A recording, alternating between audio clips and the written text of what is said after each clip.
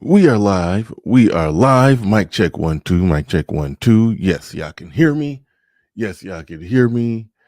This is a time where I want you to speak now or forever hold your peace. Because, no, I don't even want to do this, but it's still buzzing. I thought it was going to die. I seriously did.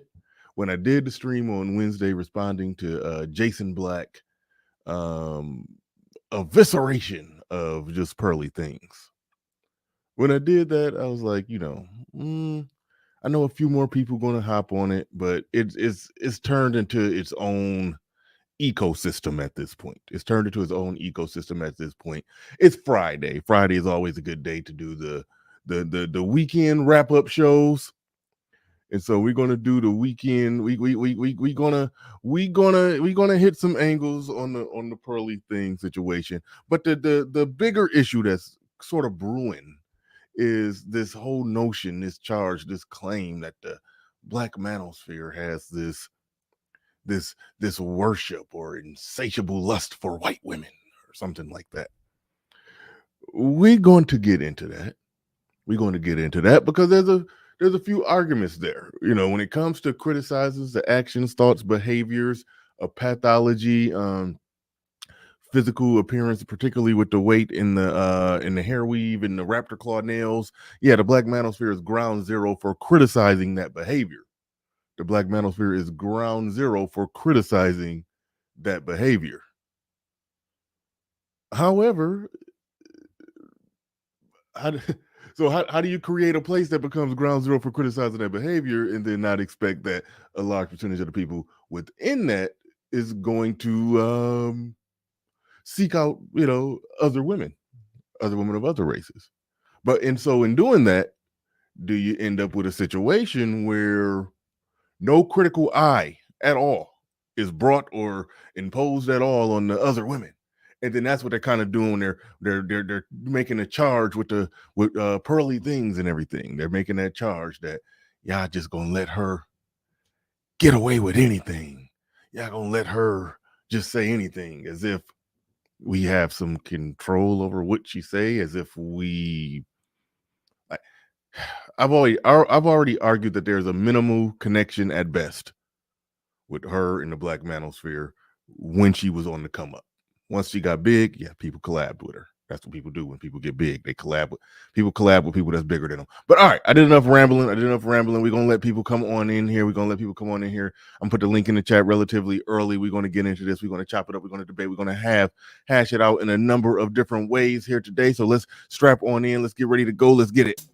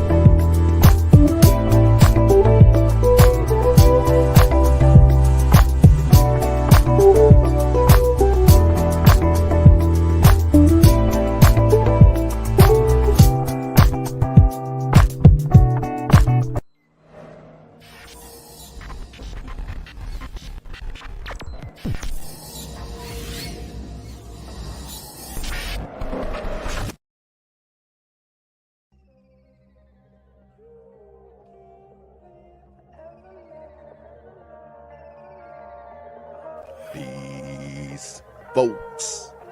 This is X from TPOT Media. Open your mind and wake your black ass up. You know what time it is. Hit that damn like button as you make your way in the door. Grab a seat, settle in, get ready. It's the Grown Man Hour with your host, my man, Bernard Riley.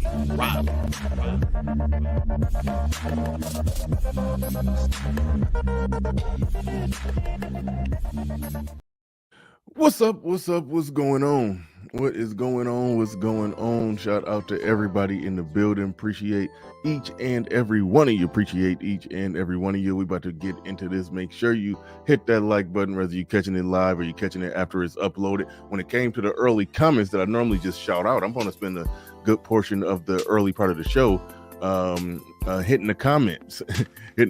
Yeah, I said some interesting things, but shout out to LB Crypto. Crypto in the building. Shout out to LB Crypto in the building. Let me pull that up. He says they always trying to have some white person around black men's neck. We stand on our own, absolutely, 100%. The Black Manosphere built itself up on its own. Black men who were a part of the white manosphere. Said, some of the stuff we talking about is a little different. We got very specific issues. And the conversation is just a little different. So they started their own channels. And a separate algorithm reached out to people, their own, so to speak. Built a network, a framework, and grew it out from there. And then they had their own thing. And then so many other channels sprouted up from that. That was just the reality of the situation. So the Black Manosphere here exists, thriving, standing on its own. Black men standing on their own, as LB Crypto said. And then lo and behold, so fast forward some years later, it blows up. Kevin Samuels takes off. Kevin Samuels goes to the moon. Fresh and Fit, who wasn't associated to Kevin Samuels, they go to the moon. And then sometime down the pipeline, a white girl studied the business model, and plot, plan, strategized, executed, and did damn good. Did damn good for herself. We keep being told that she's our leader. I wasn't made aware of that. that was information that was new to me. That was information that was new to me. Lesson Burned answered the title question, says, yes, they do. They worship white women. Jay Akbar in the building says, yes is the answer, especially in the chat room. Sometimes the chat room, I'll grant you, I'll reach across the aisle and grant you that, yes, the chat room does get wild and make some cringy statements every now and then. I definitely can agree with that. Bad Sigma in the building says, yes, can't deny it. Andre in the building to the title question says, no. SKC says, where the white women at? Shout out to SKC. Says, bruh man says they're right here. Dark Knight Mentality in the building says, you stole my SKC. Yeah, he was. Yeah. That one was just sitting there. Definitely. Who else we got in here? Omega Dreads in the building. Shout out to Omega Dreads. Now this is an interesting one. And I'm gonna start the conversation off here. You can fade out the music right here. I'm gonna start the conversation right here on SKC's comment.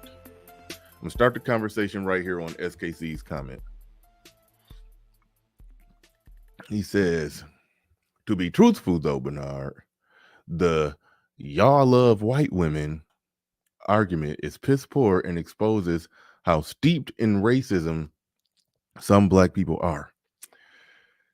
I agree. Just for the record, I agree.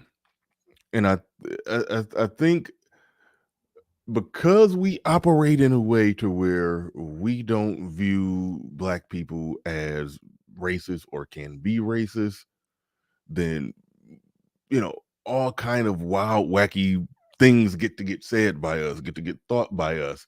Things that things that is very, they clutch their pearls and faint if they hear Richard Spencer say it. But if you listen to what black people say, it's worse. which should make it a logical person say, well, is what Richard Spencer saying really bad, or is he just speaking to his own, self-preservation of his people? But we don't look at them as their people. We look at them as something else. But with us, it's our people.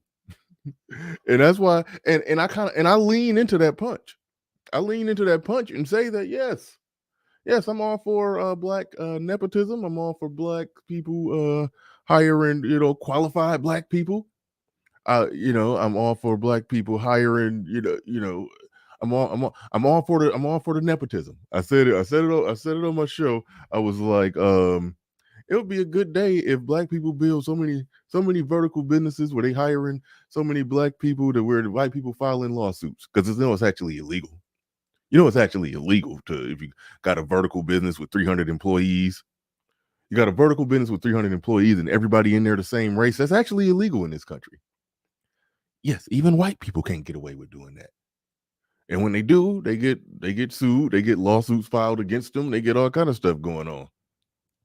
They get all kind of stuff going on, and they got to build a baked into the cake diversity program and all kind of stuff. They got to go through all that. They got to have requirements and quotas and this or that. I long for the day when black people start doing this whole American thing, when we start Americaning the right way, to where we got so many vertical businesses and hiring so many black people to where they file in the lawsuits like, hey, we need to sprinkle some brown people, we need some Mexicans and a few token white guys sprinkled in here. Like, okay, black people can think like that, black people could talk like that, but when other people think like that and talk like that, it's like, it's racist. But if you're a competitor, you don't even, it's like, it's like, hey, it's about competing.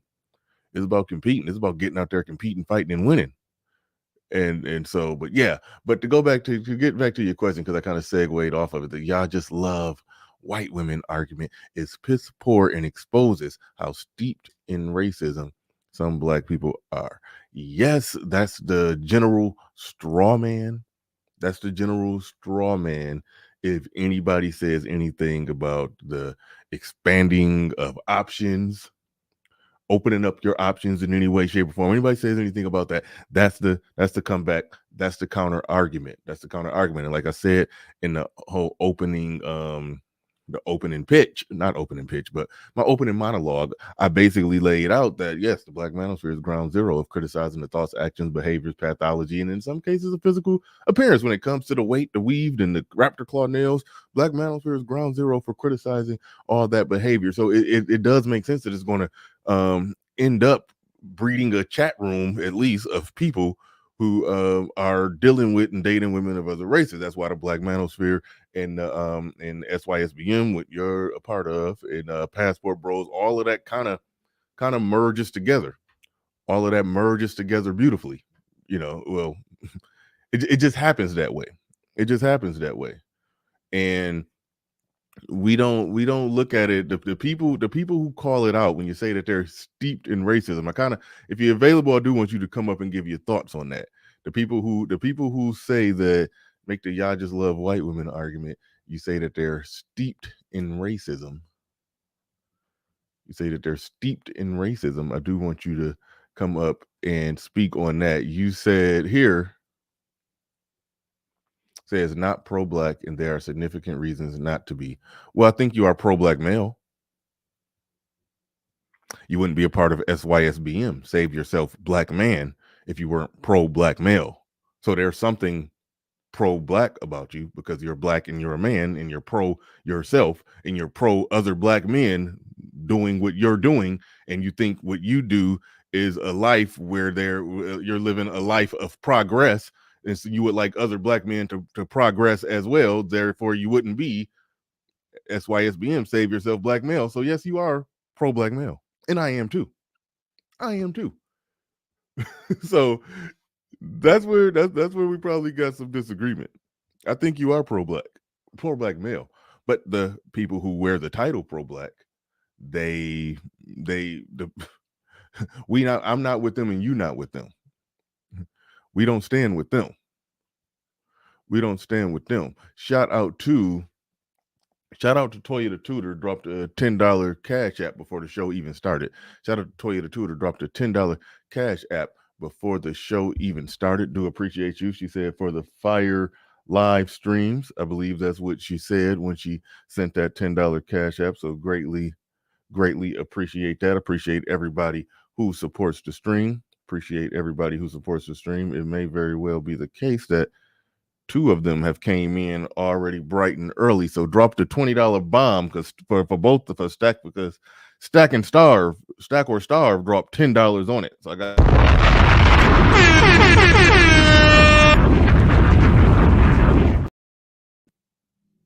got cash apps coming through. Cash apps coming through right before the show even started. Do appreciate y'all. Do appreciate y'all. And also $5 super chat by Kenneth Williams. Do appreciate you.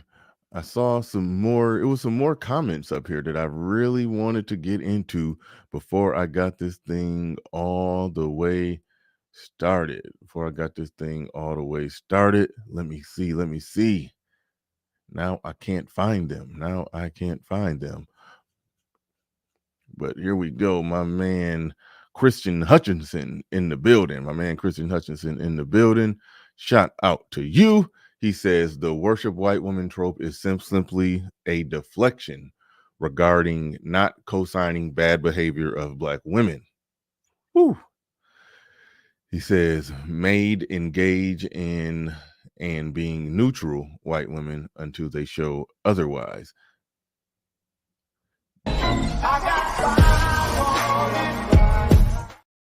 Wish you didn't kind of botch that at the end. I really wanted to see where that was going. He says the worship white woman trope is simply a deflection regarding not co-signing bad behavior a black woman may engage in and being neutral white women until they show otherwise. That is the correct position to take. Like I say all the time, I don't mean to be all sappy with it, but I am a firm believer. Gotcha. He said May. All right, yeah, that's what I figured.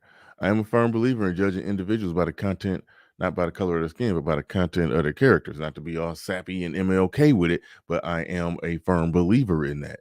And that's the area where I say, okay, if we're judging individuals by the content of the character, and then if one particular group has, on average, on a bell curve, different or better character than somebody picking from that group, that shouldn't be a problem. I think we as a people, male and female, need to improve aspects of the character, need to improve aspects of how we move, how we operate, how we get down, how we function in the things that we do. That's ultimately what it comes down to me. To me. I root for black people to win. I do. I like to see black folks win. I do. But that wanting to see black folks win comes from more of a pro-black male type of position. I'm pro-black male. Any progress that black women and black children get, I would like to, is going to, from my perspective, is going to have to come. Any progression of black women and black children that they get, that any of that I'm going to root for myself, yeah, it's going to come under the submission and leadership of a black man. Those that are not willing to get down with that or be down with that, okay, they can, shout out to Kevin Samuels, they can get a dog and die alone. That's my general position on that. That they can go out to pasture. They can go out to pasture. That's where it's at. Sexy Red TV with a $1 super sticker. Thank you very much. Do appreciate. Wait a minute. What's this? This ain't enough. Make it enough.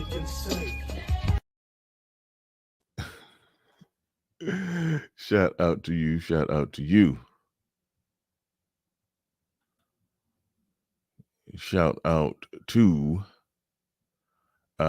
Tom Chambers with the $2 super chat. Do appreciate that. These last $2, I'm not gonna lose.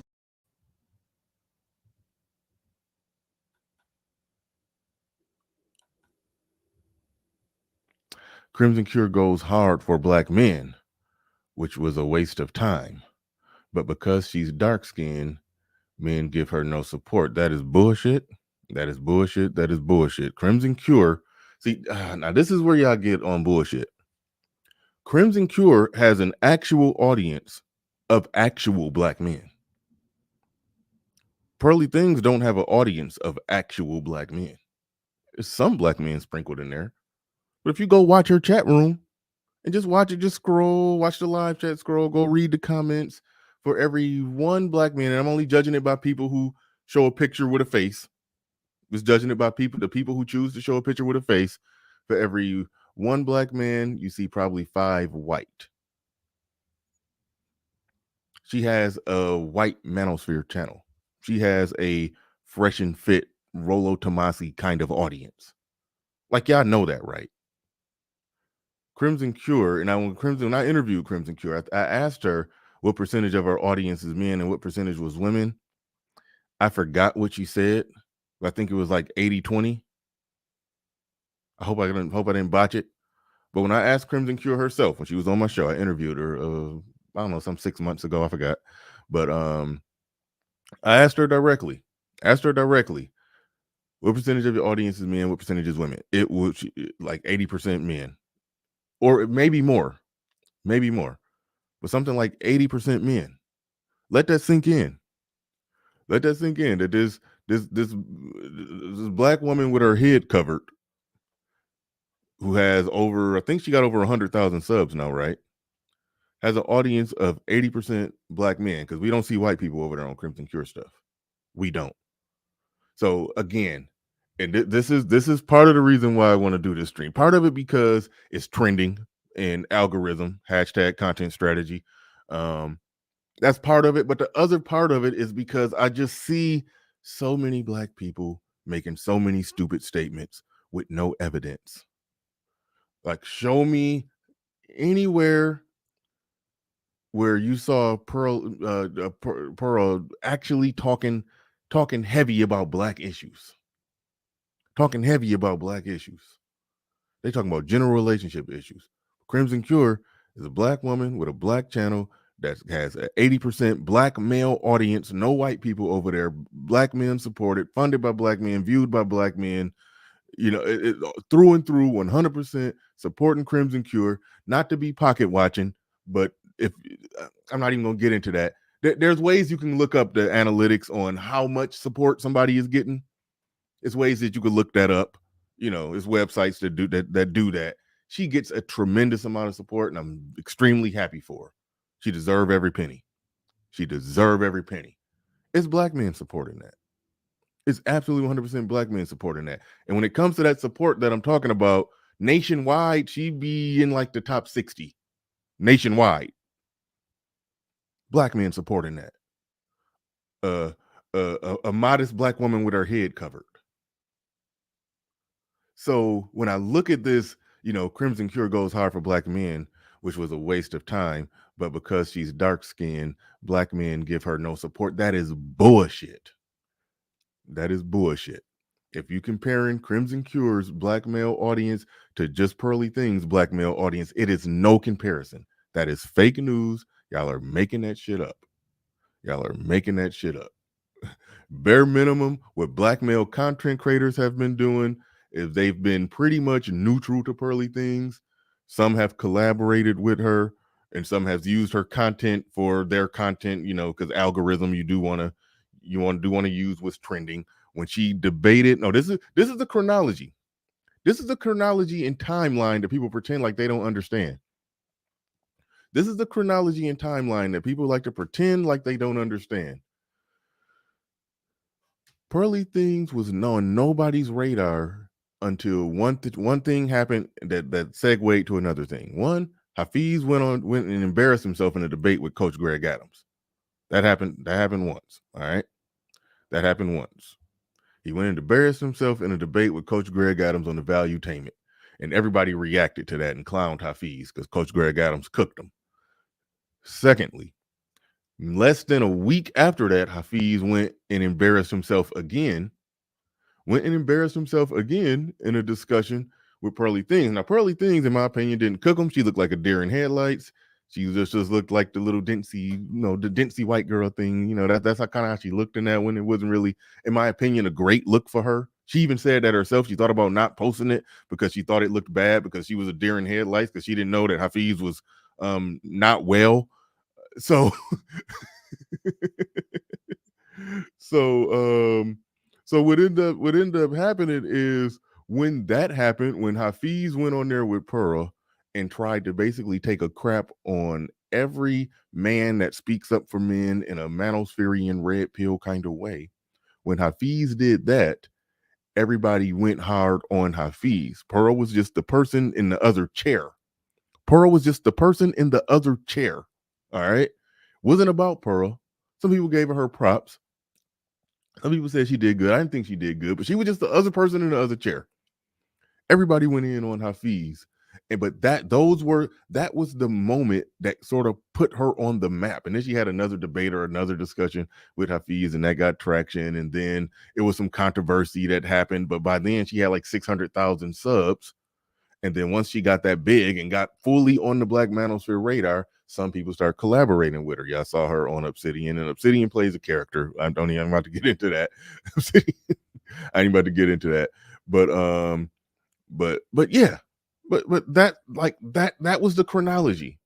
That's what happened. That's when she got on our radar. And after that, sometime after that, she was on Lapeef after she already had like 600,000 subs. It's like, all this support of Black men, go look at her audience. Just watch the chat. You're going to see, for every one Black person, you're going to see like 6 or 7 white people. Like, she has a Rollo Tomasi, Fresh and Fit type audience. That is not a Black Manosphere.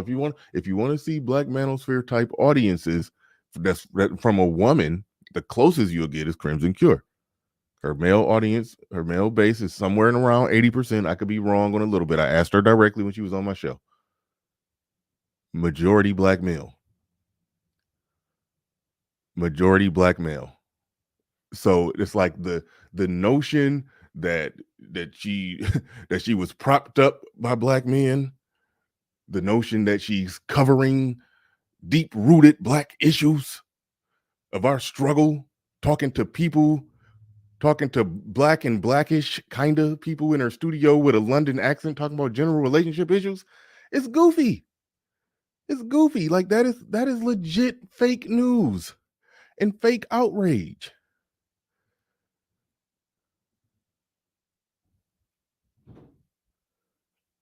Legit fake news. I think I saw, hey, shout out to Pearl in the chat room. So salute and shout out to you.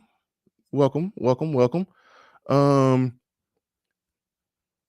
Shout out to everybody supporting the stream. To appreciate each and every one of you. Poindexter Hill Turn. And thank you, Pearl, for the content. I'll be remiss if I didn't thank you for that. Yeah, give well, really, I should thank Jason Black for going in on you. I had 2 really good lives. Had a really good live show that made me some good money after that. So shout out to you. I gotta formally thank you and Jason Black for creating that good content.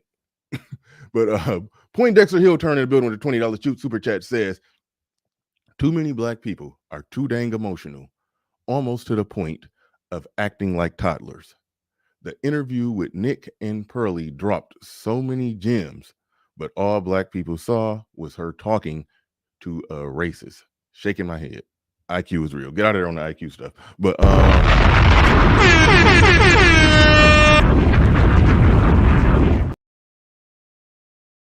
get out of there on the IQ stuff. But yeah, it was wild. It was ridiculous. BGS is the only one I saw do a breakdown of the full discussion between Nick Fuentes and Pearly, because Jason Black clipped little parts where it was where she said immigrants work harder, something that a lot of people say, but he's plugged in the word. She's saying Black immigrants work harder than Black Americans. That it was a lot of that going on. It was a lot of adding and embellishing and all kind of stuff like that. It was a lot of that. But I see a lot of my guys, and I see some detractors in the chat room. I see. Okay, let me just say this because I saw what was happening on Fantastic Show. I do not like this unholy alliance between Pearly Things and Sexy Red. I don't like it. I don't like that unholy union. Y'all like homegirls. That's no. I don't approve that message. I just want to say I do not approve that message.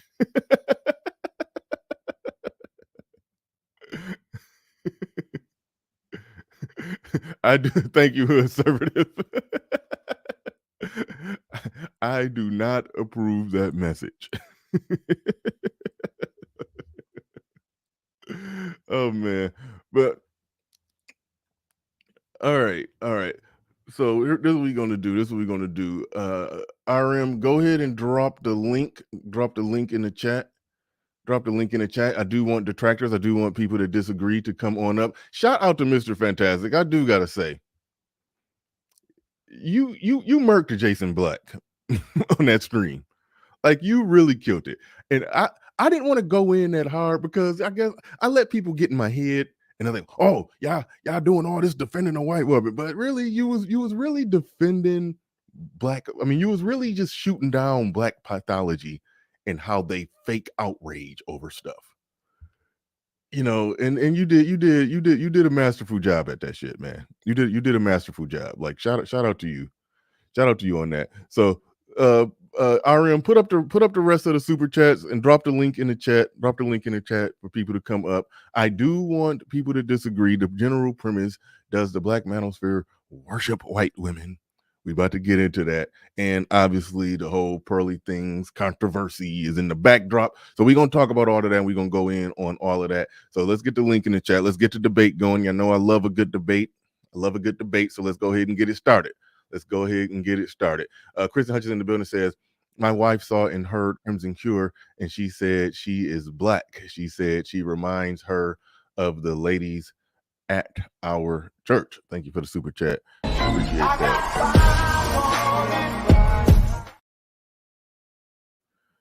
I know y'all don't go to you and your Asian wife don't go to a black church. I know that's not true. Anyway. SKC in the building with the $2 super chat says to double Sexy Red's donation. These last $2, I'm not gonna lose. Shout out to you.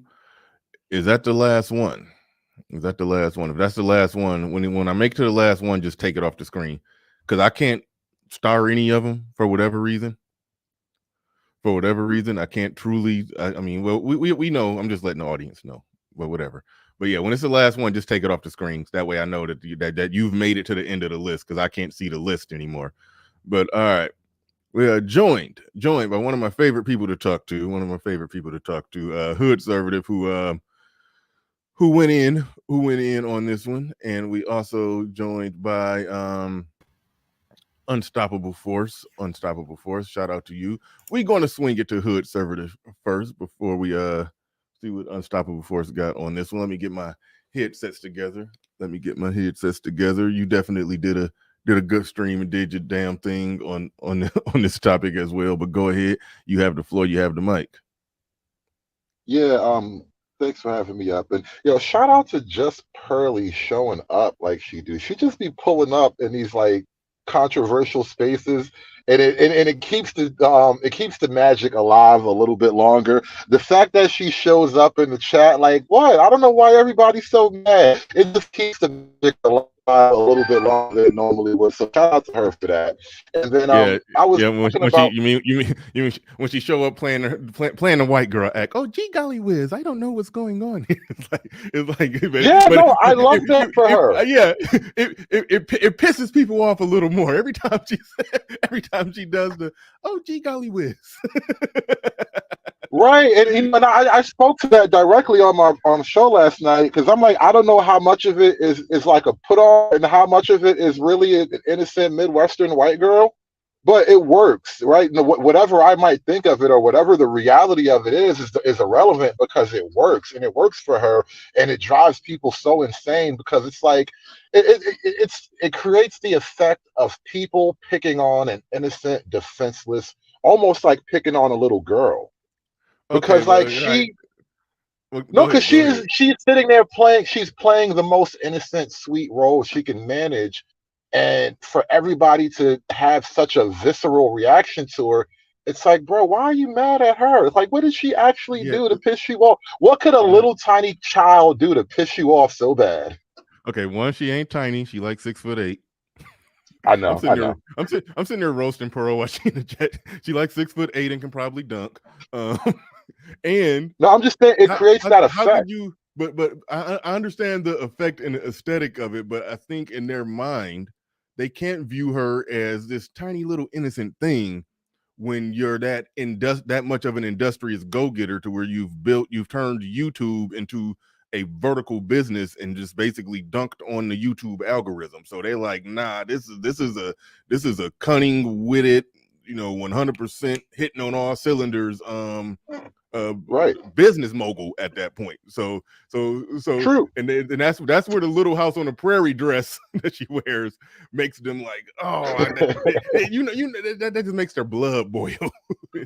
So Well, yeah. the other side of it is something else, and this is what I led into with last night's show. This is what I led off with on last night's show. This conversation I had with BGS and then Art and Style over there on Art's channel, and that was a fascinating reveal of Black psychology, like popular Black psychology, and what I laid out.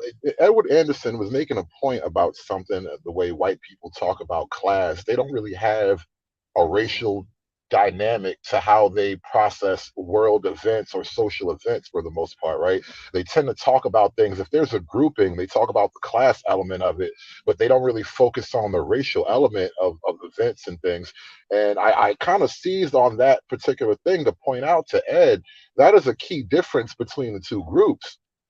And Black people seem to be unable to talk about things without obsessing totally on race, right? And then Mm-hmm. BGS, to his credit, he explained it honestly and truthfully and was like, listen, every element of life for Black people involves Hey, hold on, race or racism. real quick. Time out. Hold your thought. I just want to make it clear. Do not block anybody in the chat room. I see the Tomika chick, the Tomika white chick. Let the detractors rock. I want to embolden them to take the link. I want to embolden people to take the if they going too hard in the chat room, just encourage them to take the link. That's what I want you to do. If they say something absolutely egregious, you could time them out though. You can time them out if they say something absolutely egregious. But all right. But anyway, Carrie, go ahead. Back up a little bit. I just wanted to make sure I got that under control because I do want detractors to come up. But all right, go ahead. So the conversation BGS, I laid out the problem to him directly. Like, is it ever possible for Black people to speak on a subject objectively without bringing up race? And BGS said definitively no.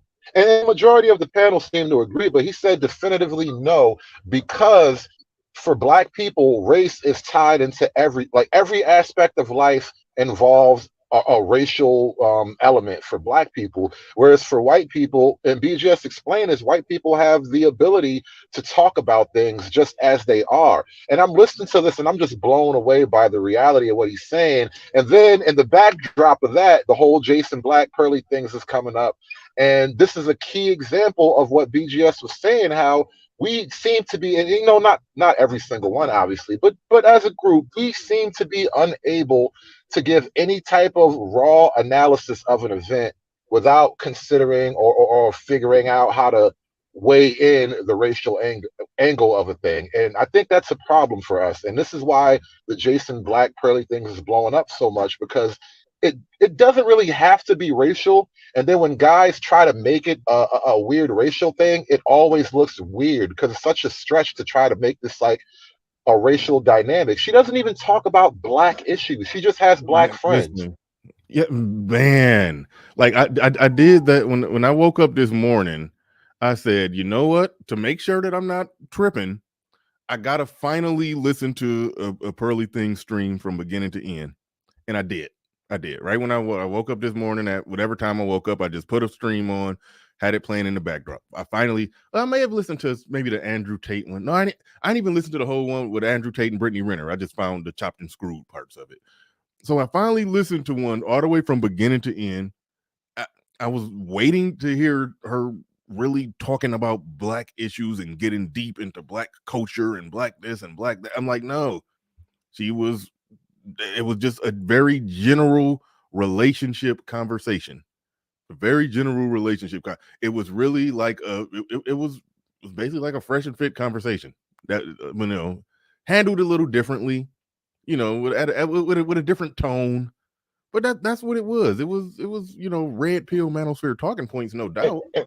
But it ain't had nothing to do with blackness. So that's the part that was just confusing to me, where people keep saying that she's deeply drenched into blackness, and I'm like, okay, we over here in America, we got our whole the culture, we socialize in this way, and we view things this way and view things that way, and I'm hearing people over there with that accent that they got over there talking about relationships, and I'm like, yeah, they're kind of black and blackish, or racially ambiguous, a rainbow coalition of the color spectrum of people over there having a discussion about relationships with a funny accent. I'm like, that don't got shit to do with us. Then I look at the audience, and it looked like mostly white people in the audience. I'm like, what do any of this got to do with us? Why are people throwing this on us? I don't know. Like, news to me that she's my leader. News to me that she's my leader. That was news. But anyway, go ahead. No, more to the point too about the racial elements of her show. Yeah, the audiences at times are, most of the time it's like a largely black audience. I mean, a panel that she brings into the show, right? Yeah, the panel. But the show is driven by it's the audience, not the panel, because like you said, she got her friends, friends, colleagues, and associates. But all right, go ahead. Let me point out something key to you. A few times that I've seen race be brought up directly in one of these relationship conversations on her panel, it's always the black girl speaking from a position, well, as a black woman, I think such and such and such. And it always some bullshit. Anytime someone says as a black woman, they usually follow it up with some bullshit. But that's usually how race gets brought up on her show, by a black woman trying to speak from the position of, oh, well, you can't think like that because as a black woman, that's my experience, or yada, yada, yada. And it gets crushed by the men. I'm telling you, I've seen it happen more than once. A black woman will bring up her black womanness to try to make a point and hide behind her blackness. And the black men on the panel will be like, yeah, but see, here's the thing. And then blah, blah. Like, they will now red pill the black woman for trying to do the black woman thing on the show. Like, that is the only way it even comes up from my experience watching the show. And I actually do watch. And so, like, when it happens, it's like the black women trying to do the black women thing, and the black men over there not really trying to go for it. Which tells me too, the guys in America that are like caping for, that are criticizing Pearly about this blackness, y'all really caping for black women. Underneath it all, the women are more offended than anybody, and y'all picking up the fight for the women. Yeah, agreed. Where was that comment I just read? It says, Pearly says, I never thought of myself as a leader in the space. I really think men should lead. I wanted to work for a lot of the creators. Well, God damn it, quit being a successful YouTuber and dropping 18 videos a day and hiring a staff and using your daddy's money to make your YouTube pop off so good and people won't view you as a leader. How about that? No, I'm just playing. But but you're being penalized for being successful. That's just it. That's just that. It's a successful penalty. That's it.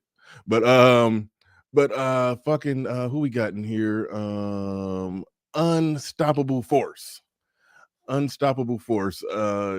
ahead. You got the floor. You got the mic. You got the floor. You got the mic. Hi, thank you very much for having me. So first of all, I'm just going to go straight to the point. I don't believe black men in the manosphere worship white women, and I don't believe Pearly is the cause of that. What I do think, though, is when black women bring up this race argument, you have to understand that, women are always in competition with other women So when you have a white content creator that's just speaking her mind and has, black people on her panel, obviously, if you have black women on that panel, they're gonna feel some type of way. A lot of, for example, I live in England.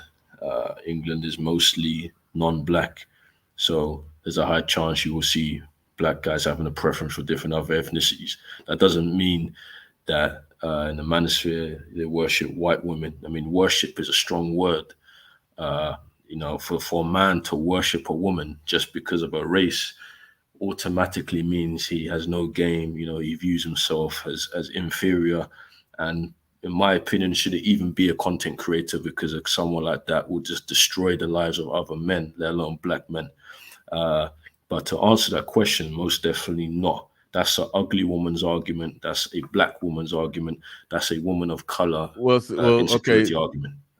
Okay, cool. Thank you for adding that to the conversation. But the one thing that I do want to add to it, and I just want to just formally back up and say to the question of Pearl being a leader, it's like I would like for somebody to define what makes somebody a leader in the black manosphere, because she's not it. I mean, that's she's not. But I would like for somebody, maybe we need to get a working definition of what makes somebody a leader in the black manosphere, and then we could probably move forward from there. So, because I mean that is something worth exploring. So, other than people just using it as a slander to try, but anyway, but to the point that you said, it's a ugly woman argument. See, what we're struggling with and we're going through here, we got thank you, Jackie. She's not in the black manosphere. Like I said, she had 500,000 subs before I ever heard of her. But so anyway, but here's the deal. Here's the deal. Unstoppable Force. It's black men making that argument, though. It's black men making that argument. See, that's the problem that we run into here. So it's bigger than just women being competitive. It's some female content creators that I could see throwing shade. It's female content creators that do similar content to Pearl, and I could see them throwing shade. I can, and I would understand it. It would be some bullshit, but you could follow the internal logic of why they're doing it. No, it's the men caping and riding for it. It's like that's the thing right there. It's the men that they like it was just said. Black women view her as a problem. Black women are triggered by her, so black men they wear that same banner. Whatever banner black women lift up, is some black men who are going to lift up that same banner and fight. They're going to raise sword and shield for whatever black women directly or indirectly tell them to. I think that's more so what's going on. But thank you for your comments and questions there. Thank you very much. We got SKC in the building. Definitely interested to see what you got to say. Charge. Definitely interested to hear what you got to say on this one. So go ahead. You got the floor. You got the mic. Actually, real quick, before we go to SKC, I do want to get caught up on the super chats. Shout out to Toya. If that's the same Toya that sent me a Cashapp at the beginning of the show, do appreciate you. Shout out to Stack and Starve and Toya. Real quick, put the super chats up on the screen. Let me get through those real quick before we go to SKC. Definitely want to hear what he got to say about this. Shout out to Freeman's Journal, says support black male media. These last $2, I'm not gonna lose. Nuruddin in the building said, hey Bernard, it's been a while. I'm no longer a school bus driver. I drive garbage trucks on my way to 100K. Hey, congratulations. Good for you.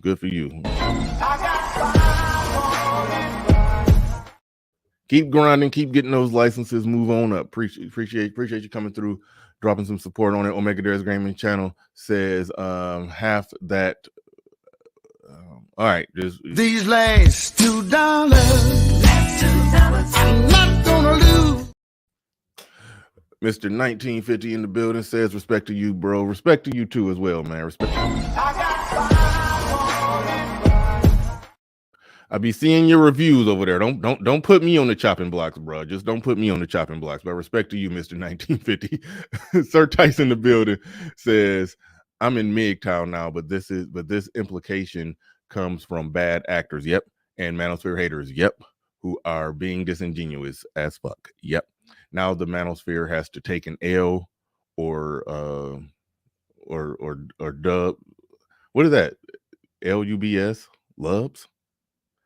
Take an L or whatever that is. White women there, and this is embarrassing. All right, I didn't understand what you said right there on the. Okay, the black. Okay, now the Black Manosphere has to take an L, or loves white women. Oh, okay, yeah, there it is. Okay, you have to take an L or loves white women. There and. What do we get for $10? Everything you want. Shout out to Sir Tice dropping $10 on it. All right, either go to the next one or pull the okay, that was the last one. All right, cool. Now we can finally go to SKC. Go ahead, you got the floor, you got the mic. I mean, man, there's so much to cover, but I actually have more questions than yes. Love your commentary, questions. Love your questions. Okay, and I'm just wondering, if people just had to choose, because this whole thing started with the Jason Black, Pearl conversation. If people just had to choose, which team would they be on? Mm-hmm. What do you think? If you were to say the Black Manosphere at all, what would be your percentage? Do you think that the majority would go with Jason Black, or they would go with Pearl? What do you mean by go with? Like, if they just had to choose, which argument makes more sense? The Jason Black argument, or the Jason Black is reaching? Which argument do you think they would go with? Okay, so you're saying the general Black Manosphere, do most of them believe Jason Black is reaching, or Jason Black is not reaching? Is Jason Black making sense or reaching? I think most people in the Black Manosphere agree that he is reaching, because even the people in the Black Manosphere that are on the more pro-Black side of things still don't go to hell with the argument.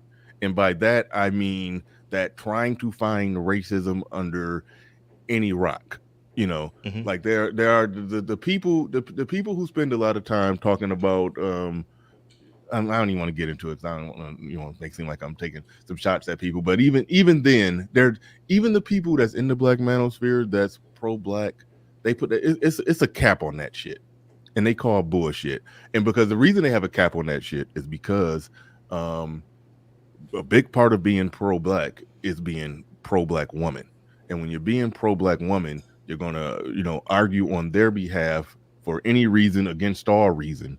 And that's something that the Black Manosphere does not do. So are you saying are you saying that Jackie Jack's comment that she put up, where she said that guys are pretty much just caping for Keisha incognito in this whole conversation, that has validity? Just kind of like the opposite side of everything. Where by guys, do you mean the Black Manosphere or Black Manosphere detractors? Because I think you confuse the detractors right now, like the ones that are saying this whole thing of you just worship white women. What they're really doing is just putting on the cape for Keisha. Yes, absolutely, 100%. But I do like to make the distinction. That's not the Black Manosphere. Those are Manosphere detractors. Some people coined the phrase the anti-Manosphere sphere or something. I think I did that. Okay, I called them something. I don't ever remember my funny lines. But there's a oh wait, no, I think I came up with hater sphere. Yeah, I called it hater sphere. Somebody else called it the anti-Black Manosphere sphere or something like that. Yeah, a lot of them are capable for Keisha. Absolutely. The other thing that I don't want to hog it, because I know you guys are going to have a lot of panels, and I'll have my time to have my questions on here and there. No, and I'll pick my battles ahead. here and there. But another thought that I have in mind is, so the charge is You just worshiping white women. You just love white women. Mm-hmm. Okay, what happened if the guys stated, for those who wanted to do it, the guys stated, yeah, you're right. What are you gonna do about it? They're Like, gonna shame. What would you do about it, pro black circuit? Like, what can you do? No, they're going to shame you. They're going to criticize you. They're going to call you a coon. Like calling out a coon is it makes their teeth just as white as that their teeth gets when they call somebody racist. So So that's so it. ba- so That's the basically, victory. That's where they plant the flag. If they could say, "Aha, I told you, look at these coons." Like, yeah, that's where they plant the flag. Mission accomplished. so basically, impotent rage, Yeah. and that is supposed to be pro black power.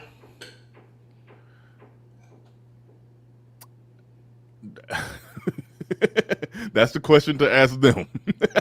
because that's like, okay, I've been quoted as saying that pro-black basically means complaining about white people and spraying cologne and perfume over all the shit that stinks in the black community.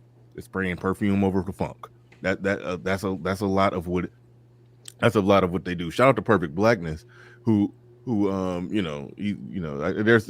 people in my audience who again who's not on who's pro black but not on that nonsense. Who's pro black that's not on that nonsense. And I made a case how I'm essentially I'm pro black male. I would like to see black people, particularly black men, progress. So I'm pro black in that sense. And I made an argument. We ain't got to get into that, but I made an argument that you're actually pro black male as well. That's a whole show. Yeah, That's a whole we'll do separate it. show. We can do a show about that another day. But it just makes me question. Okay, just I guess falling headlong into their charge. This is what you are. You just this. Okay, if that's the case, let's just take it as that you're 100% right. Then what are you going to do about it? No, it's nothing nothing can be done. It's about for them. It's really about calling out. It's about calling out racist and coons or people that they think are coons, and they just like they try to find races under every rock. They try to find coons under every rock. That's the game. That's the deal. Now I put it like, oh, let me try to steel man them.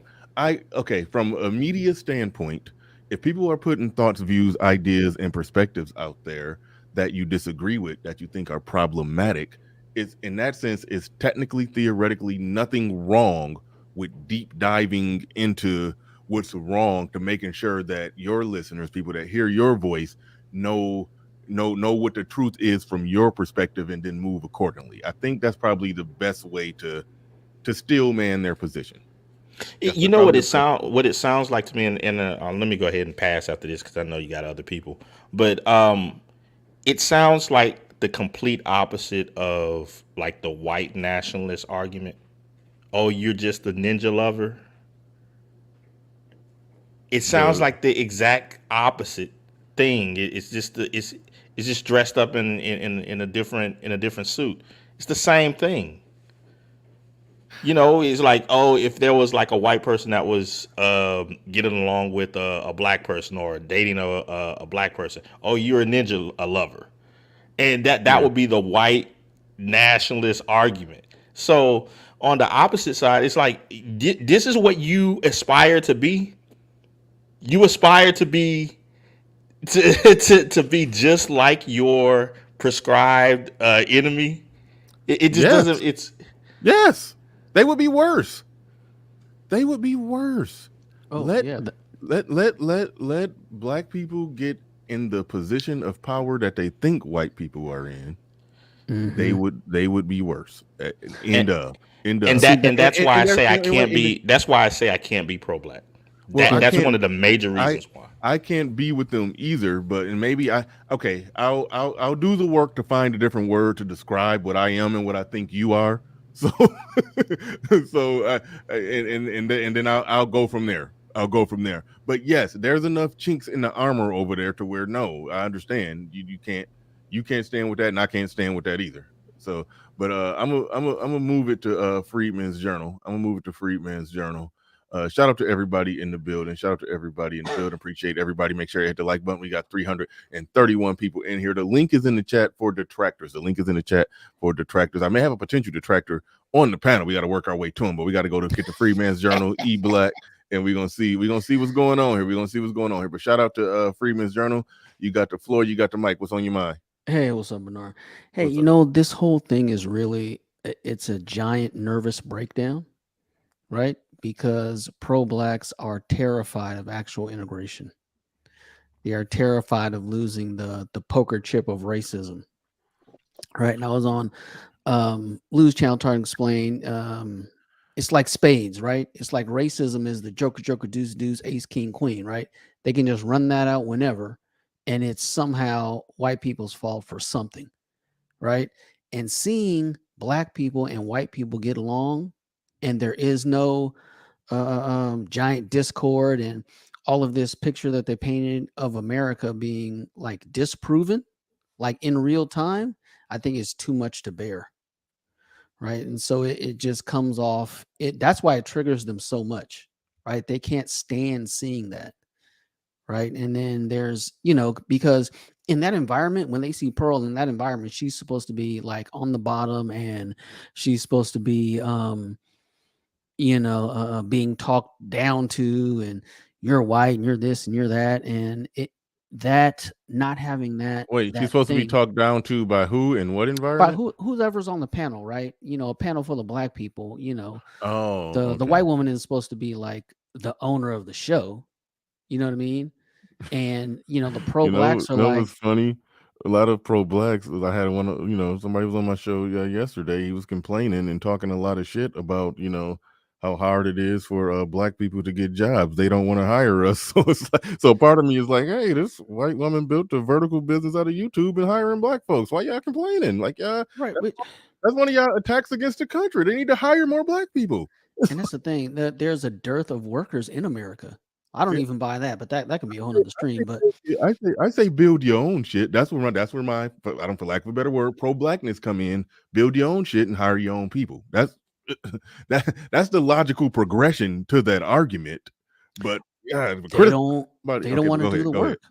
Right. And then part of O'Shea's stream, he's like, that's why y'all don't have nothing. And Yeah. Talking about black men, right? But what black men? I'm not about to. We ain't about to ride on O'Shea. I saw the stream. I had some disagreements. But yeah, but O'Shea has shared a lot of my shit and shouted me out a lot. So I got respect for the man. But respectful disagreement on some things. But to his point, how did we not talk about that? But okay, hold on. That's a lot. I knew that was a big thing the man did, because I covered some. Then he pulled the fucking stream down. He gonna pull a stream down after talking shit about his own audience for an hour and a half. What the fuck is that? Holy shit! You are not a Manosphere creator. I actually back Bernard on this one. Hood. It's like.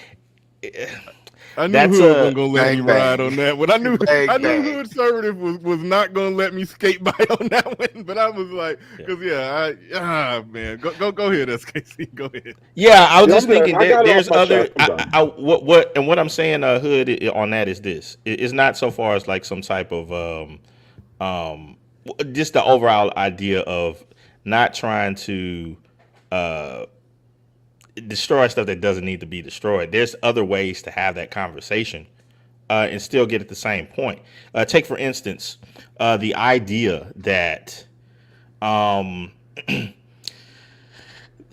that there's like some sort of running behind Pearl, and that she's over things, and that people just want to be closer to whiteness, and all of those type of the arguments. That is an overall argument that comes from the pro-black circuit, period. Yeah. So it's like, have the conversation at the head, and then the rest, follows. Yeah, I think I don't think. Just real quick. I'll say this. I'll say this. This is my honest, legit opinion on O'Shea. I think he got into this thing, he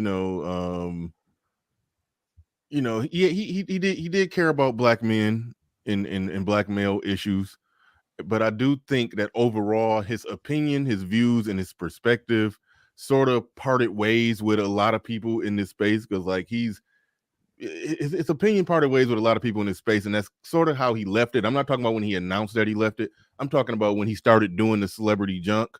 That was his way of working to get in a different algorithm, because he wasn't really feeling a lot of what's going on here. So he did the work to get in the algorithm, and he's built a vertical business out of YouTube and has become successful, but he's still technically attached to the space. And so every now and then he do sound off about stuff that he like Hood said, how you tearing down your audience. I don't even think it's his audience no more. I think he got a whole new audience, a whole new algorithm. So it's just like it's basically like a whole he's created his own algorithm and own separate sector. So it's like a weird thing. It's almost like he's reaching back, punching down at it, kind of. I mean, so but overall, I do think the part of him that's genuine, I think his views do line up with the Jason Blacks of the world far more than the average person in the Black Manosphere. So I mean, and I don't even I think that's genuinely where he at. I think that's genuinely where he at, and he's just doing his celebrity, doing the celebrity junk content, making his money, running his businesses, and that's just that. So it does beg the question, like, at some point, why even bother? I ain't even going. All right, go ahead, Freedman's Journal. I think he evolved and brought his his true self out, gradually, bit by bit, and so he's parted ways. He's parted ways with many people in this space, and still got respect and relationships with people in this space. But he's definitely parted ways with it. But that's just my opinion. But go ahead, Freedman's Journal. I want to touch on what Hood said earlier about he had a stream where he said, what could black people accomplish if they weren't busy being black? And what could black people be? And the answer to that is anything. President of the United States, the CEO of Amex, an astronaut, chairman of the Joint Chiefs of Staff, right? Black men have held every seat of power in this country. Well, let me give you some pushback. Are Jews busy being Jews? They're still accomplishing a lot. Okay, they're not busy. How are they not busy being Jews? Walking around with small hats on their head and stuff. How are they not busy being Jews? Okay, are Mexicans that have cowboy hats and stereotypical clothing busy being Mexicans? If our metric is clothing only?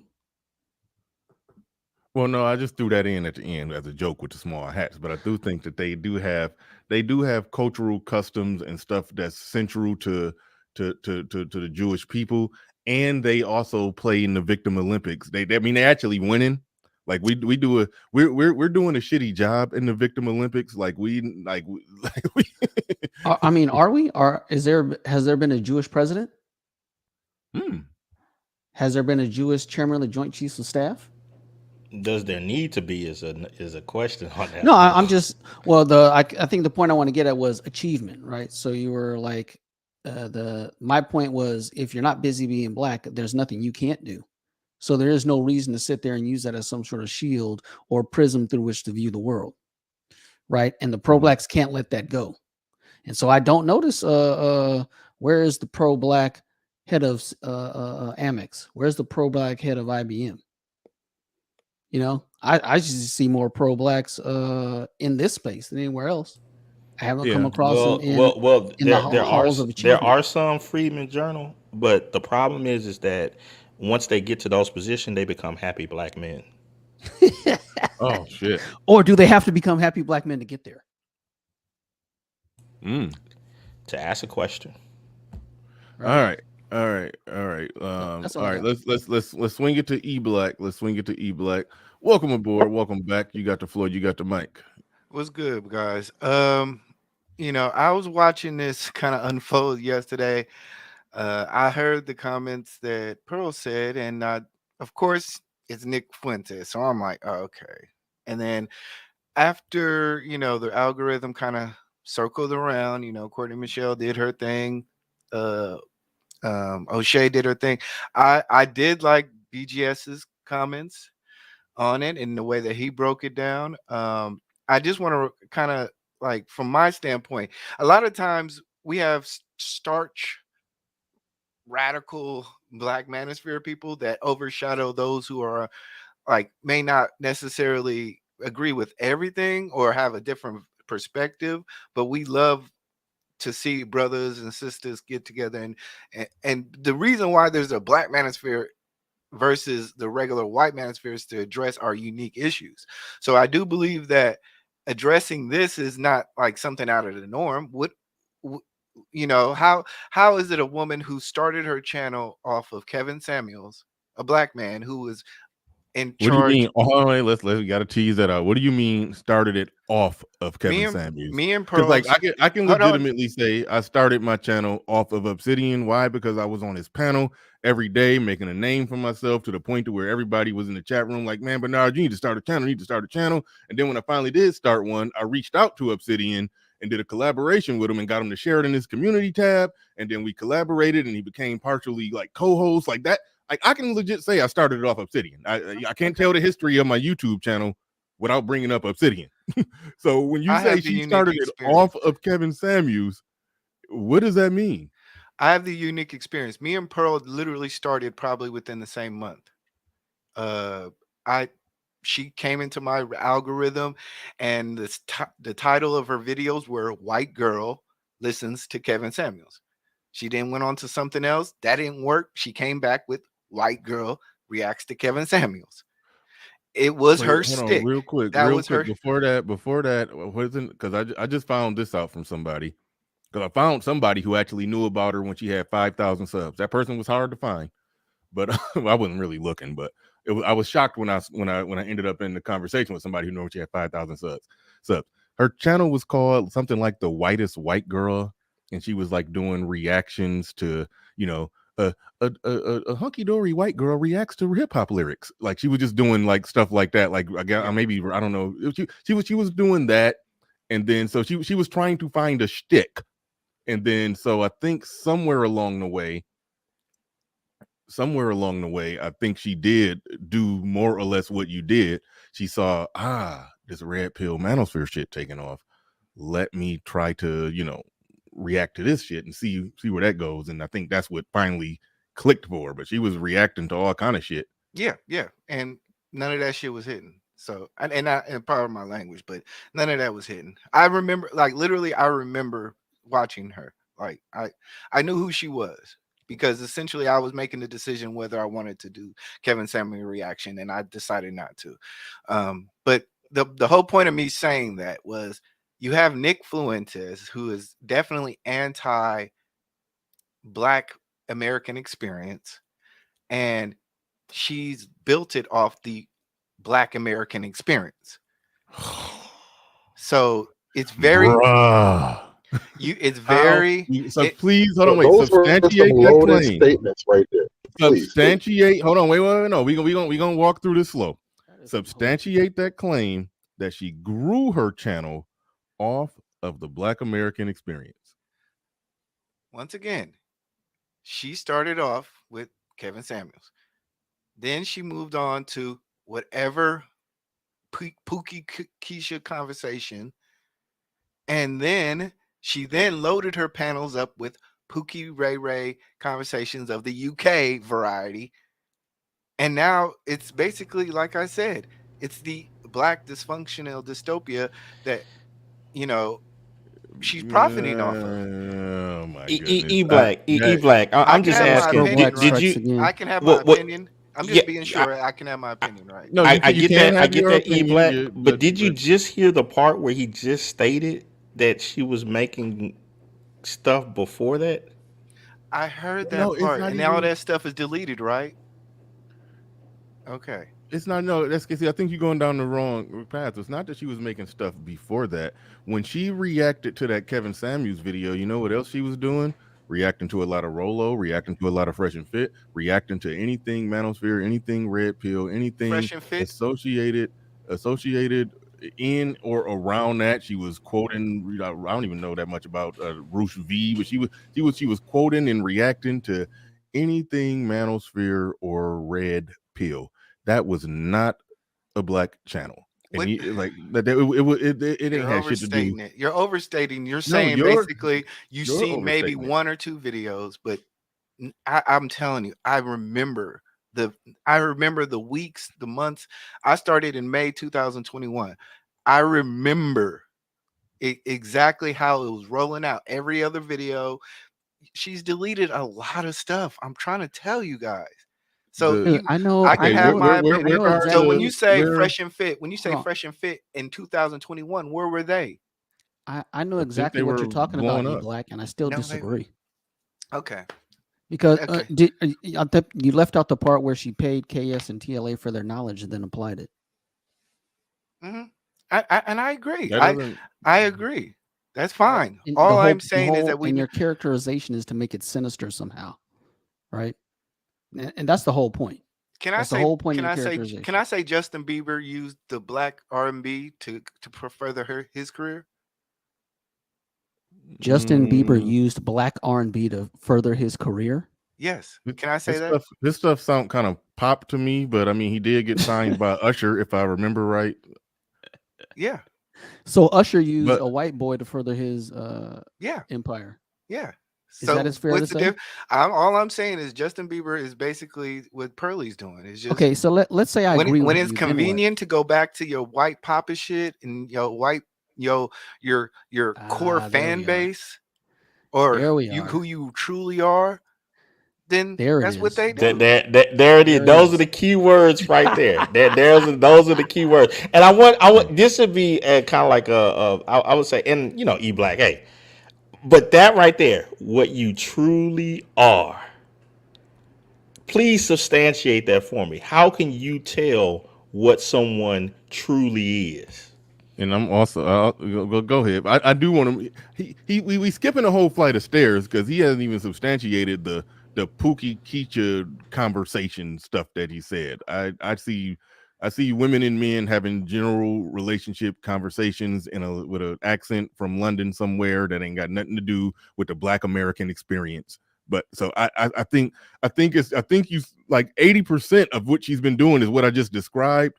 So I think you smuggling a lot of fake news in there, basically saying that she's capitalizing off our version of the Pookie and Ray Keisha Black American dating dynamics conversation. It's like, no, it's a general relationship conversation that they having. But so we'll set that aside and come back to it because the SKC do got something more interested on the table with SKC. So you're saying you want him to substantiate like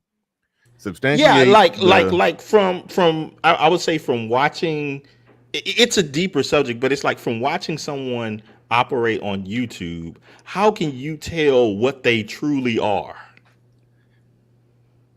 Okay, that's now you're loading the question again because that's the term that you use. I can't tell with nobody whom they are on YouTube. That's the phrase that you used. But I can make a judgment, okay, and an opinion based upon. Yeah, I know. I've given a lot of opinions, but I've had to substantiate them, and my opinions are open for scrutiny. So it's like you just can't say the sky is purple. Hey, that's just my opinion. Can I have my opinion? Can I have it? Yeah, you can have it, but we can tell you you're wrong, and we can ask you to prove it. It's like to prove the legitimacy of it. So let's not try to backstep out of getting down to what makes sense and what don't. Being a suburban rich white girl, it is not out of the question to have Nick Fuentes on your panel and having hit the statements that she's made. I don't see that as a far-fetched reasoning, and I know what the play is. It's just, can I have that opinion? Is that so? Just the same way that a person could say, "Oh, so you're out of the inner city hood." It's obvious you've been selling drugs. No, because that's just a stereotype. Because what? That's a stereotype. Oh, but that's a stereotype. You see what I mean? This is the type, and that's why I said earlier in my first comment to you, Bernard, it shows how people are just steeped in racism. Steeped in it. Wait. So what you're saying is that I have saying that Nick Fuentes, who is a starch right-wing white supremacist, on your platform, and then making the drawing in conclusions of her background, and then seeing that she's used Black dystopia as the forefront of her platform. But she I can't didn't. have that. I can't have that. All of the same things that Tommy Sotomayor did, and he had on Jason Taylor and David Duke, and he shows black effery all the time and goes deep into it. Are you going to say, well, it's obvious that Tommy just hates himself as a black person? Well, that's a conclusion that many people have came to. So you asking him that? I mean, you threw him a softball on that one. You like, of course. I'm asking. I'm asking. Would that be the opportune or would that be the proper line of reasoning to take, or could a person say, you know what, he may be stating there may be more nuance to this. He is talking about a variety of subjects that he has grown up seeing, and he is open to having conversations with people from other groups. It seems like the dumber reaction would be, oh, he just hates himself. No. I believe there are nuances in everything. And I'm just coming to my conclusion based on my educated past and what I've known for white people to do for years is take Black culture and remix it to them. Once they get it enough, then they try to move out the market. Oh, like how Usher did with Justin Bieber. He took the whole white teen we've seen like Backstreet Boys, the whole boy band. He capitalized on an aspect of the craze of the boy band culture and put that on Justin Bieber and blew him up and then made money off of Justin Bieber. That's what if that's all you're talking about is a capitalist capitalizing, then okay, I think the argument is Black people need to do a better job at capitalizing. Yeah, and I totally agree. And that's just all I'm doing is stating my opinion based on a Black man who's in the space too. So I'm not saying anything if my opinion really doesn't matter, to tell you the truth. So I'm just stating. I mean, no, your opinion matters. It's all good. The only thing is I don't, when I've watched her, like I've seen shows that benefited and profited off of Black dystopia. I've seen that. Truth be told, I've done that. But we all done Pearly, that. yeah, but I don't see that with her show. I don't see that with her show. That's to me, that's where the biggest reach is. Because when I look at her audience, I'm not talking about the cast members on the show. I'm talking about her actual chat room audience. I see just a general YouTube audience. It's be a little smattering, little splash of Black people in there, but mostly white people in her audience. Mm-hmm. Like that, and she's a white girl in there with a rainbow coalition of people from London with accents and a whole history and socialization and culture that we don't relate to or identify with. When I be listening to them speak, it's some overlap with some things because humans are humans but overall, I don't relate to what they talking about over there. Like that's not Black culture. That's not us. That's some other shit over there. That's some niggas over there talking with Ozzy Osbourne accents. That's not Black American culture. Like, so that's the part where when you say she's profiting off of Black dystopia that I'm like, no, I don't see that. I just see a white chick who killed the game when it comes to YouTube. The only thing that this is what she legitimate siphoned and capitalized on. Manosphere, red pill, speaking up for men and refuting the bullshit arguments of women, feminists, and woke culture. That's what she really capitalized on. That's what she really culture vultured on, if anything. She studied that shit. She read every book. She watched every video. She became fully ingratiated in it. And then so when it comes to speaking male talking points, she got good at it. And yeah, she reinvested the money she made or used her daddy's money and made a vertical business out of YouTube and dunked on the algorithm. That's what she did. All of the the siphoning off of black culture and black this and blackity black, we black y'all, and she trying to steal our blackness. That's fake news, man. But That part Bernard, is fake news. and Bernard, I just want you to understand there's a reason why she said a white girl reacts to Kevin Samuels. Oh yeah, no, I get that part. Okay, so we're not. I just want to make sure that I know you guys want to say the capitalism, but there's a reason why she inserted white girl. You are literally the reason why she said that. It's you. Because it triggers people like you. Yeah. Like, you don't even get it. Like, the lack of self-awareness is so amazing right now. But bro, because it bothers people like you, it actually it feeds the algorithm for her to be like, "Ooh, a white girl comments on black culture." Yeah, because niggas like you get butthurt. Yeah, and just like there's reaction channels where a black guy listens to rock for the first time. I've seen those channels too. It happens on the reverse side.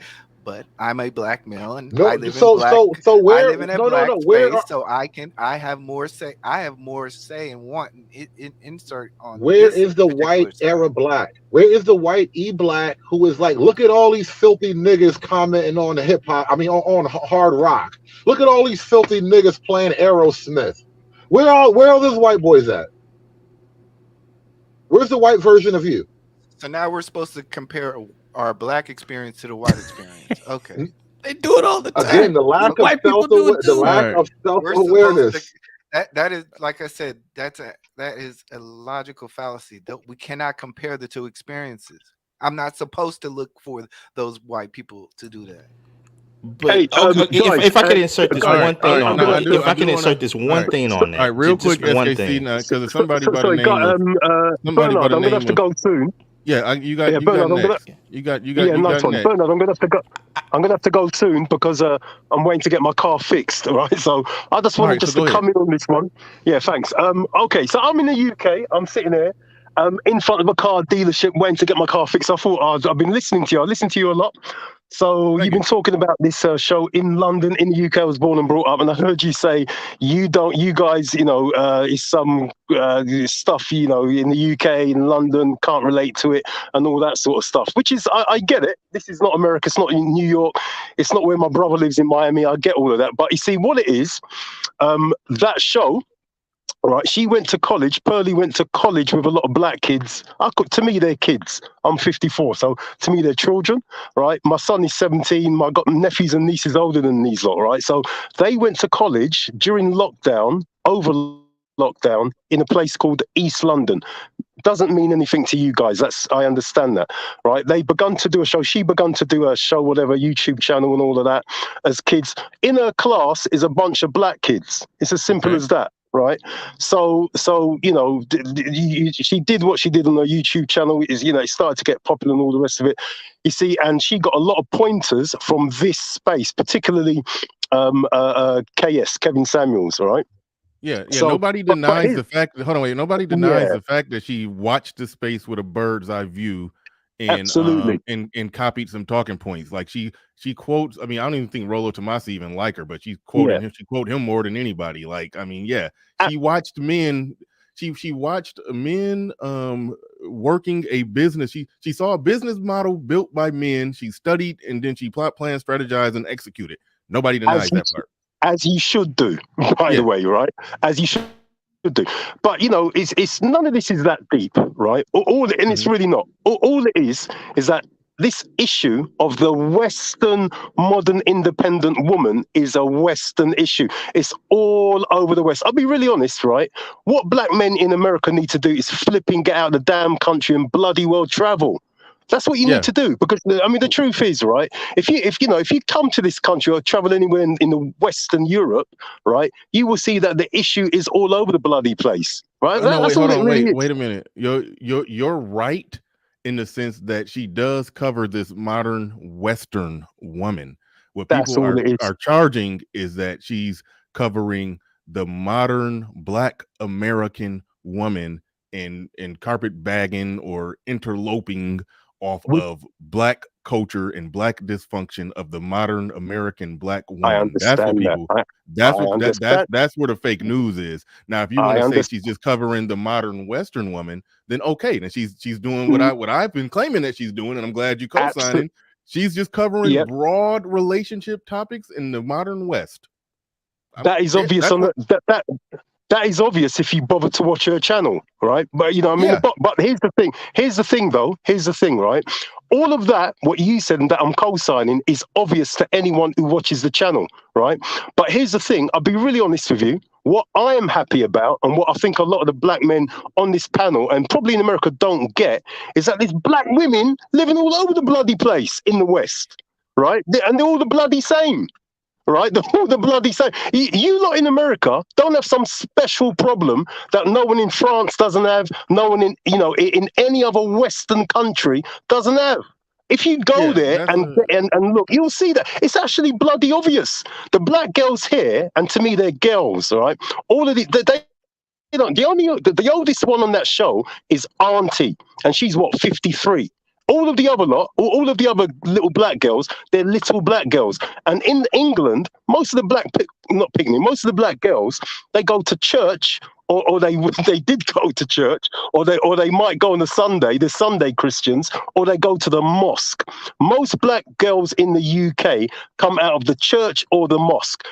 Just the other weekend, you had on King Richard's show, you had a little Christian feminist, right? So the issue, look, try and get it right. The issues with the little black girls in the UK, and the black are the same as they are everywhere, right? Here's the only thing though. She, in my opinion, made a mistake and I know you don't want to talk about him, but Jason Black and O'Shea highlighted. No, I'm not going to it. Right, highlighted the mistake she made by interviewing that stupid racist, right? And the problem with that is that if you try and humour the bloke and pally-wally with him, right, it's going to come off like you agree with him, right? And here, I'll say this, right? And you see, I am what you, and so I think what she's doing is fine, no issue with it. I personally have no, and frankly, I'm going to be really honest with you. I've asked loads of black women, right, in the UK, what kind of respect have you got for black men? Basically, black women in the West have zero respect for black men, none, right? None. Right, so as far as I'm concerned, right, that needs to be highlighted. She's made two mistakes. One, she interviewed a racist, right, and basically she came off as agreeing with him. That's number one. That's how it looked. Did you watch the whole? Did you watch the whole entire? Hold on. Did you watch the whole interview or just the part that Jason Black? No, I didn't. No, I must admit, no, I didn't watch the whole thing. I watched because the whole thing. So in context, the whole thing, it didn't come off like that, but she was being a very generous, charitable interviewer, and she's like that with all of her guests. Yeah, but you can't be with a racist, right? You see, the problem with interviewing a racist, if you do that with a racist, and then you've got black people that are convinced that you are profiting from blackness, then basically anything you do wrong, right? Anything you do wrong, right? People are going to jump in and say, see, you're a racist. Now, here's what I would say, and then I'll shut up, right? The last thing I'd say is this, right? I am what you Americans call a pro-black.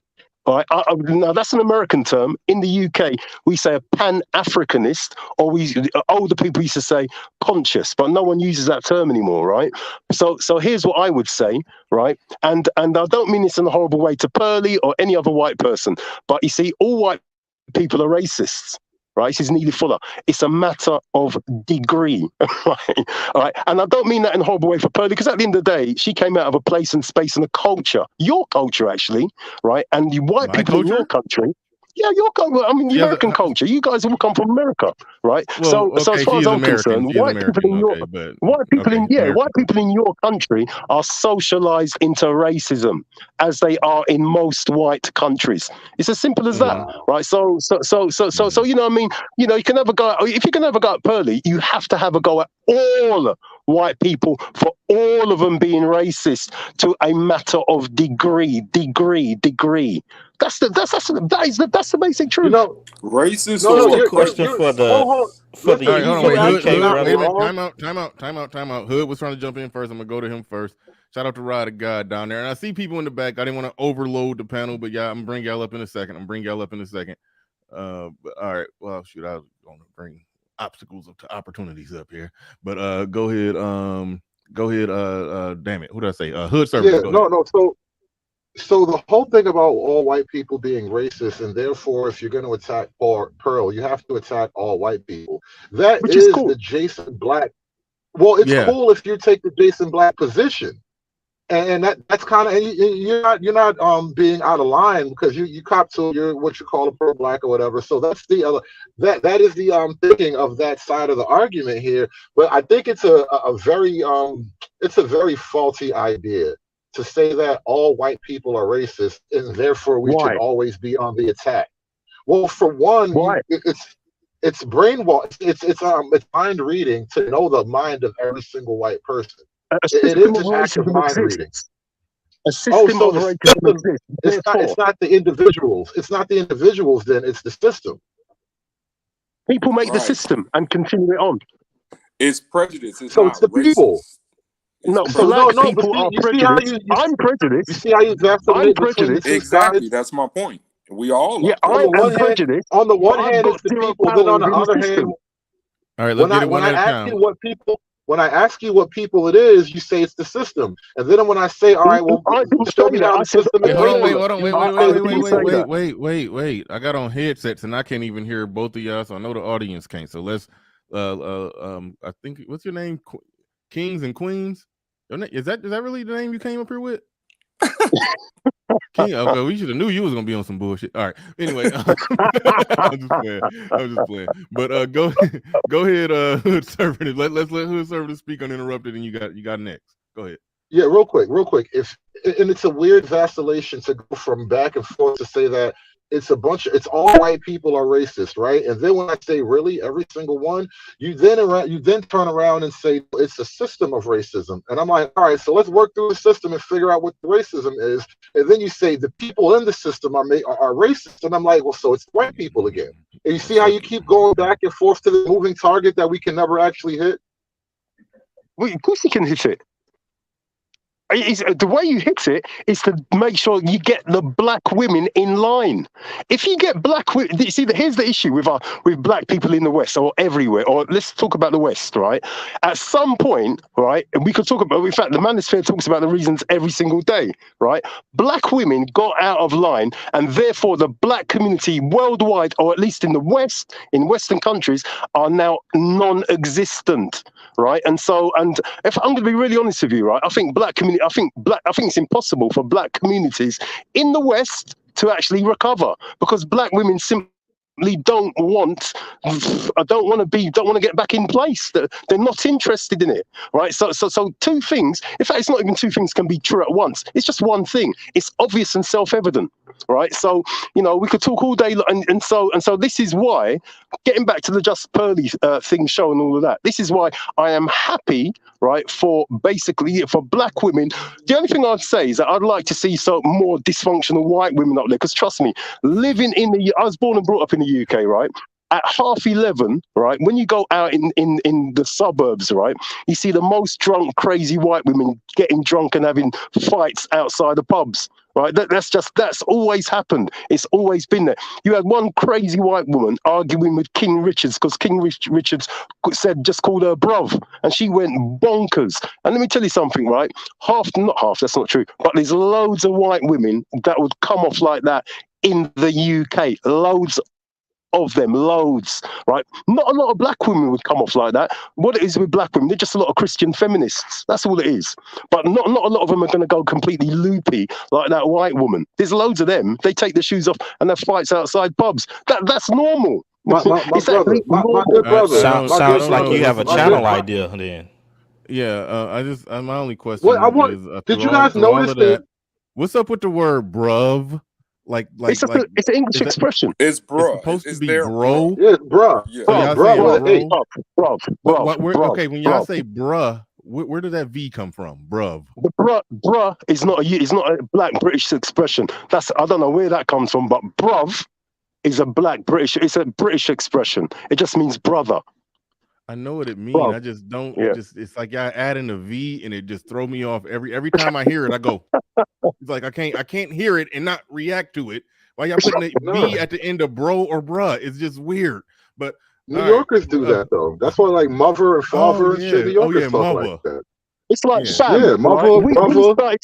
We started saying fam first, and then I noticed Americans have picked up on the fam. All right. Well, let me. I gotta call BS real quick. I gotta call BS real quick because I tried to pin you down. I tried to pin you down, so you went from systemic. You went from all white people to the system, and then when I tried to hold you to the fire on that, you pivoted to black women and then circled back to white women. Okay, you see how you're just a collection of moving targets, my dude. A collection of moving targets. That's all you got. Let's go for it. I don't have a problem. Let's go for it, man. I've done this for 30 years, man. Let's go. Go for it. Make the point, and I'll come back. Go ahead. All right. Let's see. I'm gonna go to Rod God. You in the building? Oh shit, BB back. Yeah. Hold on. Shout out to BB. That's a detractor down there. Oh, I'm one too. Detractors. I'm detracting today. You the detractor today, my man. Yes, Let's go. Let's go. What man. You got? All right, so it's 2 points. Number one, decorum. It's a question, really. Like, is there a such thing as decorum in terms of sensitive subjects dealing with a particular race or nationality? Like, is it appropriate to comment on things like that? Like, in terms of Just Pearly things, why is it that she keeps going out of her way to insert this? She reminds you of the Good Mother. What was the Good Mother on SKC channel? Inserting themselves into these black issues, and she goes to this. What ways? Okay, I gotta ask the same questions. In what ways does she insert herself into black issues? The book, The Roots. Alex Haley actually admitted that he just wrote a myth, and it's just to make people feel bad so they can control you. Like, that is not all right. No, but that's one time. I mean, that's really what started this conversation. Exactly. So if you say she keeps doing it, you have to pull up times before when she's done it, and I think that's where the fake news comes in. But hold on, but real quick. And when she inserted that in, because the same thing that she explained that Alex Haley said or allegedly said, that, you know, if we put our oppression on the front street and we can use that to control people, basically Nick Fuentes was saying that that's what the Jews are essentially doing with calling everything anti-Semitism, and 40 billion people died during that event that, you know, that YouTube, the algorithm, you know, hits your channel when you talk about. Basically that's how the small hats, the Jews, can, you know, basically control people. The argument was, when he said that, she was like, yeah, it's the same thing with the guy who wrote Roots. He said he made a similar argument. And so that was one time when she did insert it, and yeah, she could have kept it. She could have kept that. I mean, it don't make or break me, her saying that, but I understand the point that she could have kept that one. But let's establish. I've been trying to get people to establish. Okay, let's go to number two. Okay, let's establish. Quick side note. The actual writer of Roots was one of those guys. Okay, I like the actual writer was one of those guys, but sorry. Okay, so the second one, I like my hardworking Africans because the Black Americans don't work as hard as my hardworking African immigrants. That was in the same video. You said that she continues to do this. Okay. Okay. What I'm trying to find out. Does it have to be a continuation over like? Wait, no. Okay, this is what I'm looking for. This is what I'm looking for. The people who have been claiming that this white chick, who somehow the leader of the Black Manosphere, even though we never heard of her until she got about 500,000 subs, have been inserting herself into Black issues and Black cultures. I've been waiting to hear, I mean, not just Black issues, but Black American issues and Black American cultures. I've been waiting to hear the evidence of that. And it wasn't until she, you know, that's not my point. That's not my point. That wasn't my point. All right. So okay, so you don't decorum when it comes to things like slavery, things like the American black work ethic, and then she's doing it with this very controversial figure. I mean, he's a weirdo. You know, they all are weirdos. You know, they kind of like. Oh, you said she challenged the Black American work ethic? Yeah, remember in that same show. That's why yeah. See, then that's the thing. That's where Jason Black really got out in front, because I don't think as many of us watch her as we think, as people think. I didn't know she interviewed Nick Fuentes. Basically, Jason Black's reaction to it is probably getting more views than the initial interview. She said immigrants seem to work harder than Americans. And they even went on to say how the average Nigerian immigrant make more money than the average white person. She never said black immigrants, African immigrants, work harder than black Americans. She never said that. Jason Black added in black. He did. Oh, if you look at, I don't want to mention the content creator because I shouldn't even been looking at it, but no, there's more to that clip where she does admit, she does actually say that it's better. Like, what she makes a comment, and then Nick Fuentes says, "Oh yeah, that's because American blacks." Oh God, I'm gonna have to say it. So if you look at Ramil's stream earlier today, he played the clip. That she actually does say. You know, I played the clip as well, and I think that what's really weird about this, and I pointed this out, was that there was a section of conversation before that everybody glosses over and acts as if it didn't exist. What's his name? Fuentes. He says that whatever background he comes from, that he shows up late, and then she tells him that no, you were on time and such and such, and he said no, I actually thought I was late. And it was another conversation in between that, and then they started talking about other cultures and some of the issues that they have amongst them. And then it went to that. And I don't understand why people just gloss over that as if that wasn't a part of the conversation, as if they were talking about various groups, but everybody wants to just focus in on black. I understand why people. Himself as well. I understand. I understand why people like. I try to like look at all facets of the arguments, you know, with some nuance. I get the fact that there is this tendency, especially with pro-blacks, to over-exaggerate everything. We're all under this oppression and this, like, fuck out of here, right? I get that, but I also don't feel the need that just because they are that extreme with their rhetoric and their views pro-blacks, that they are completely out of their mind when they point out certain things. And that's why I mentioned decorum.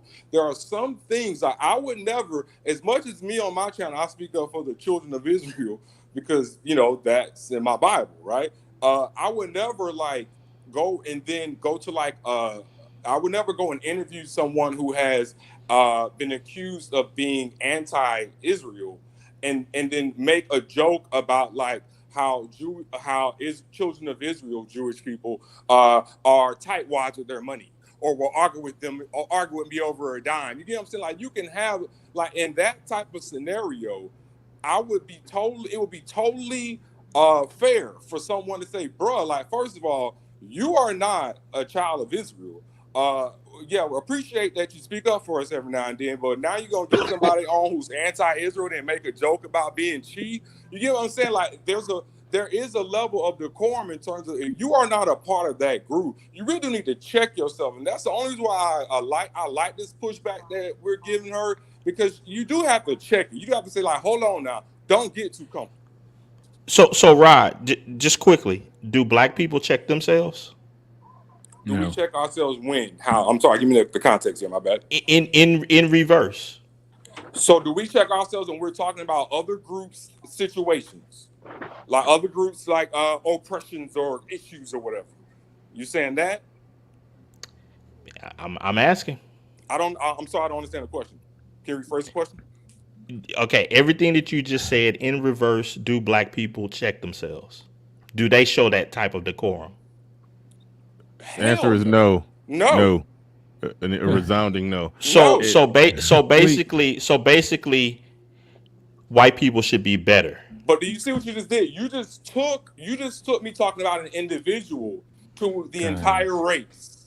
Let's keep it on an individual. All right. I mean, okay. Even if we talk about the individual, we're talking about the culture, that it has embedded into it roasting, toasting, playing the dozens, battle rap, destroying people, the terms that they use for communicating with each other, cooking. I'm gonna destroy you. Are you serious? I don't understand how that relates to what I just said. Maybe I know.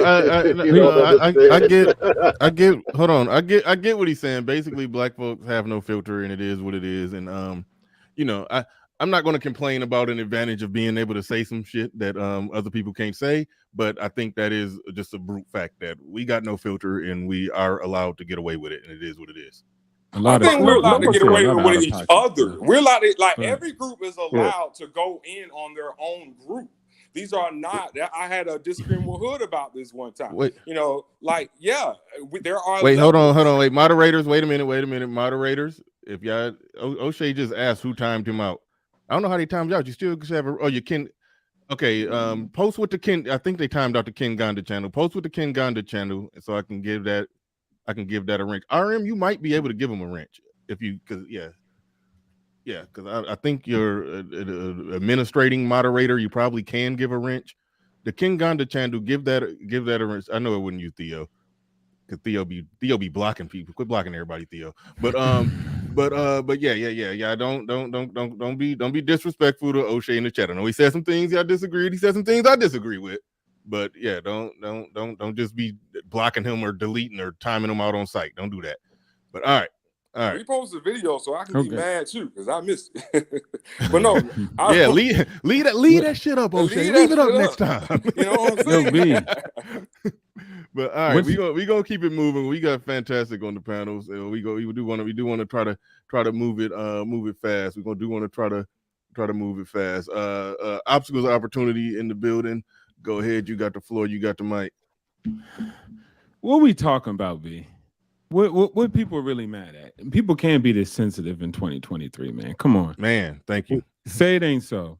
Y'all black, man, y'all make me sad. Like, I've been in so many Pan-African circles before. I was in the pro-black sector, man. I've been in Africa. I own factories out that bad boy. Like, what are we talking about? We be focused on the most trivial stuff sometimes. It's ridiculous. If you can't name me another show that has the same production quality, the same the same quality of video, of work ethic, of broadcasting, publishing, algorithm, mastering it, then what are we really talking about? It's about people coming out here. You know how many channels? How many? Name one. Name one. O'Shea Jackson, Bernard Riley, Angry Man. Like, O'Shea, O'Shea wait, hold on. O'Shea is just a different audience. He has his audience. All right, now you're moving the goalposts. Like, what are you talking about? What I'm saying, hold on, time out. Everybody has an audience. I'm not moving. O'Shea, go ahead. O'Shea basically did that Pearly Things type of work. Now, he did it in an era where shorts wasn't a thing, because you can grow your channel fast off of shorts. Big time. So for O'Shea to do what he did off of pre-records and go from having a channel where we basically did Sunday Rumble niggas arguing type of content to doing very well produced, high quality edited videos on trending topics or whatever, and then go from having a channel, I guess, sort of similar. Well, his production value was lower than mine. He went from lower production value than mine to having some of the best production value ever, and he catapulted up to 300,000 subs. And he dropped like 6, damn near 10 videos a day, and he's reaping the benefits from it. So O'Shea is an example. So how was brother? Yeah. He is an example on that dating show, right? He's on that dating show. Like, I looked at what's it called, and I hit O'Shea up and I put in his comments. That Pan-African dating show is just amazing. The production quality. Yeah, it is. I mean, that's like some of his best work, if you ask me. That's some of his best work that I've ever seen put together.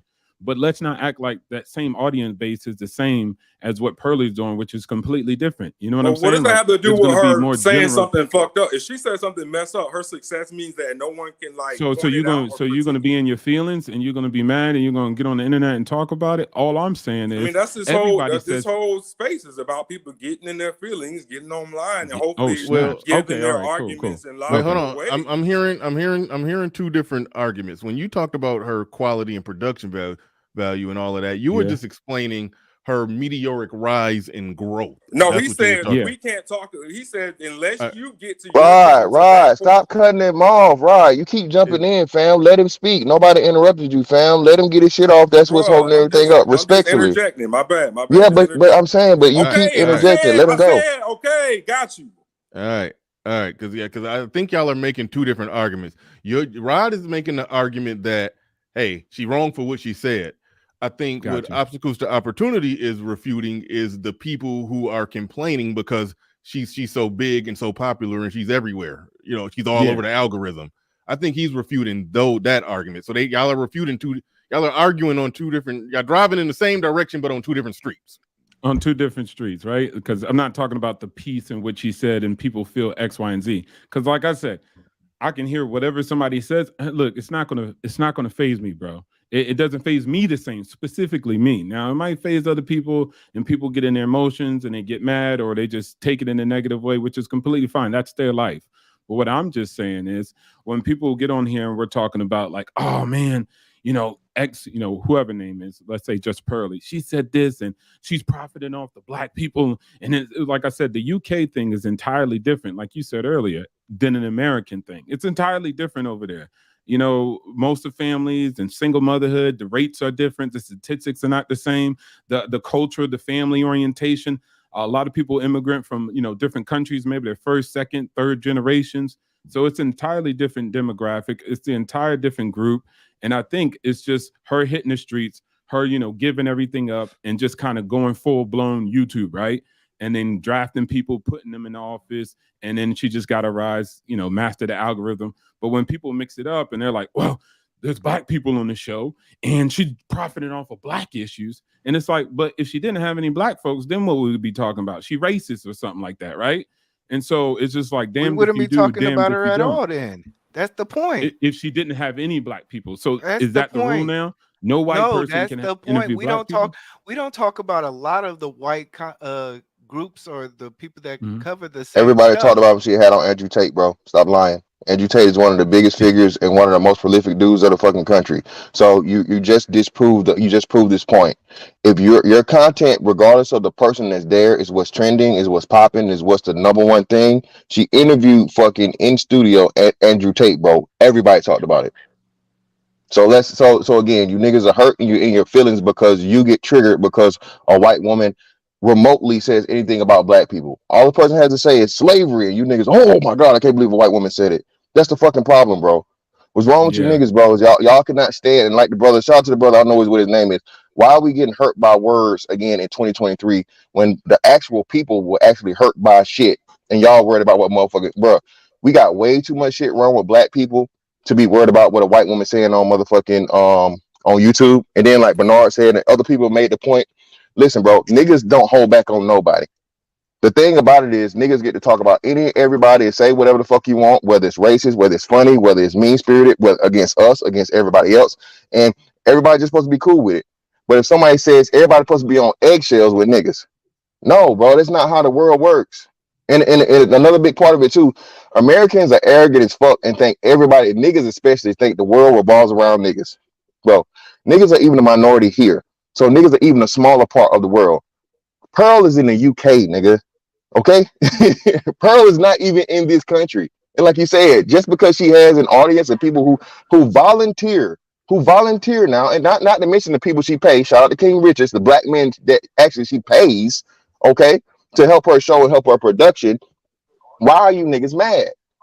Again, tell the black people no. Just like now y'all are hating on Kevin Samuels because now this is the same argument that black women had about the black women that were calling the Kevin Samuels show. Okay, if you don't want the motherfuckers, the what's name her to even be able to remotely talk about black people, tell the black people to stop going on her show. You know why they're not gonna do it? Because it'd be fucking stupid. You'll be a fucking fool. Hold on. King Richards will be a fucking fool to be like, man, fuck Pearly, man. Fuck Pearly. You know, she said something that might be remotely made this so to please these niggas is not gonna pay me, it's not gonna hire me, it's not gonna put me in the same fucking position to fucking, you know, bow down to pro-blackness, I'm gonna stop dealing with the fucking white woman that's done fucking help me out. You Man, y'all can't dumb talk as hell about and lame as hell, anybody bro. in this day. You can't talk about anybody in this day and age. What the fuck? Only black men? Bro, you can talk about everybody. What the hell are you talking about? Black people talk about Man, everybody. you get canceled for talking. If you talk Who? shit about There's anybody only in one this group, day, Rod. other than black Outside people, black people, outside of people from Israel, tell me who you can't talk about. you can't talk about Hispanics. You can't talk about That's Middle a lie. Eastern. Bullshit. That's You a can't lie. talk about Yeah, that's a Asians. lie. That's a Okay. lie. All right, prove it. Oh, that's a lie, bro. So people can go out and make like crazy Yo. statements about people. Like, what just happened to Charleston White? What just happened to him? Like, you can't talk Charleston about White, anybody in this day and age. Charleston White, brother. Charleston White said he wanted to grape women, dog. No. Are you serious, Rod? Hold on. No. He said he used to have they used to run unconsensual trains on white girls. That's what he said. No. He said Asians. No, Bernard. Asian women. He said I commented on Twitter. He specifically said something about it being okay and supporting the grape of Asian women, brother. Oh, that's why I don't have. That's a separate. See, that's what I'm saying, and this what happened. And see, this what happened. Hold on. And see, I'm glad Rod of God said this. Now, one of the most disrespectful, one of the most hyperbolic, one of the most extreme niggas. He brought him up as the example of the reason why. Oh, you can't say nothing. And this nigga literally, Charleston White, literally made Charleston White literally made his fucking Just Pearly thing numbers when you think about it. Charleston White doing Just Pearly thing numbers. He just got kicked off of YouTube. But this nigga getting interviews, this nigga getting paid. Hell, he had a comedy show that got fucking canceled because he said the shit he said. Charleston White is making bank off of what? Over disrespecting everybody. But who he disrespecting the most? The Niggas. graveyard. And The niggas graveyard, and niggas love them. Graveyard, the YouTube graveyards of destroy and snatch channels from men in this space just completely debunks everything you said. Respectfully, fantastic. Bro, no, it don't. Hold on. No, respectfully, it don't. Wait. No, respectfully, it don't. Bro, Andrew Tate got canceled. All these white dudes ain't got but again, it's a delusion of grandeur and Raw. You know it's love, fam. We just having a debate. Love, bro. Yeah, exactly. But listen, bro, this is what I'm saying. Nick, too. Yeah, that's what I'm saying, brother. You got to think about, bro. There were white boys those white boys that had well over 1 million subs, bro. Pre this boom, this whole, because like you said, Pearly is playing the YouTube game, YouTube Shorts. This is OG YouTubers, bro. People that were here like from the foundation, they got canceled, dog. Channels just Crowder, Alex Jones. Yeah, I mean, good. Alex Jones. Alex Jones too. So Yeah. Y'all approve my point. I'll see how y'all not approve my point. Let me ask you this question. Fantastic. Are you saying that there is no like politically correct culture right now? You can speak about anybody crazy, anybody reckless, right? No, Rod, that's not what I'm saying. Rod, okay. I'm with you. What he's saying again, is Rod, that you're a white straight man, you're going to get it the worst. Well, white person, period. White person, period. If you are a white straight man, you can't say anything. Well, no, not even just white straight man. I don't agree with that. Hold on, wait, I don't agree with that either, patriarchy, because they tried Dave Chappelle, one of the most prolific motherfucking comedians ever, for telling jokes. Dave Chappelle didn't nothing happened to him. Do not try to compare Dave Chappelle to Nick Fuentes. Nick Fuentes was on a no-fly list. He was on a no-fly list. He can't get bank accounts. Okay. Dave Chappelle, some people just wrote something about him. He still has he's not banned off of Netflix or anything. Netflix, I'll give you an example of that. Okay. I'll give you an example. You brought up Dave Chappelle. Dave Chappelle was still supported, marketed by Netflix. Rosie O'Donnell made one joke about Valerie Jarrett. One joke. And they pulled her stuff from Netflix immediately. Yes. I mean, it wasn't Rosie O'Donnell. It was Roseanne. It was Roseanne. So don't try to compare. Let me know. Go. And are you done? Cool. So again, brother, the problem is this. See, and it proves the point. The same thing that's happening with Kanye. And I'm glad you tried to make the point you tried to make. This is the truth of it. Dave Chappelle is so motherfucking profitable. Dave Chappelle is so influential that you had them try it, brother. They tried hard. Netflix had pressures all over everybody and everything, from the LGBT people for what he said about T people, right? And all this stuff. They tried to cancel him, bro. It didn't work. They tried. No, they did not. What at the end of the day, yes, they did. You now hold up. Now you're being disingenuous. No, Netflix would have pulled this. They tried, brother. Netflix would have pulled this special. Brother, no, they tried. Listen. It was they didn't. So they tried to pull it. No, wait, time out. Roseanne does not have. Hold on, Time out. Jesus Christ, I'm talking about the people. I'm not talking about Netflix, guy. Yes, they tried to put pressure on Netflix. Cancel him. Thank you. To cancel him. And then Thank you. And they didn't. Netflix didn't bend the knee. I'm sure Netflix made a decision the same day to pull Roseanne. The same day. And when was hold on, and patriarchy. So that shows the discrimination right there. No, it doesn't. Patriarchy again. Hold on. It shows dollars and it shows fucking marketing and it shows you're not putting the time and context. When Roseanne did this, it was in the height of get woke, go broke. This was at the beginning of it, where everybody was going woke, bro.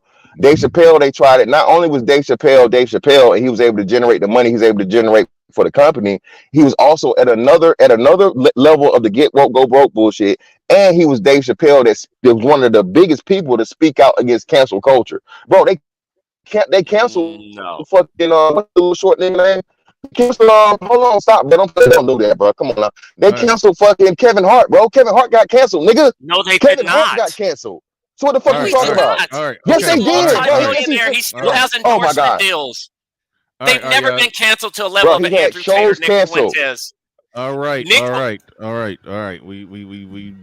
kind of segued off into some stuff about cancel culture. We talking about Dave Chappelle and Kevin Hart and who got canceled the hardest. So we kind of off the subject. I want to try to get somewhat back onto the subject. Let me try to see who exactly haven't spoke yet.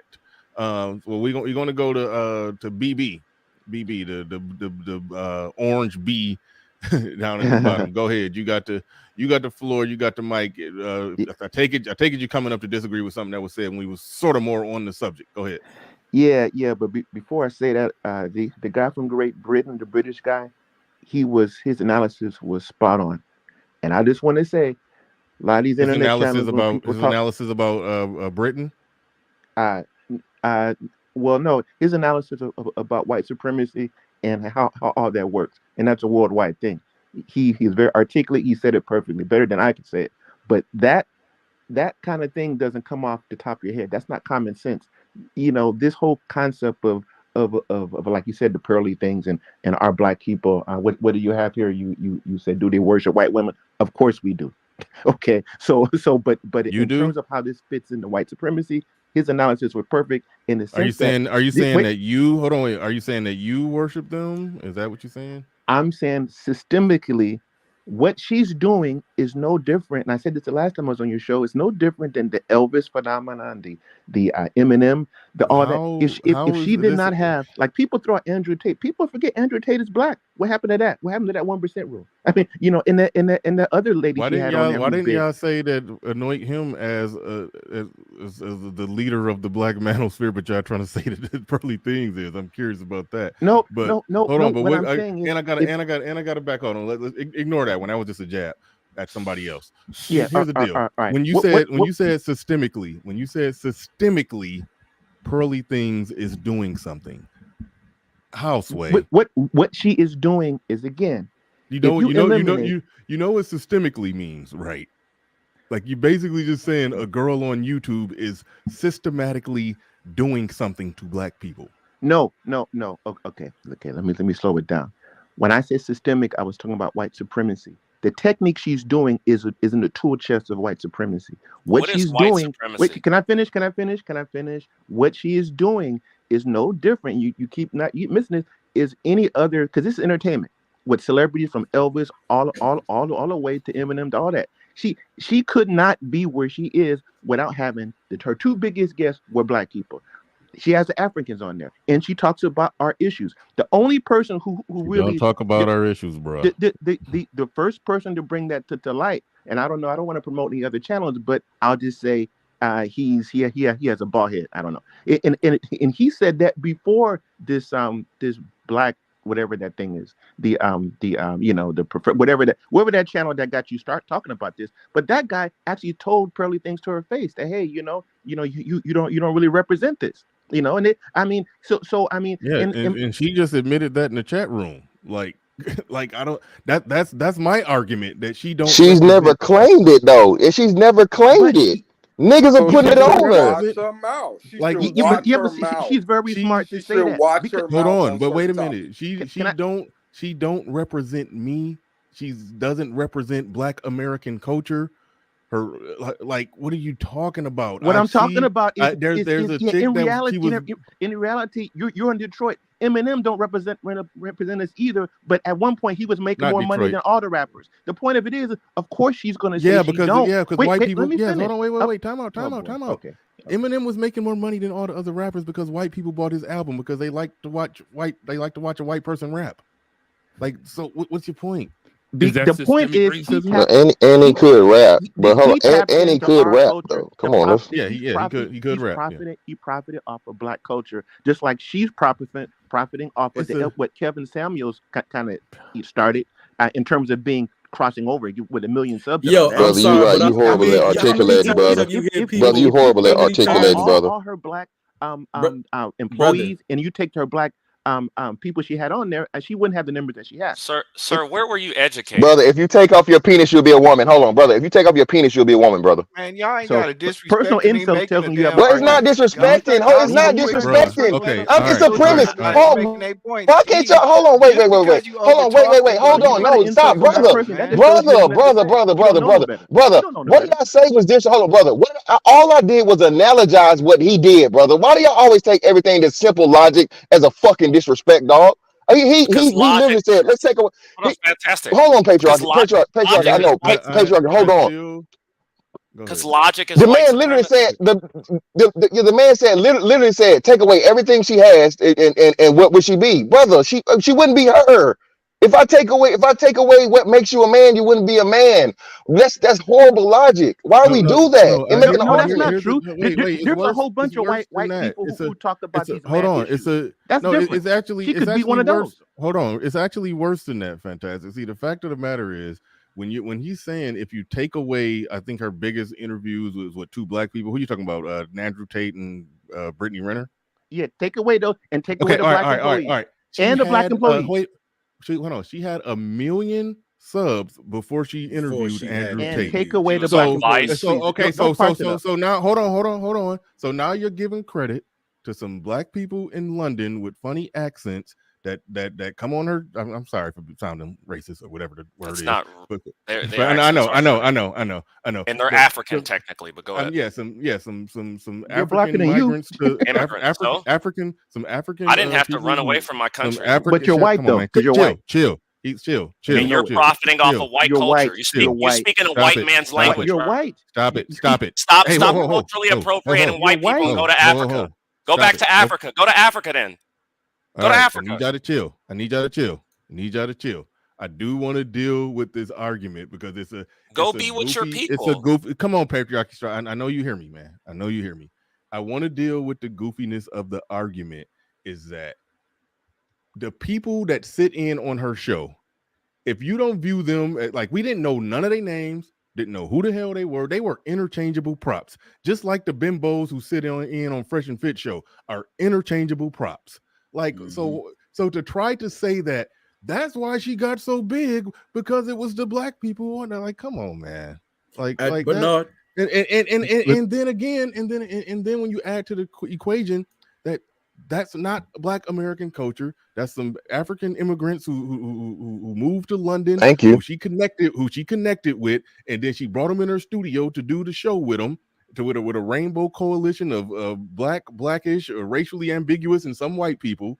She did the show. It blew up. It was successful, and it's from a culture of people. And now you mad. Socialized completely different than us, but you're just looking at the skin tone of some of her studio participants and saying, she's being a vulture over Black people that she's employing and paying to like.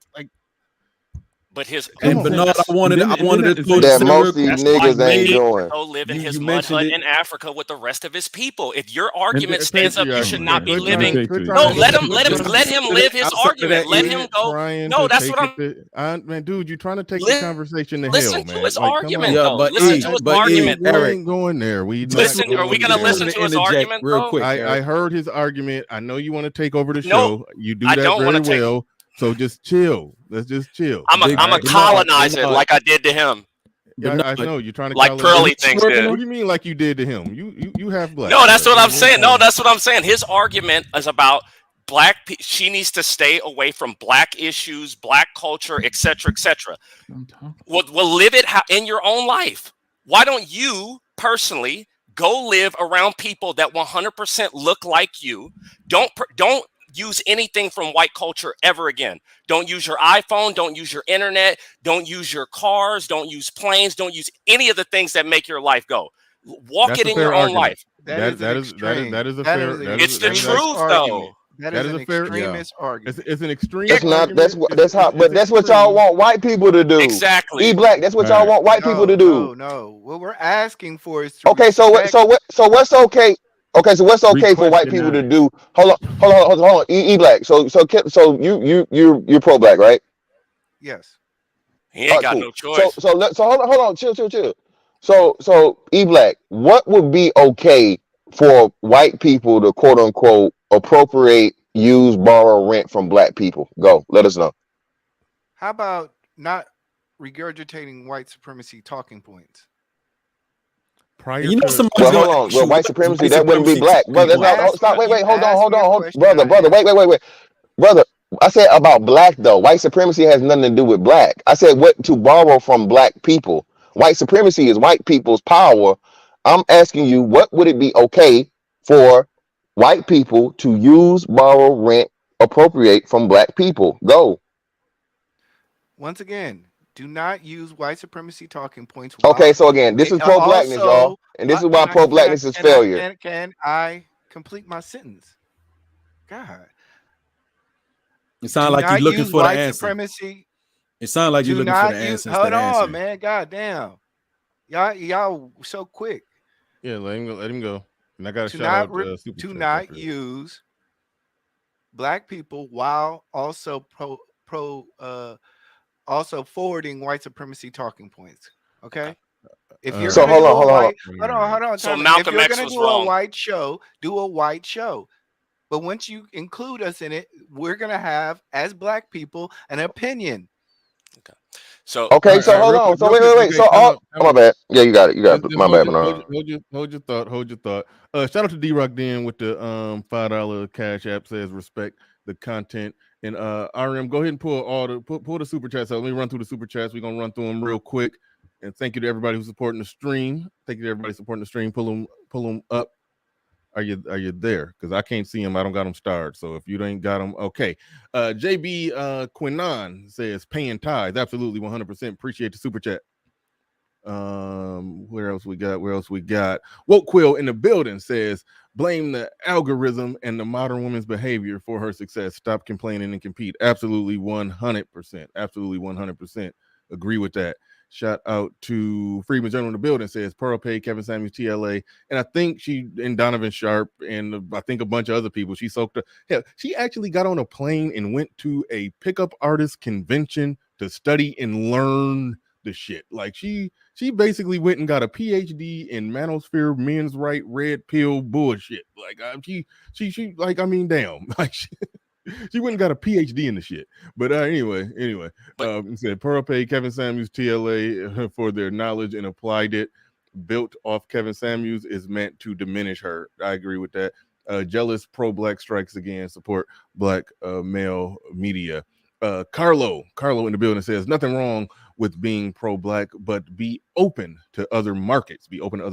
Once you succeed, then you can express personal favors. I agree with that 100%. I said it before. Black people should build their own shit, get on top, rise to the top of company. Yeah, white people be hiring black folks. Go on and rise to the top of their damn company, get in a higher position and hire more black people. Employ so much nepotism, hire so much black people, be so pro-black that white people got to file a lawsuit against you because you're hiring too many black people, because that's what we do against them. I'm just saying, beat them at their own game. Like that's real pro-blackness to me. But anyway, he says, which every other group does without attaching the pro prefix.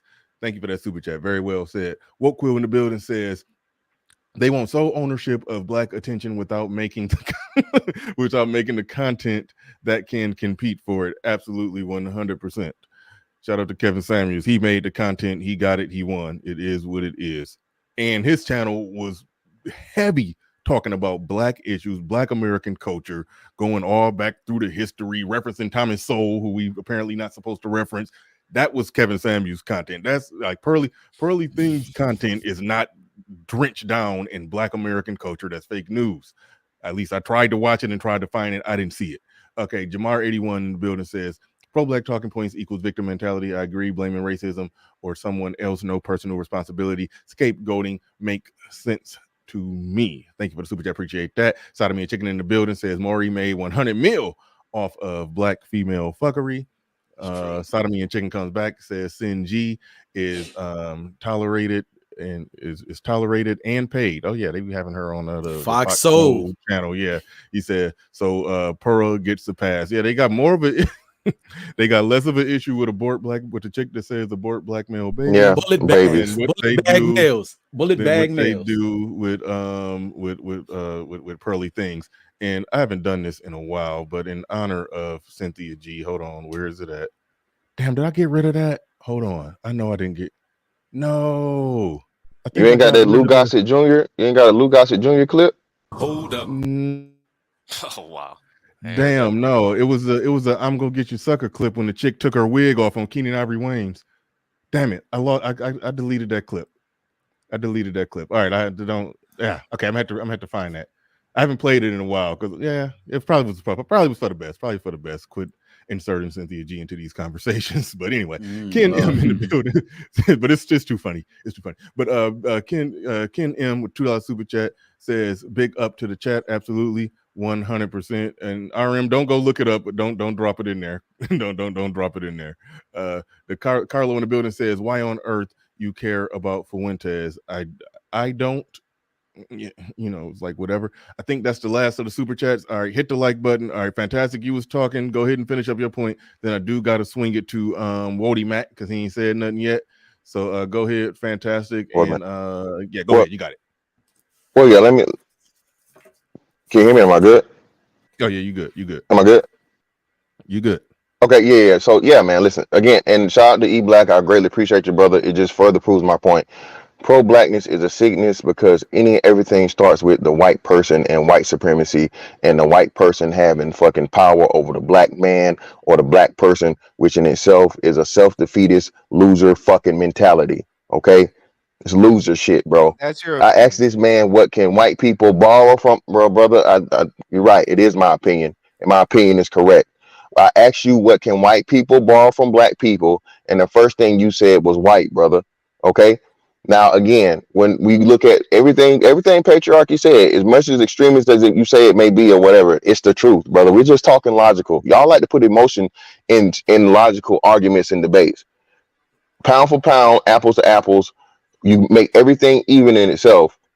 All the shit that black people have to use in order for your life to be great, okay? Especially Americans, you niggas that live here in America and and use your American citizenship and your passport to have literally fucking weight and power around the world. A lot of y'all don't know because you've never been nowhere, okay?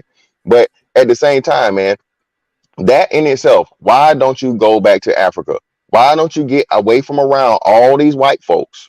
All right, that's just oppressing you and supremacy over you, and they doing all this wrong shit. If it's so bad, man, but you know why? You can't stand niggas. You can't trust niggas. And shout out to O'Shea in the chat. O'Shea, as much as O'Shea talk about, O'Shea said, I can't stand you niggas, and the nigga mean it.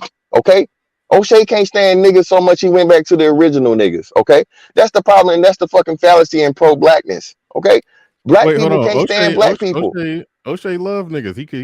No, he don't. He say it all the time. He love niggas, but he can't stand you. He don't want to be around you. He don't want to deal with you. He done left the black manosphere. He said it. He cannot tolerate you niggas. That's what he been saying since day one, even back in the Rumble days. I'm tired of you niggas. Okay? And again, he as a person, he has a right to do that. And like I said, when you think about it, as a black man, who's did the most fucked up shit to you? Ask yourself. How many people you got in the chat, Bernard? I can't see the YouTube because I'm on my phone. 447. 447. Out of that, hold on, brother. I'm about to wrap it up, brother. I promise you, I'm about to wrap it up. 447. Out of the 447, Put a 1 in the chat if a black person did you the wrongest you ever been done in your life. Put a 2 in the chat if a white person do it. I guarantee you the ones motherfucking outweigh the 2s. You niggas not even around white folks enough like that to even for them to really fuck you over, bro. Bro, you gonna Pro-blackness really is a say that when motherfucking one of my myth, friends, dog. It's a weakness and it's hold some on, shit that you one of tell my yourself friends for literally got your shot lack by a white of it. man 2 weeks ago. What are you talking Sorry to about? hear Wait, about hold that. on, wait, time out. Hold on, wait, time out. Okay, so hold on. That Okay, ain't reality, bro. You said your friend got shot by a white E-Black. person? Okay, cool, E-Black. Have you seen the numbers on interracial crime? Well, yeah, brother. Exactly. Do you know? Hold on, brother. So hold on. So do you know that more black people kill more white people, brother? It's like double the amount. Yes. Do you know that, brother? I feel bad for your friend. Your Look, whole fam. point, Listen, you're yeah, trying to make this whole point, emotional, but we E-Black, gotta I take the do feel bad. emotionality out of it, E-Black. bruh. E-Black. We gotta I just take the lost 2 emotionality people. out of it, fam. I literally just lost 2 friends to white people, and you're sitting here talking Okay, so about hold on, what black E-Black. So people now, do. so E-Black.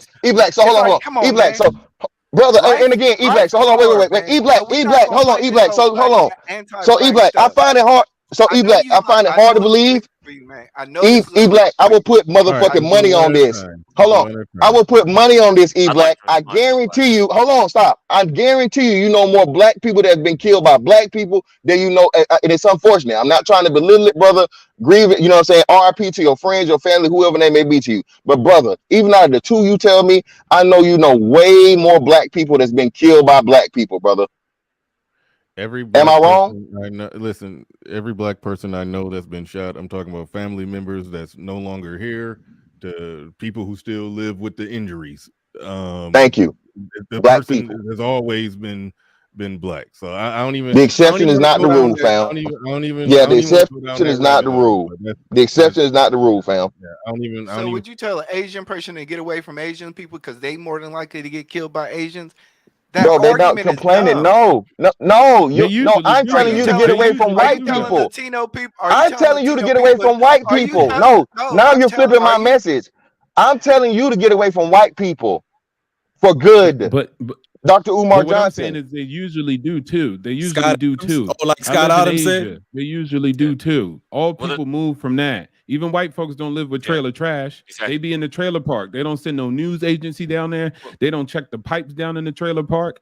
Groups separate. There's class and there's groups that have issues and people stay away from them. Well, everybody does that.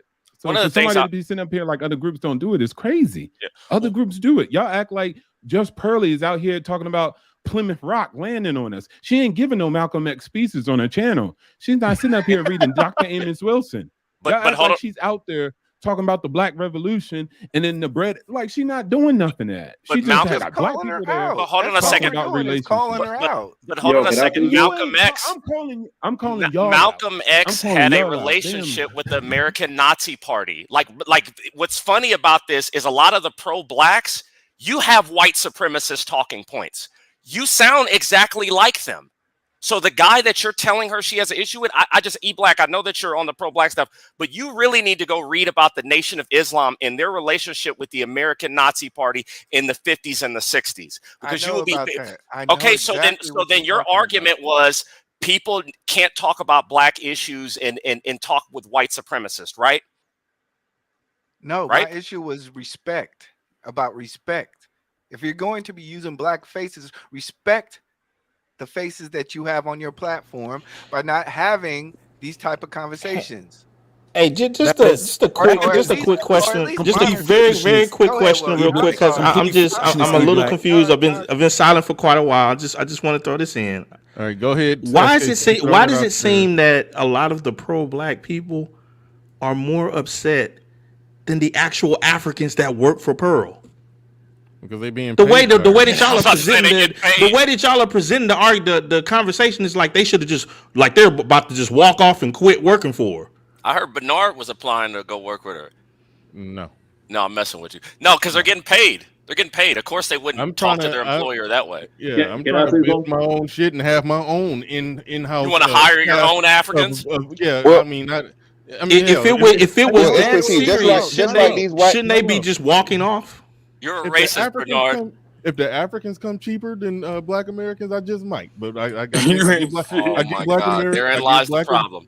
I give black Americans the first look, though. So are you telling me that to build your own business, you would hire who's best for you and not judge people based upon how they look? How dare you? How dare you? But let's leave it quote that, Eric. Remember when Kevin Samuels said, time out, everybody. We do got to go to Wody Mac. It's two people who haven't actually spoke. Yeah. So Wody Mac in the building. Go ahead. You got the floor. You got the mic. Thank you to everybody supporting the stream. Make sure y'all hit the like button, support the stream, and go ahead. Go ahead, Wody Mac. You got it. I'll even build what you just said, Dick. Eric, when you said you wouldn't hire black people or whoever's best for the job. You remember a story Kevin Samuels used to tell to himself when he was working in corporate America, whatever the case may be, and he got elevated to a position where he can start hiring people. Mm-hmm. And he said that it just so happened that all the people that he was hiring were African American people just by chance. I remember hearing a story somebody was telling. I think he said it was it was deliberate. He did that. It was deliberate, and I he deliberately did it. And even crazier. And keep in mind, no, that's not crazy. I see no problem with that. Me either. I don't see no problem with it either. If you complain about white racism and this or that, get into position and if they're behind the scenes pulling levers, the second you get behind the curtain, nigga, pull some levers then. So I got no problem. That means we would have to win, Bernard. That means we'd have to win and compete. We don't want to do that. It's easier to cry racism and tell people to give it to us. Yeah, but exactly. Go ahead. You got it. Even outside of that, though, right? Because I do remember another story. Somebody else was saying, or not even a story. Somebody proposed that to another black woman or another black man. If you were running a restaurant or whatever the case may be, who would you hire? They'd be like, yo, I would give my people a job. I would hire my people. So then the person threw it back to them. So do you think it's racist for white people not to hire blacks or give their people a job, so on and so forth? Be like, yeah, that's racist. That's discriminatory. Well, when it seems like when we get put in positions of power, and this is a slight tangent, we seem to segregate ourselves. I know a lot of people, we were on that conversation of Scott Adams a while ago when he gave backstory to why he said whites should probably separate themselves from blacks because of the way that some blacks feel, act, or the things that they say outwardly publicly. But outside of all of that, Bernard was making a great point too. Also, if Pearl went to a pickup artist convention, I didn't even know, wasn't aware of that, but I remember her telling the story of how she sought out TLA, she sought out Kevin Samuels to absorb information. Sharp. Yeah. Everybody. And it's a brilliant thing, especially look at it in the vein of people trying to break into a certain market, a certain consumer sphere, right? Pearl absorbed info like a student for the content that she wants to curate on her own channel. And that seems to me like to be a brilliant idea. You go study what you're trying to excel at. You know what I'm saying? You go talk to people who are already in that sphere. And she took all that information that she gathered, because you see her on her platform.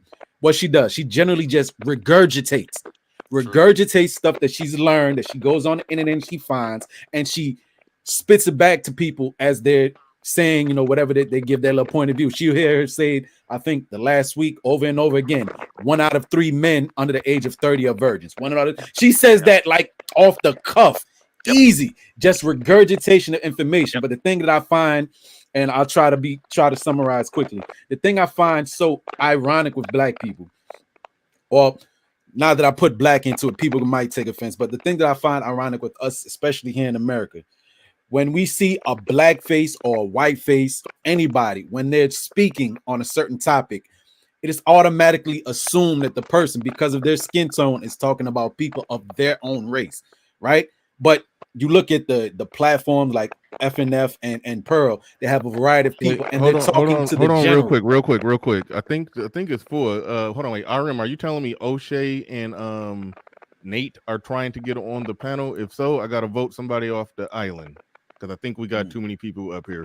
I definitely do gotta get O'Shea in on that. Yeah. You do gotta get O'Shea in if O'Shea want to speak on this. So RM, just confirm, is that what you're saying? Is that what you're saying? All right, go ahead, Wody Mac. Yeah. I want to kick nobody if somebody want to volunteer. Oh, I'm going to go ahead and say this. This is what it was. Just the other two brothers, Mr. Fantastic and the other brother that got his camera on, was kind of saying some of the same things that I was feeling. So I'll try to be brief with it. Again, like I said, people are taking offense for things just because of the skin tone or the person that's delivering the message, assuming that they're talking about people of a certain demographic. But what I find funny in this scenario, because you have black folks sometimes sitting on the panel, like with F&F, when they have black women acting the ass, or black women on, or black men on Pearl Show acting the ass, right? People would take offense because the representative with the words that are coming out of their mouth assume they take, you know, like they say, hit dogs holler. But again, they're speaking in generalities. When they say 1 to 3 men in the 30s is not, it may be virgin, so on and so forth, for all the other things that they're speaking, they're not putting necessarily a race behind it until they say black or white.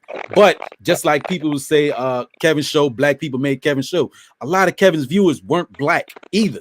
A lot of Kevin's viewers were women, so on and so forth. So like, it's beneficial to have a broad audience, especially if you want to grow big. When you want to talk about million subscribers and onward, it's not gonna be all black people that's fucking with you. Because again, you like we see here, niggas gonna hate. I'm gonna leave it there. But that's not the argument, right? Like, I even understand Jason Black and all the people that disagree. They're saying that she can, if we're looking at shows as the infrastructure, right? All of her shows, and everybody participated in this, right? The first time I heard about her was when Bernard reviewed the video about her in the African Hafiz. Then it went from Hafiz to, then she was on Lapeef. What they're saying is that she profited off the infrastructure. So I do understand that argument. And to be honest with you, you can make that argument. And to me, even that's a valid argument, that she came up from going on shows and doing collaborations with primarily black people. There's no denying that. And it's funny, nobody's. I didn't. You said she came up from doing collaborations and going on shows with black people. She didn't. Okay, that was on the back end, fam. That was on the back end, patriarchy. Yeah, I'm talking about. Let me. Okay, I'm telling you where I found out about her. I saw you do a review on her first with Hafiz. Then I saw her go on to Lapeef. Then I saw everybody do. So when I look at Hafiz, Lapeef, and then hold on, she's taking stuff from Kevin Samuels, and then she's meeting with Andrew Tate. All of those people. Here's the problem with that argument is, bruh, I've been saying it a million times. At that moment when I did a review on her, when I first finally found her and clicked on her shit for the first time, she had 500,000 subs. She was already, and then I blinked, and she had 1 million. She was already on her way to the moon when the Black Manosphere really discovered her. So what about when she was reviewing Kevin Samuels' videos? Yeah, somebody saw it. I didn't. Okay, so but I'm just saying, that's everybody. That's still all I'm saying is this. That's everybody though. Hold on. I agree. It is. No. I'm just making a distinction. I was making a distinction. That's all I'm doing. I was only countering the one point that she came up from collaborations and being on people's panels. She did come up from. What was her first panel? From the first panel that I ever saw her on was Lapeef. I know she actually did. She was like one of the chicks on Fresh and Fit show like one time, but I don't think nobody knew her then. And what's funny about them is they're getting culturally appropriated. Like whatever show is doing the same thing now, and it's like they're bringing on whiter women. I do notice something. I can't deny that. I can't deny it. You made a good point. I can't deny. Hold on, wait. Are you saying that with Fresh and Fit, 2 black men are culturally appropriating the Dempsey white blonde culture and making? No, he's saying whatever, vice versa. He's saying vice versa. He's saying the white boy. Whatever show. It's the exact same thing. Yeah, dude got a sex doll. He got a sex doll. He got a sex doll and a whole bunch of white girls. It is the exact same setup as Fresh and Fit, and it's blowing up like craziness. Oh, yeah, you know what? And I be seeing those shorts too. Those shorts do be popping up on my timeline. Yeah. But you know what though, Bernard and patriarchy, brother. Again, they're getting colonized. Well, it's not even that though. Listen, it's a shift. It's actually a shift in the thing. Shout out to Daily Wrap Up crew, bro.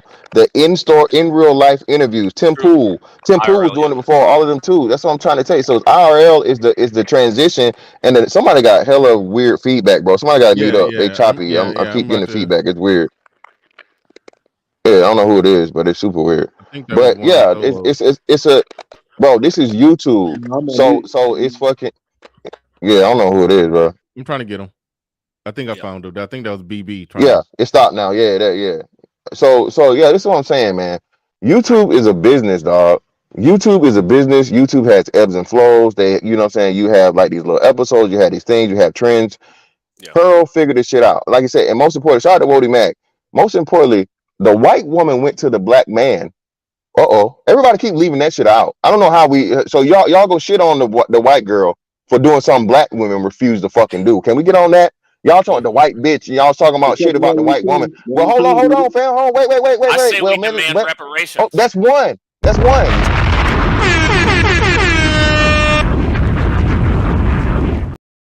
We need subscriber reparations. Hold on. Melanie King is one. So this is what I'm saying. So not only did she go to 2 black men for knowledge, she paid those black men for the knowledge. She didn't ask for no hookup. She didn't ask for no discount or whatever. She studied the game. She put the fucking work in. This is what we supposed to be talking about as men, right? Putting in the fucking work. So when I see motherfuckers complain, oh, she said something racist. Oh, it's racist. No, brother, you in your feelings. Get the fuck out your feelings, dog. Y'all done had white dudes and say some shit to your face, and what you do, nigga? You walk off. Did you hook off, nigga? Did you do something? No, you didn't do shit. So again, bro, we all want to hold on, patriarchy, hold on, fam. Y'all want to chat reparations. Go ahead. Yo, can I say something real quick? I ain't saying nothing the whole time, bro. Who is that talking? It's Juan Solo. All right, go ahead, Juan Solo. You got it.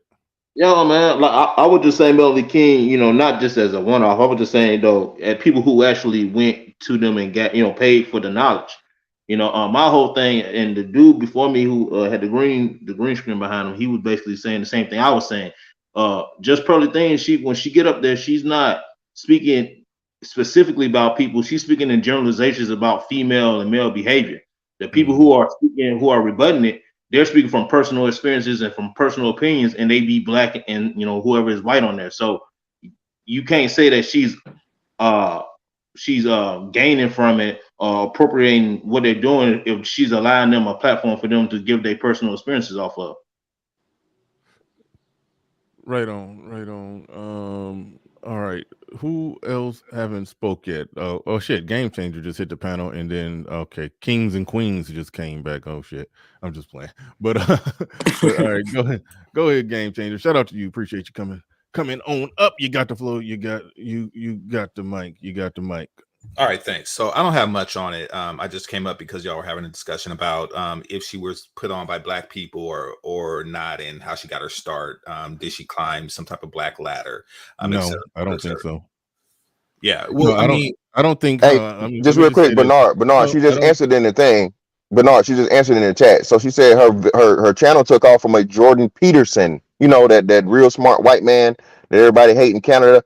There you go. That's where she took off at. There's your answer, niggas. The video, and there it is. The video, holy shit. Let me. Okay, the video that took off my channel in terms of what terms off was okay. I showed my friend the red pill for the first time, reacting to a Jordan Peterson video. All right, yeah. So the whole thing about climbing a black ladder to success, like that part is ridiculous. Like I said, just like me, just like patriarchy, and I bet fantastic. None of us heard about her until two things happened. Hafiz embarrassed himself trying to debate Coach Greg Adams. And then hold on, no, that's probably when you heard about her. This is the chronology of how I finally, really clicked on her channel and saw who the hell she was. She abused that African. That was racist. No, not really. She was a daring headlight. He was just talking. Hafiz was not well in that discussion, so and he was just talking. But anyway, it was weird. It was a weird discussion. But no, Hafiz and Coach Greg Adams debated. Everybody reacted to that because Coach Greg Adams cooked the hell out of Hafiz. And less than a week later, Hafiz and Pearly sat down, and Hafiz did that same little act and spiel when he just basically started trying to shit on everybody in the Manosphere to try to siphon their audience or whatever his content strategy was. Everybody reacted to that. When everybody reacted to that, Pearl was kind of, on the Black Manosphere radar after that event right there. Then from there, she was on Lapeef, then I think she went on Obsidian. But at that moment, she had like 500,000 to 600,000 subs already. So she didn't get like people put it like this. I'll go ahead and say it. And I say this with no shame. Corrected. I say this with absolutely no shame. Black men didn't really fuck with her until they saw they could benefit from her. at all. This chick exactly until she could get on. That's real shit. Real quick, this chick got 600,000 subs. Oh yeah. Oh, you want to collab with me? Oh yeah, come on. Let me siphon off of your video success. Thank you. So Thank you, Bernard, for saying thank you for saying this shit out loud, Bernard. And hold on, get the context, Bernard. When she went on that, Valuetainment is not a black platform. That three-way thing, that three-way conversation she had when she blew up before she did the one-on-one with Hafiz, CGA and Hafiz and her, that's Valuetainment is on White Boys and Patrick Beck David, Arab, you know what I'm saying, 7-Eleven nigga. So you know what I'm saying. So that's what I'm saying. So what are we talking about here? Niggas want to take credit. 7-Eleven is Indian, sir. Then she wanted to bring slurs. Well, they work there too. Nigga, stop playing. And she wanted to bring lead attorney on that one too. So, like I said, it's just underperformance and a lot of jealousy. She wanted lead attorney to help her debate because I feel is good enough. Exactly. Damn, bring her. Yes, wow, bringing the black man. Hold on, did y'all say? Hold on now. Did y'all say? I know Pearl. You know, she likes the brothers. Okay, I don't think lead attorney was what I'm saying, trying to get them cheeks. But hold on. Out of all the people she could have picked, Rollo Tomasi. She could have picked any of these other white Manosphere dudes way bigger. You mean to tell me she chose a black man to bring up and shout to lead attorney? He was already booming too, right? But to put him. Now she used it. Cultural appropriation. He's going to use a cultural appropriation argument right now. He used context and chronology with that. Holy shit! It was even context and chronology with that. Lead attorney was on the Valuetainment show. He was still in Miami. So Pearly and Hafiz was the next show, and they were going to be talking about marriage laws. And lead attorney was like, "Hey, I'm still here in Miami. What's up? Let me come and sit in on this conversation to make sure that they dotting the I's and crossing the T's." Wow. Right? And Hafiz didn't want to debate lead attorney. He's like, I only want Pearl. That way, but she was like, "Yo, let lead attorney come get in on this. If we're going to be talking about marriage laws, let's let a 20-year divorce." Damn, man. So that was the damn, man. Situation right there. I stand corrected, but also I did make another mistake. She was on the Purple Pill podcast, and that guy's actually Hispanic. So I think she was on that one with Austin Holloman, because I'm just looking through it right now. And so that guy's Hispanic. So yeah, I guess I was wrong. Yeah. Hey, all right. And that's a small channel. Hold on. My bad, GP. My bad, GC. My bad. Just real quick. And that Purple Pill podcast, bro. That's a super small channel. That shit is fucking 13K subs, and he got a boost when her and fucking Hafiz came on there and did that. My bad, GC, bro. You got it. Yeah, no worries. All I want to say is real quick. Let GC go to whoever that was talking. Who was that was talking? Say your name. E-Black. Okay, I got you next, E-Black. Go ahead, GC. So the first time I seen her, she had maybe like 3,000 subs, and she had like a little segment where she called the whitest girl on the internet. So that was her stating that this is a white girl's perspective on, and then she did various things. Now she really started to pick up traction when she did the whitest girl on the internet, and she was reviewing Kevin Samuels clips. Because I've seen her go from like 3,000 to 6,000. I actually had to do an interview with her at around that time.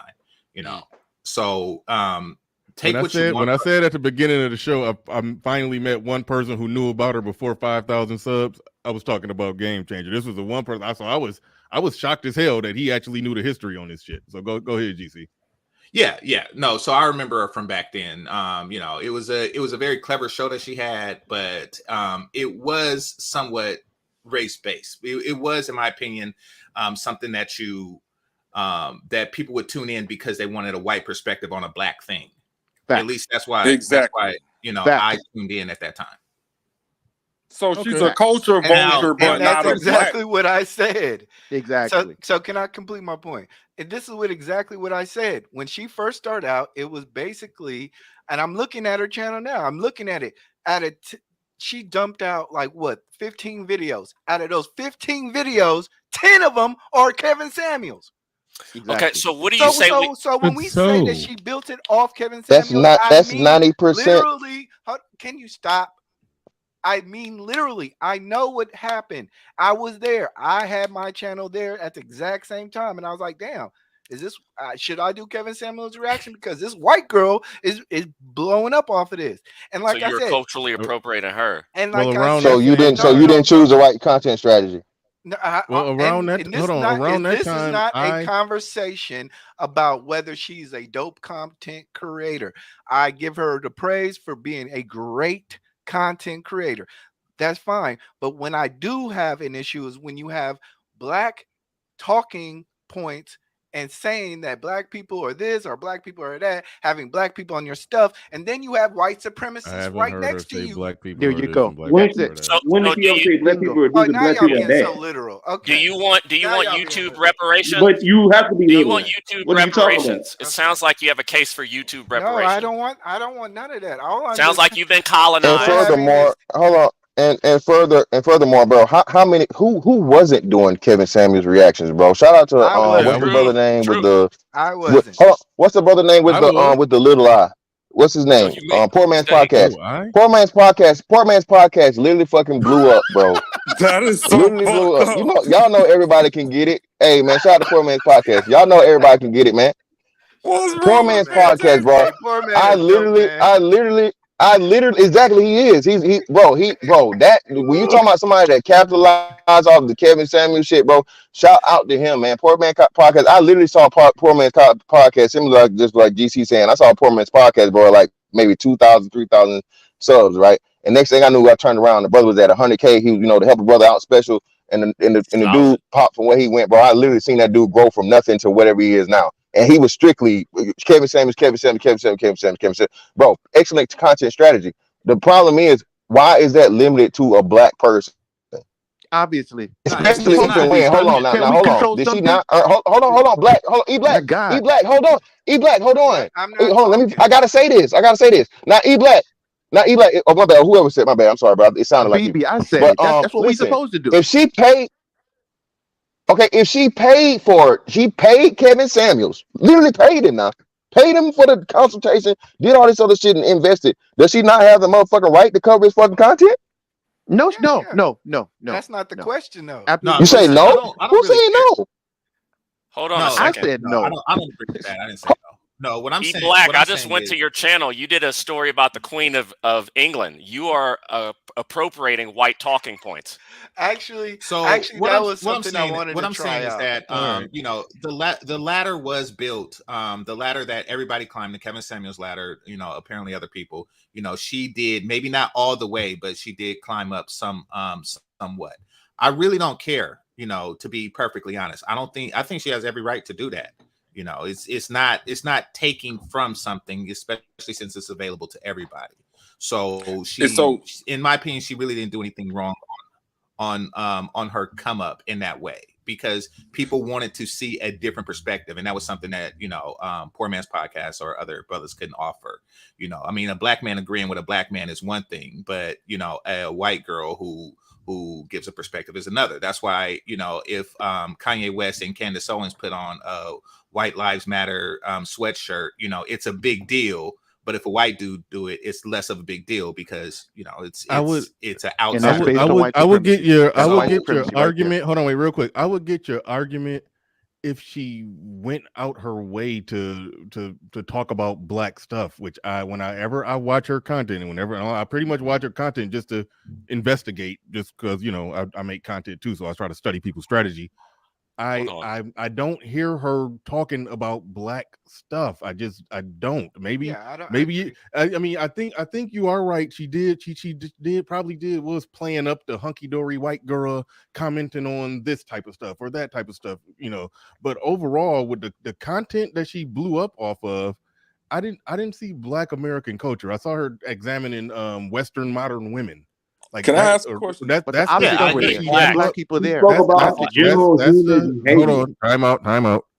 That's the type of stuff that she blew up on, and I stand firmly on this point. The majority of black men in the Black Manosphere didn't know about her until she got in that argument with Hafiz. That's when she really got on the radar and on the map. And she was already damn near. She was already damn near on the moon by the time we truly discovered her. So it's like 700,000 came from us. Well, I mean, no matter what, that's gonna sell. I mean, that's a niche, and nobody is wrong for doing it. You have black people in Korea saying, black person tries Korean food for the first time and stuff like that. True, exactly. But that ain't even the content. That ain't even the content she blew up on. That was the content she was trying to make it off of. but she didn't even she blow said up it off during of that. Peterson interview. I'm saying that's when I first saw her. Yeah, but See, I think and people then also She made it. She made it. She made it off white girl. She made it off white girl. She made it off white. She made it off. Didn't see white girl talking red pill talking points and debating with women about red pill shit. Like that's what she black made it issues. off of. Yeah, not Black American issues. It's not. It's all the same. It's not black culture appropriation. It's red pill appropriation. Cultural appropriation. That's what it is. He's got you with that one. He appropriated manhood. How about that? We can make that argument. Speaking and of hired all cultural, those black people for what? yeah, I don't see anything wrong with that. Speaking of cultural appropriation, E Black, is there a video where you're wearing a sombrero with a Mexican flag in the background on your channel? Yes. Cultural appropriation, sir. Wait. Are you fucking serious? Can I say this? Are you serious? Let me say something. Such a racist. In that video, Let me say something. Am I Hold on. any innuendos towards Latino people? So if Pearl decided to wear an afro, would a T'Challa dashiki on, they hang her. that'd be They hang her. cultural appropriation. You are culturally appropriating Hispanics, sir. We have already They would literally go over to. She's already doing it. We've already established that black people have more of a leeway when it comes towards race. And I just subscribed to your channel. We don't. We actually don't. We did. We don't have more. Earlier in the show, Bernard acknowledged that black people have no filter. So we actually we don't. No, we have a huge filter. That was never true. That's not true. Who is that keeps saying that? Who's that talking? Anyone who knows about Kanye West, they literally cut his bank account off. We don't have. No, they're going to give you that filter. How can you say that? Hold on, brother. Wait, time out. It is a difference. Kanye West just didn't say something about any random person he didn't like. He literally and we covered that group. He literally went at the people. Hold on, wait. I got it. Literally, they are. Stop. He literally went at get the special people. treatment. Holy shit! He literally went at the people who signed his $1 billion checks. That's a difference. No, exactly. That controls the bank. You know it. He went after an ethnic group. Well, he didn't. Well, for one, let's hold on. Wait. Hold on. He didn't go after anyone. He made comments, okay, and those people are people that got okay, and that's not just black people. Hold on, brother. See, that's where you fucked up. It's not just black people. No people can do that, nigga. Oh, that's where you messing up, brother. No people can do that. Out the N-word every other second. No people. Okay, exactly. You right? Sounds like but you're not them. Sounds like you're not them. Then. And you know what, brother? I'm glad you said that, brother. You're not them. You're not people from Israel, dog. The thing is, the problem is this: black people want the treatment of people of Israel when you don't have the power of people from Israel, bro. That's what power is, dog. That's called white supremacy. I've been said that. That's not white supremacy. First off, people from Israel are not white. Yeah, they're not white. They are white. They are white. They're not white. No, they're not. Now you sound like Nick Fuentes, guy. See, we gotta have a history lessons of Israel. They're not white. Yeah. Take a history lesson of Israel. How can you not know that? Hold on a second. They're not white, brother. Let's let Bernard. They're not white. If you, that's why they distinguish themselves from white people. Most of them are Polish. Time out. What are you talking about? Time out. Stop. Good call, patriarchy. I kind of want him to keep. I do want to leave this up. So let's not even go all the way in on that kind of shit. But anyway, hold on, real quick. I like that filter. No, but you're making good points. I'm going to start dropping people. I don't want to start dropping folks. RM, pull up the super chats. We're about to run through the super chats real fast. Shout out to everybody who's supporting the stream. Somebody did tell me I missed theirs. If it's one that I missed, make sure you double check and get that one up on the screen. But right now, start pulling them up in order so I can acknowledge the people who are support. Well, shit, hold on. Let me double check. RM, you still there, right? Because if you're not there, the super chats are going. Because I didn't start none of them. So if you start them, can you pull them up? Yay or nay? Yay or nay? Okay, good. All right. Sir Tyson in the building. He says, based off this ridiculous logic, black pilots, technologists, and other fields that so-called white people founded makes black people white cultural appropriators.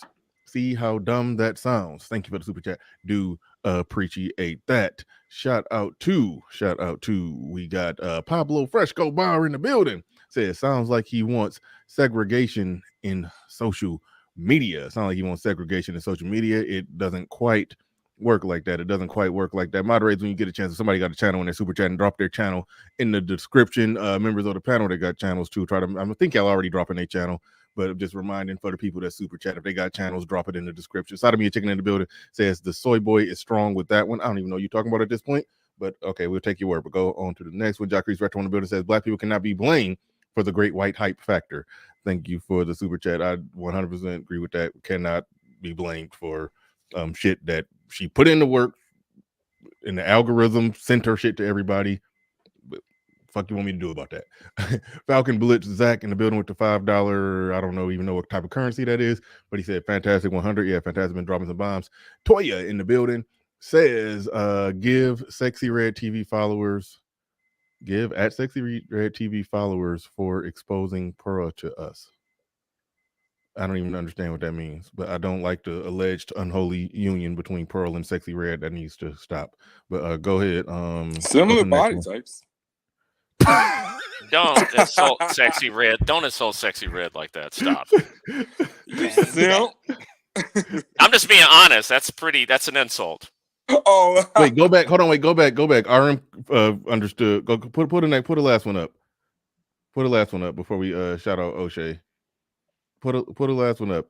It says give Sexy Red TV her flowers for exposing Pearl to us. I don't know what you mean by exposing. I don't know if she did some weird expose on Pearl, or I don't know what you're talking about. But thank you. O'Shea Duke Jackson. I have no idea how much that is. A while back. I'll tell you after you're done. Okay. I have no idea how much that is, but when it's red, it looks like a lot. It's at least 100. Yeah, it's at least 100. So shout out to when I type in the exchange rate is RM is telling RM I know is telling me in the back that holy shit, and that's 100. But RM is telling me holy shit. RM is telling me in the back that it's $40 because I think she did put it in the calculator, but the red normally is for 100. So anyway, he says complex design, don't ever donate, but always run his. Oh, y'all still beefing about that shit? Wow. Okay. At least that's like old beef. Like that beef is like rotten and spoiled and got maggots crawling through it like that. Like, can we get some fresh beef? Can we get some fresh beef?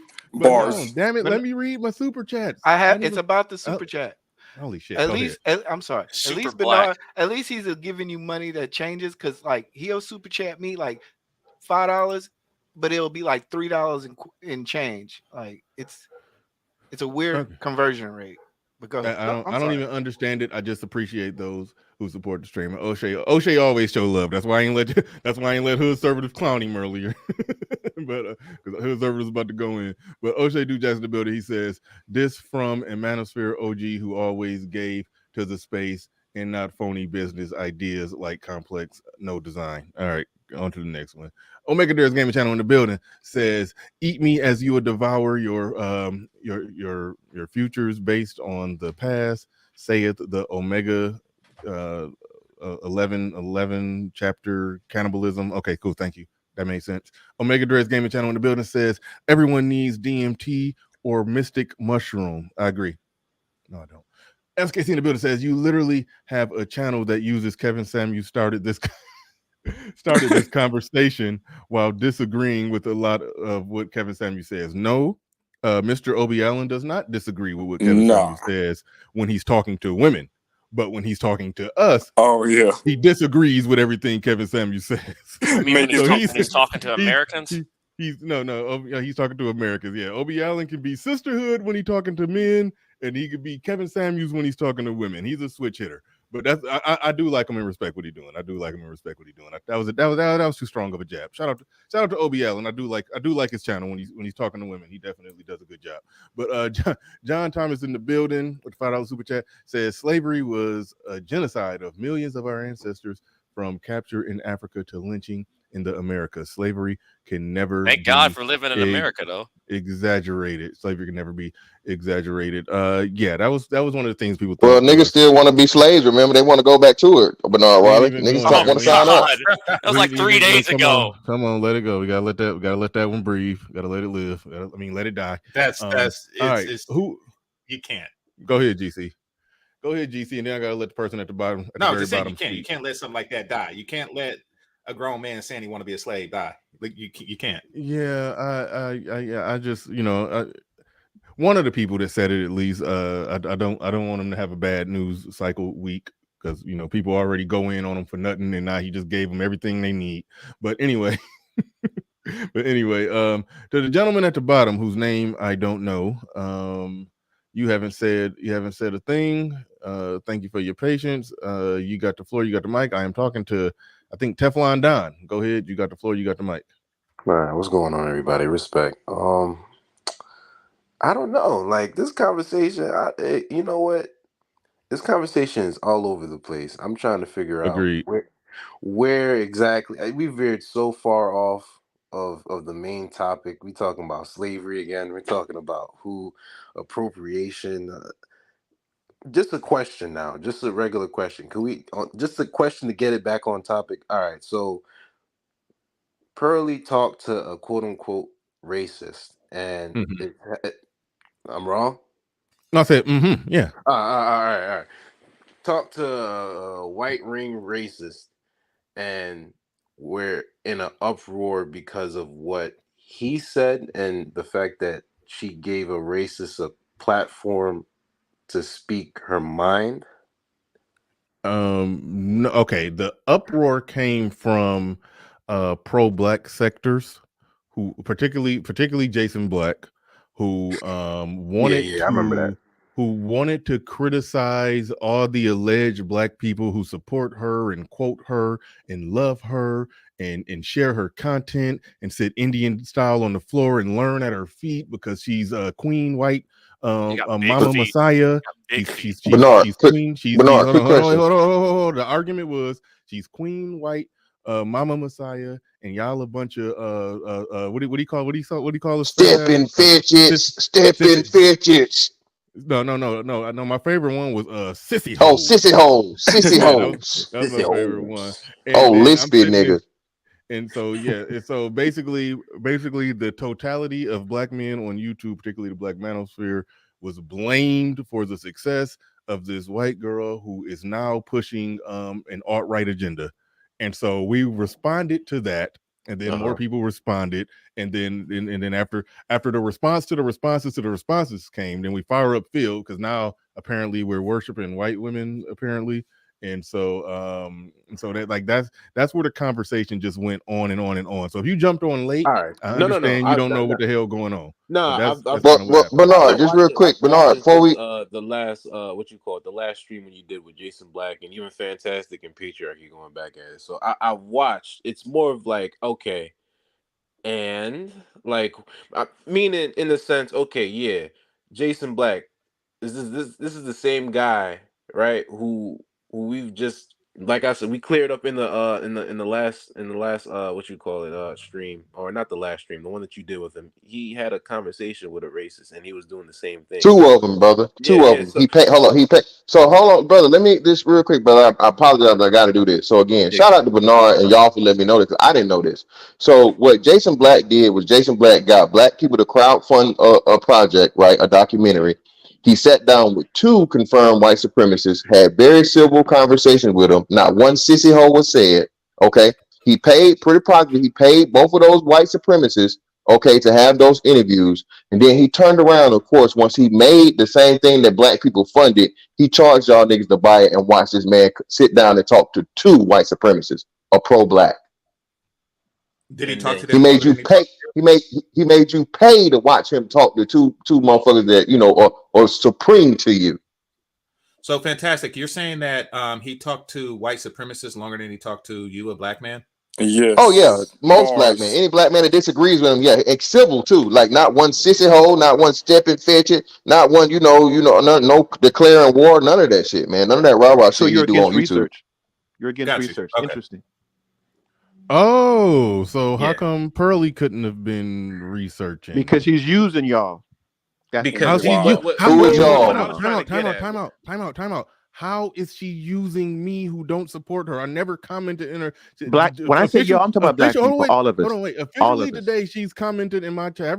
If she commented in my chat 20 times today, she's commented in my chat 20 more times than I've commented in hers. She sent Fantastic $100 super chat. She sent $100 super chat. Yeah, she used me. Yeah, she used me. Her How much you paid Bernard today, brother? Her fingerprints are everywhere. How much have you ever sent her, Fantastic? How much money you ever Pearly? None. $0. How many times have you ever commented in her chat?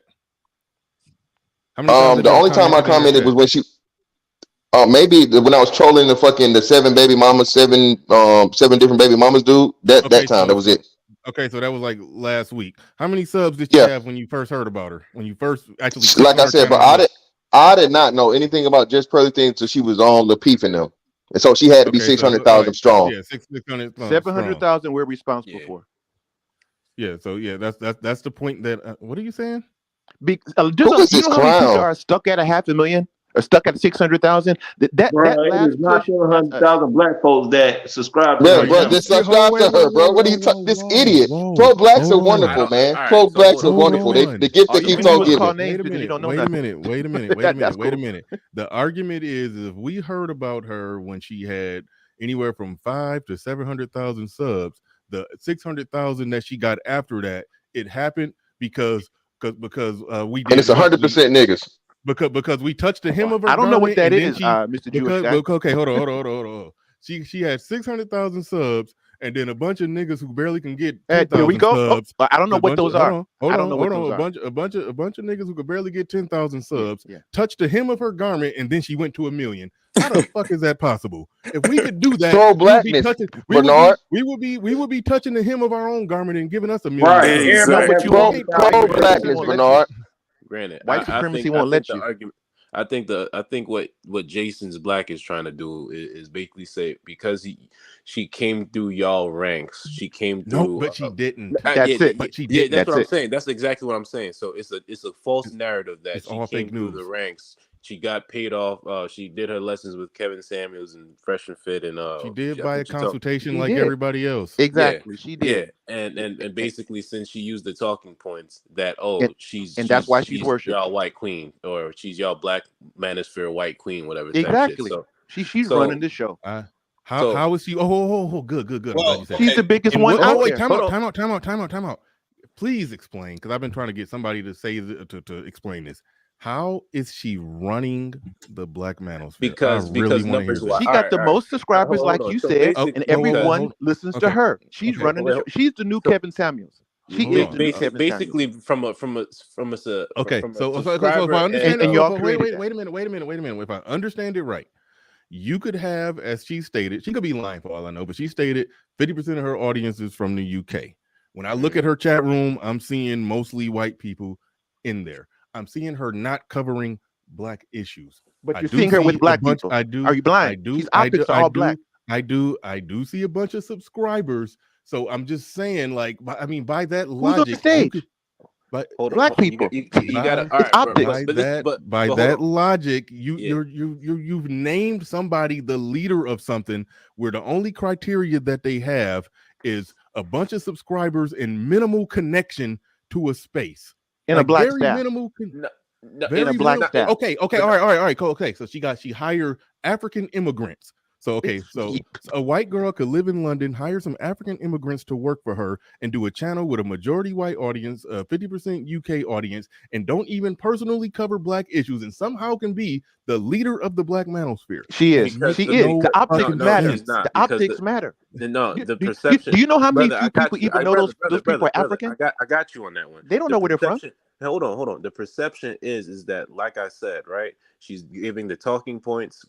What talking points? What talking? You mean red pill manosphere talking points? Yeah, red pill. Because keep in mind, because Black Manosphere talking points is a little different. Because we digging into the history, the Great Society Act, LBJ, and fucking the Moynihan Report, and we all neck deep in all that kind of bullshit and welfare. Not really. And mass that would be nice. and all of that type of shit. We get deep all up into that kind of shit. Like that ain't what she's doing. The only thing, if anything, the person who he said y'all don't work. The person that she's truly trying to mimic.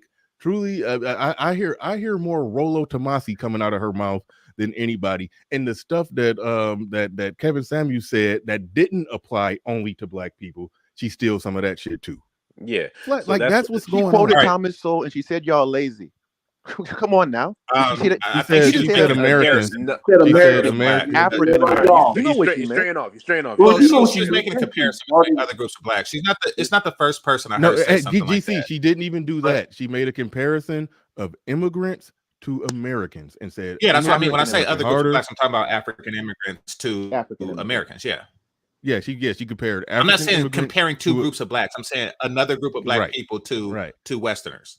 That's what I mean. But no, I do want to say this because this is Chris Rock 101, what he said in his last comedy show when he was like, you know, you don't have to be better than somebody. You just have to you just have to wait for them to say something wrong or do something wrong and then attempt to take their place. That's Jason Black 100% in this bullshit.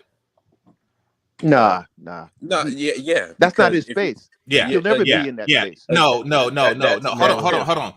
Was this nigga not? Did this nigga not just wait for her to, you know, quote unquote, slip up so he could just, you know, say, you know, no, slip up. She's a That's white who she is. supremacist. It wasn't a slip. That's the whole point. To take her down. It wasn't a slip. That's the who whole she point? is. What did she slip on? She laughed and exposed herself as a when white she laughed and made a supremacist. reference that one of her workers was late, and because the dude said, "Oh, he's black," people got mad. If it's a little, this is not an argument of if it's a legitimate slip or not, or even if Well, she's it wasn't a racist slip, or it's not. just who I'm she talking is. about Jason Black's tactic. You know, No, it's not like acting. She could have went He up there and jumps said on all the white most racist shit supremacists. ever, but you know, he brought it up in order to take her place. No, he's not going to try to take her place. Well, no. That's Okay, a joke. Jason. Wait. Hold on. So Jason you Black, saying he don't want 1 million Wait a subscribers minute. or 1.4 million subscribers? Is that what you're saying? Jason Black. Hold on. Time out. He'll never get that. His topic is not that hot like that. Time out.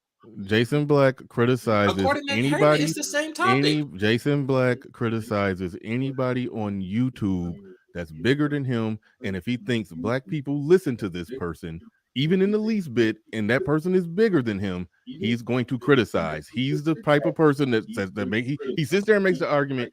Everybody is getting it wrong. I'm the only one that's getting it right. No, you that's should only only be if they're listening white to me. supremacists. That's it's limited to white supremacists. He does that. He does that. No. Literally. Then why did we call us the Manosphere? Time out. Anything that he views as any form of competition or threat. Like, okay, the Manosphere don't got as many channels that are as big, but the overall general collective of the Manosphere is enough to pull some of his audience. So that's why he calls that the Winosphere. But for you'll never pull his audience because y'all keep talking about Thomas Sowell and stuff. For the individuals, it's never going to happen. I know, but he don't want his people to be infected by us talking about Thomas Sowell. So he got to make sure that he Thomas Sowell's an idiot, and anyone who's read his stuff should know that. He's trying to help you. He's trying to help you. Hey, you interrupting the host. All right. Here's the deal. He did that shit with Fresh and Fit. He did that shit with Kevin Samuels. He's a racist too. The Fresh and Fit guy's a racist. He even did it with Kwame Brown when Kwame Brown was on that real big rise. And I know him and Kwame Brown and Jason Black agree on everything, but he meticulously waited for Kwame Brown to slip up and say something stupid, and then he highlighted that shit and said, "This is why this is it's limited to racial almost told issues. you, hey, whoa, dude, I almost told you, shut up. Now, I don't like to be rude to my guests. Stop it. Let me finish this point. Here's the deal. He sat there and waited for Kwame Brown to finally slip up, and so he can sit there and put it on blast and say, "This is why you don't listen to all of these new niggas trying to explain shit." It's like that. That's his shtick. Criticize a bunch of people who he agree with on most things. Like him and Kevin Samuels. I mean, put it like this. He said Kevin Samuels stole his shit. So if he stole Jason Black shit, that means him and Jason Black agree in saying the same things. But he got to shit on people who are saying the same shit as him. It's a content strategy. So don't can I make respond? it seem when I'm fucking done. God damn. I thought you was done. Okay, go ahead. Motherfucker, no, you hear a period when you hear a period or a long comma, he's done. If he's still talking, he ain't done talking. This nigga trying to interrupt. He said, everybody else is talking. Go ahead. You gotta wait. No, we talking to you. We talking to you so we can hear Bernard. Stop talking. Jesus. All right. You a motherfucker that hop out the car when it's running. Like, are we there? Yeah, I don't even know what the fuck I was saying. Now, basically, long story short, that's the content strategy. Anybody that ever got big, anybody that ever get bigger than him, if you're smaller than him, he ignore you, which is fine. Understand the content strategy. You get bigger than him, Now all of a sudden you public enemy number one and you're harmful to the people, and he shamed his audience for if you even dare listen to him. Even when he's talking about Pearly, he was like, and I'm going to check and see if which of my subscribers are subscribed to her so I can out you live on the air. He actually said that. I don't even think there's no way to actually figure out who subscribed to who, but he made that threat like, y'all better go unsubscribe. Like come on. It's like it's a content strategy. He makes corner to market arguments, and that's kind of some that's some bullshit to me. But either way it go is what it is. All right, go ahead. The only thing I wanted to say is that it's not he's sitting there waiting for people to slip. It's not a slip. It's just that, as I said to you the first time I called this show, is that there are people that focus on certain topics. It could be the Manosphere stuff, it could be cars, it could be lawnmower stuff. And they could be cool and all that. But every once in a while, they want to veer off and want to comment on Black issues. And not everyone's qualified to do it. Just being Black doesn't make you qualified to talk about Black issues. Just like the other brother the other day didn't know that the corporation formation started from the slave trade. He didn't know that. He just rambling. So what Jason Black does is, I'm always that. What Jason Black does is when he sees somebody, these Black people all flocking for this person, and come to find out that this person is quoting Thomas Sowell and actually saying racist stuff. Yeah, that's what he calls it out. I won't call it a content strategy because I guarantee you that man will never cross over. He'll never have Here's the kind of deal. following. It won't happen. Here's the It's deal. not going to work. The people that he criticized the most are not necessarily the people who are getting it wrong when it comes to Black issues. He criticizes people who he assessed to be in some way, shape, or form in the same market as him. Can you name Kevin one? Samuels spent the majority of his time talking about relationship stuff, not Black But he said issues. Thomas Sowell. I remember that. I watched. I know so Kevin Samuels mentioning Thomas Sowell he quoted a few Thomas times. Sowell. Yeah. Kevin Samuels quoting Thomas Sowell makes it to the point to where there's a recent video on Jason Black channel where he's going in on Kevin Samuels saying nobody learned nothing over there. He's doing that whole little spiel. That's not because he quoted because Kevin Samuels quoted Thomas Sowell a few times. It's because Kevin Samuels was his competition.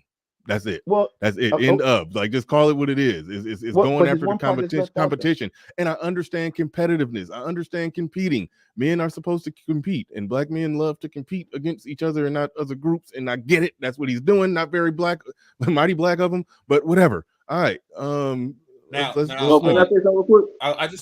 want to talk about the different types of competition, because Chris Rock, once again, he was saying that, like, competition means that you strive to be better than the other person. What he's doing is he's trying to take down the people that are better than him. Completely different type of competition. Eliminate competition. Exactly, GC. Yeah, exactly. It's kind of like shooting a person in front of you in a race versus just running faster. Like, it's essentially just a quick question. Hold on, quick question. Let me say something. Real talk. Hold on, real quick. I do want to say this real quick, and I'm gonna pass it. And I'm gonna shut up for a while. It is a dog eat dog world, and I get it, but I'm not going to accept an argument. Somebody pretending like it's some noble thing because he want to make sure the correct information is getting out there to the people when he criticizing people who Kevin Samuels who put out the same damn information as him. So that's where it turns into some outright bullshit. But go ahead, Fantastic, or whoever that was trying to jump in. I don't want. So for the brother that keeps saying Thomas Sowell, brother, could you please tell us what's so bad about Thomas Sowell? How many Thomas Sowell books have you read? How many lectures have you listened to? All you keep saying, he recorded Thomas Sowell. Brother, tell us what's wrong with Thomas Sowell, brother. Here comes the name calling. Thank you. Hold on, wait. Time out. I want to make sure we focus this one. Don't, because Fantastic said a lot. Don't talk around it. I want you to specifically say what's wrong with the points that Thomas Sowell makes, the conclusions that Thomas Sowell come to. I want you to explain that. Go. He is anti-white supremacy. He's one of those guys that think, well, if you get a white person in America and a Black person in America, and they all do the same things, everything will just work out. The whole argument is, if you just work harder, remember the Obama thing, same concept. If the reason why we're not with the level with the white people is because we don't work hard enough. He totally ignores that there's a whole system in play and a whole bunch of obstacles in play to stop us from getting where we need to be. That's all documented. That's not a philosophy. Okay, so hold on. So how do you explain the black people that do make it? So hold on. So hold on. So the black people that are successful. So hold on. So no, brother, I guess I got to interject to ask the question because you're just saying conjecture. Go ahead. So answer the question. How's Bernard Riley up here again? Successful gentleman. Why ain't the white man holding Bernard Riley back? Why ain't the white man holding me back? Why any other black man up here that the white man is holding back? Hold on. Can we get a show of hands on the panel of where? Give me a yay if the white man's holding you back. Yay if the white man's holding you back. Look. So hold on, brother, be quiet so we can hear the yays. No, brother, stop. Hey, brother, hold on. Yay. We go 1, 2, 3. If the white man holding you back, yay. No yays? Nay. All right, nay. So what about say the nays? Okay, 1, 2, 3, nay. If the white man is holding you back, nay. Nay. Hell yeah. All nays. Okay. So brother, brother, you have 100%. You have a panel consisting of 100% black men that don't believe in this white supremacy you're talking about of this institution where the white man is keeping us from being successful, brother. So how can your premise be true? Okay, if I can answer, I will answer now. The premise is true because you took a poll about people who are just on the internet, which is really goofy. But wow, so it's really goofy to ask black men. 40 million. There are over 40 million black people in this country, and we're at the bottom of every economic measure you can come up with. But you're going to tell me about Oprah. No, we're actually not. Now you're lying. Economically, and your whole argument is, because we don't work hard enough. That's just goofy. Wait a minute. We're not at the bottom of every economic measure, and I was trying to interrupt to agree with you that what Fantastic did was not a scientifically controlled study. I mean, it's not a random sample and not a large enough sample. So you're right about that. But in general, when you do break a lot of this stuff down into a multivariate analysis and average in a lot of other factors, decision making and culture, upbringing, and all of that stuff. When you average a lot of that into the equation, just saying that just hitting it with the wide brush of racism, that kind of fades away. Sort of. Yeah, it does. Same thing as the gender wage gap. Show me how. Same as the gender wage gap. To tell me how it fades away. No, I want to hear that. How's that fade away? Because let's do this, brother. Let's do this. No, Bernard just said, how does it fade away? I want to know. Let's do it like this. Well, we're doing it by committee. We're explaining it by committee, brother. No, he made what he thought. First off, you don't make no demands over here, nigga. You don't got no pull like that. Hold on, wait. Go ahead, DC. Quick second. Let's do it like this, brother. Even if there exists a system that holds black men back, should they still not work hard? That's not even an argument. That's goofy again. That's goofy. Just because you understand the system, no, it's not an argument, brother. It's not an argument. Okay. Come on, one at a time. Even if there exists a system, right quick. Even if there exists a system, okay, all right. I'll wait. No. Unfair for black men, should they still not work hard? He's going to say yes, and then we're going to be stuck at the same spot. Let me take it this way. Then I'll give this one example. Okay, education. All right. A lot of black kids, when they take the SAT, the ACT, they score lower. Their college placement and all of that is lower. A lot of people say that's racism, that the white public school system isn't educating them properly. Okay, when you scratch beneath the surface, what do you find out? You find out that Asian kids on average do 2 hours of homework per day. White kids on average do something like 45 minutes to like an hour or more, I think like an hour and 20 minutes of homework. Yeah, and black kids don't even do 15 minutes. And the Hispanic and Latino kids, they do 45 to 50 minutes of homework a day, and black kids do 25 minutes of homework per day. So when you scratch beneath the surface, you could see that there are things happening in-house that are causing a lot of these problems. So we need to culturally fix a lot of this shit before we can just hit it with the broad brush of it's racism doing it. Even without numbers, I already knew that because in the black home, they don't celebrate or champion more knowledge. They champion go distract yourself while I'm trying to. And where do you think that came from? Africa? Don't be silly. That's all part of white supremacy. The point. So why aren't the white people doing it? So hold on. So why aren't the white people doing it? So why aren't the white people doing it? brother. Listen to me. Listen to me. Listen to me. Time out. Listen to me. No, I didn't get to. Wait. I know, but you got. No, I want you to answer. I didn't get to finish. No, I never got. I don't give a damn. Hey. Whether you accept it or not, I want you to answer. I want you to answer. And once you understand the problem, then you can attack it. But I want you to answer. Don't exist like Thomas Sowell, you'll never get anywhere. You'll never be over. So stop it. I can't find his avatar to mute it. Okay, all right, dude. I want you to answer my direct question. What the fuck does white supremacy have to do with, or how the fuck is white supremacy preventing black parents from making their black kids do more homework? Well, what the fuck that has to do with that is, first of all, that goes back of the history of our families going back from slavery all the way to now that we don't even have a father in the home. You know all the situations. You know the employment opportunities. So you got pretty much kids raising themselves. That goes on generations. And to pretend that that's something that we created, that's historically incorrect.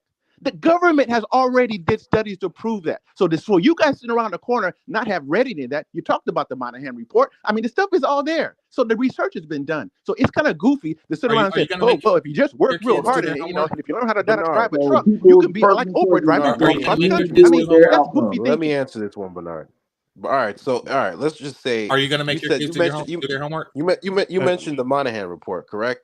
So if you actually read the Monahan report, did it not say that it was an 80% prior to 1965, 80% marriage rate, but it did highlight the fact that most black women, what they were trying to do, they were trying to separate the household, correct? So if you separate the household, hold on. If you separate the household, correct? And no, you said they. So I'm trying to say correct. Who you mean by they? You said they were trying to separate the household. Whoa. Hold on. You gotta let me get it out first. So if you separate the household, right, and you have one black man in one household, and you have a black woman in the household, and let's say she has the kids, right? Again, let's just say this, right? It's separated. She's at work. What are the kids doing? I can't even go with that because when you took it back to the 60s with him. Today, what is stopping black people from having healthy relationships and staying together and raising their families in a way that makes sense, that's going to produce better outcomes for their children? What is stopping that today? It's white supremacy. It's stopping it. So it's girls, summer, city girls. It ain't over. It's not over. So it's personal accountability on personal choice.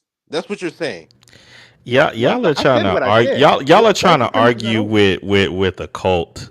I'm sorry. A cultist. Thank you, SKC. A cultist. And the way that you prove that is very easy. Let me just ask this one question, and I'm gone. And the dudes in the chat, you guys, please answer me as well. For the Jason Black fans, what has Jason Black ever been wrong about? I'm not a Jason Black fan, so I could care less. What has Jason Black ever been wrong about? He is not a relationship expert. He never was trying to. Brother, we didn't ask you that. We asked you what has he been wrong about. He's wrong about a lot of stuff. What? Name one thing. God, there's so many. Let me see. Jason Black. God, it's just a ton of things. I mean, he's not perfect. I mean, there we go. What that's called is a Messiah complex. You have with cultists. So on and so forth. I'm done. Yeah, thank you, because you didn't make your point didn't work. Yeah, you still didn't make no point about Thomas Sowell. So I mean, you have made no. All you do is call everybody goofy. You didn't make any. You didn't disprove anything that Thomas Sowell did research to prove. You're not a historian that Thomas Sowell is. You don't have the intellect that Thomas Sowell has, and you're some random nobody nigga on the internet that's got bad shit to say about Thomas Sowell because your daddy got something bad to say about him. When you become Oprah, and you don't work right now. You work is goofy. You know, this whole idea that you can just work your way up and you work and be fine. Well, the black men that do it prove it, brother. I'm doing pretty well, and I'm not done, and I'm not done getting better. So you can be a failure, brother. You on food stamps, brother? Oh boy. No, he's in corporate America. He's in corporate America. You on food stamps? No. He's. So we talking? Hold on. No. Wait. Hold on. But no, I know this. I know he's not working for the white man. Yes, he's in corporate America. Brother, hold on, brother. You mean to tell me, whoa, brother. You mean to tell me you getting a paycheck from the good old white man every week or every month? You telling me that, brother? But he mad at Brother, I'm asking you the question, brother. I'm asking you, brother. Who affords you the lifestyle you have right now, brother? How many degrees do you got? So you don't brother, zero, brother. Zero. So hold on, wait. You got a degree too? You got a degree, brother? So you have no education, so you can't. You got a degree too, brother. Where'd you get your degree from, brother? Show you a way out, brother. Where'd you get your degree from? Where'd you get your degree from, brother? You need to learn, brother. Where did you get your degree from? I'm just curious. If you don't know the system, brother, where did you get your degree from, brother? If you don't know the system, you can't beat it, brother. I'm asking you, what educational system did you get your degree from, brother? Can you enlighten us? Can you tell me where you got your illustrious college degree from, brother? Go right ahead. Out, my brother. I'm asking you something personal since your degree is so important. Tell us where you got your degree from, brother. I'm trying to save you from yourself. Brother, you're not going to save me from nothing, brother. Tell me where you got your degree from. If you could learn what white supremacy brother, you know what? One thing they didn't teach you? They didn't teach you how to answer questions. Brother, that's one of the main things you learn at college, bro. You should understand. I'm going to ask you again. Where did you get your degree from, brother? It don't matter. It don't matter. It don't matter. So I'm taking it you didn't get it from HBCU. Oops. Is that what you telling me, brother? I know you didn't get no white man's education and getting a white man's paycheck, and you talking about white supremacy, brother. Is that what you telling us, brother? Hold on. This man goes to work every day. I know he has, brother. You got white co-workers. That's why this nigga won't show himself. See, this is what these niggas love to do, right? And the same shit as Jason Black do, right? They love to get here and hop on here. White man this, white man that, and saltine this, saltine that, and then you know what they do? Hey, Johnny, did you watch that game yesterday at the water cooler? They take that nice check. They take their good old life. They throw their degree up in your face, and they didn't go to HBCU. But white supremacy. Look, I'm trying to give you a way out. Pro-blackness is a sickness, bro. Pro-blackness is a sickness, dog. This dude right here just proved it to you. If you don't believe it, you don't understand it now, bro, you lost. You the lost one, brother. Ain't nothing about me stuck, my nigga. Nothing. So you had to work to get out the system? You talking to me? No, I'm talking about old boy. He had to work to get out the system, right? He's still at work, brother. He's still in the system. He's still getting paid by the white man. Look, but the whole thing is, he said that hard work is goofy, but how did you get to where you was at unless you had to work? Great point. Why are you contradicting yourself? I don't know if anybody heard this, but Mr. Black messed up. He's just spooked that set by the door, something like that. But let me ask you this: what's your degree in, brother? You there? Hey, GC, let me jump. The white man holding him back, I guess. The white man, he got to be quiet. They in his cubicle. He done got too loud. Okay, got you. White man finally got him. Somebody had a question for me? Well, it wasn't for GC. It's Sir Tice. What's up, fellas? Shout out, chat. What up, Bernie? Real quick, this brother said something so errant, I had to jump up here. I think Fan had asked him about specifically about Thomas Sowell, right? And he says it's because of slavery why black people perform this way. Isn't that the summation of what he said? It's because of slavery to why we underperform and all this. System of white supremacy, but it's the same thing. I mean, it's okay. Yeah. Notice when you asked him about Thomas Sowell, he gave the most ridiculous summary ever. He didn't say like in red and black rednecks and white, whatever the title of the book. He didn't cite anything. He just gave a very general thing. But here's the problem: black people wasn't always underperforming like they are now. So you can't use the so-called legacy of slavery in that weak-ass argument. There's a reason now why in Baltimore and in Chicago, let me see, in Baltimore it was 23 and in Chicago it's 55. Don't ask why I know these exact numbers, where kids aren't even reading at above grade level when they were previously. So I would like for this brother to answer that question. Because it's white supremacy. Those systems are still in the play. And if you're going to pick one part of the country and say, oh, how come they can't read? Hey, forget about that. What about the brothers that in their 30s and 40s? What about them? You know, the ones who's trying to break through this system. So we always go to the kids because, you know, the kids can't talk. Most brothers are in the middle class. Now what? Most brothers are in the middle class. Now what? To be in the middle class.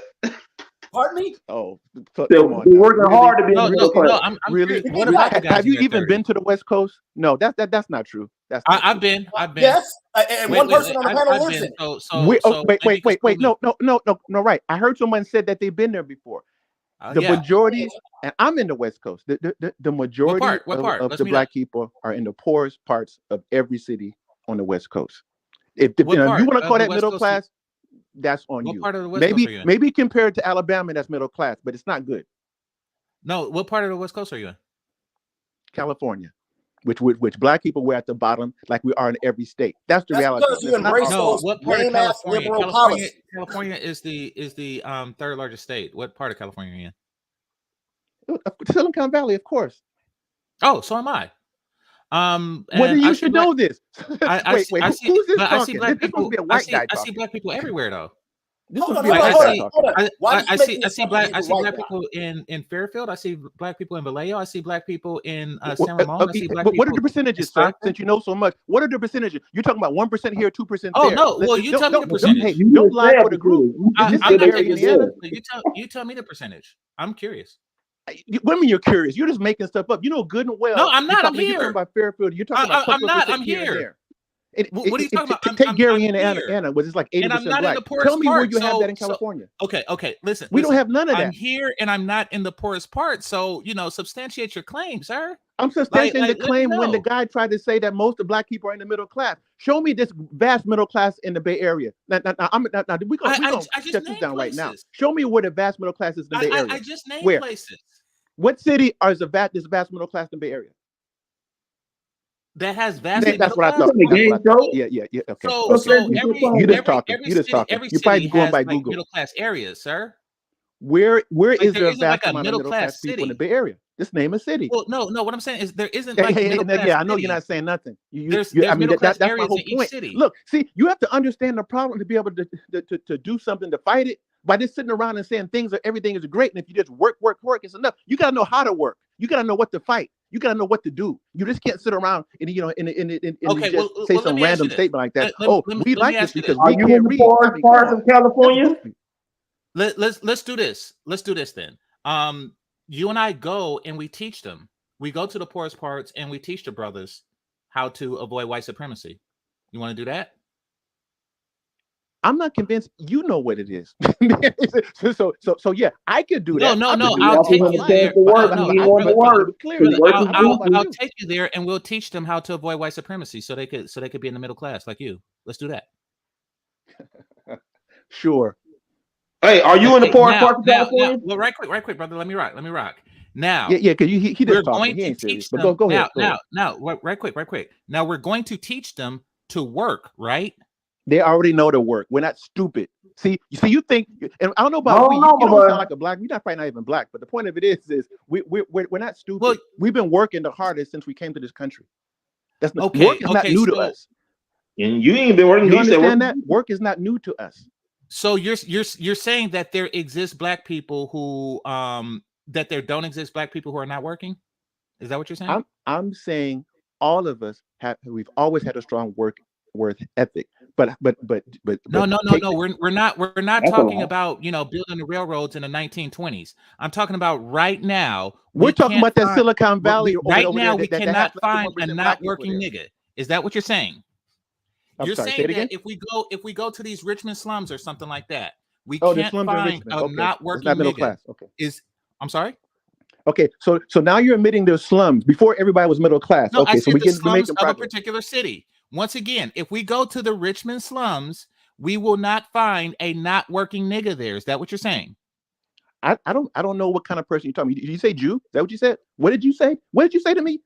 No, I said nigga. What did you call that person? Why are you dancing around the question, bro? Answer the question. No. I don't respond to people using N-words. That lets me know that told me the total full of it. He ain't trying to help nobody. Bro, how you going to talk like that? And you trying to help somebody? Help me help them. You're saying you're working for the man. I can tell that.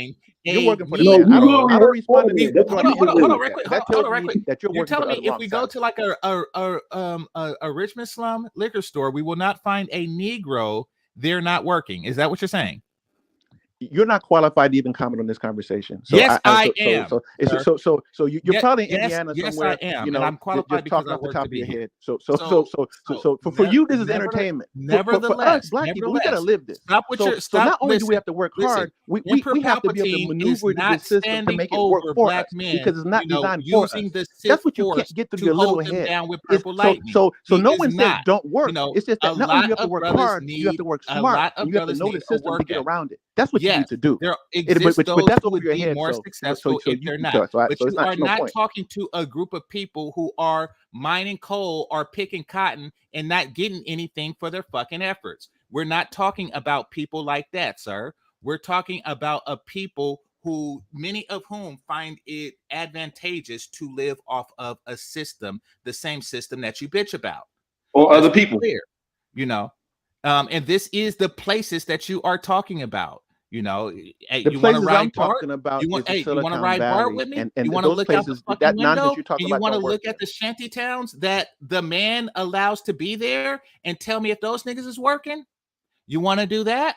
Oh, I'm no, you sorry. said everybody's middle class. I'm That's sorry. what you said. Those black people. So clearly, I no, don't think you've you ever don't been to know. California You don't because you didn't say rambling shit stuff off the to 'em. internet. You don't Because say a minute ago, nothing. everybody was middle class, You just and then when I use asked for them as numbers, an excuse everything got quiet. to So prove the existence of white that's supremacy. just internet talk. That's all No, that is. no, There's no facts in any of this. that is not proof, and it does not And you talk enhance about their picking life cotton. There's or no cotton in yours to California to just pick. say that they could blame shit on white supremacy. Okay, It's if you just want the to fact. help If them, you don't then understand it, you well, make then your it's because and you're you probably find white. yourself an orchard. You buy an orchard, and As a then you white tell them person, you niggas have to to defend pick it. Unless you're doing something like that, I don't want to hear shit. Why? Because you know they're nothing. not at Because you know nothing. Home Depot All you know is looking shit. for That's work. because you don't know anything. Rushing a truck Because every you time probably you never ask been to for somebody California. that knows how to So because you paint. know nothing. They're not doing shit like that. So They're not working. you're trying to in defend the white fields supremacy. in Bro, one Sacramento. person trying to speak and you were making assumptions, bro. Chill out. They are He not ain't looking saying for nothing. factory work. He's not Bro, saying you nothing. making assumptions though, bro. He's not You saying making nothing. straight Let me up ask you a assumptions question. Let me saying ask you you a don't know question. if the man is black or not. A regular black man, right? Let's just say, for instance, we in a car, right? We're going down Philly. I don't even do in the city that I'm in.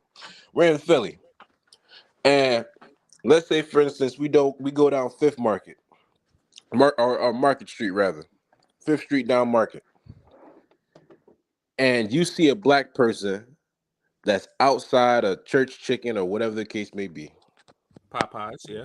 Yeah, either one. It could be Popeyes, could be fucking. There's no Chick-fil-A down there, but let's just say imaginary Chick-fil-A, and even then, Chick-fil-A wouldn't even go for that shit. But either who, church chicken, and you ask him, "Hey, brother, why you standing outside of a church chicken?"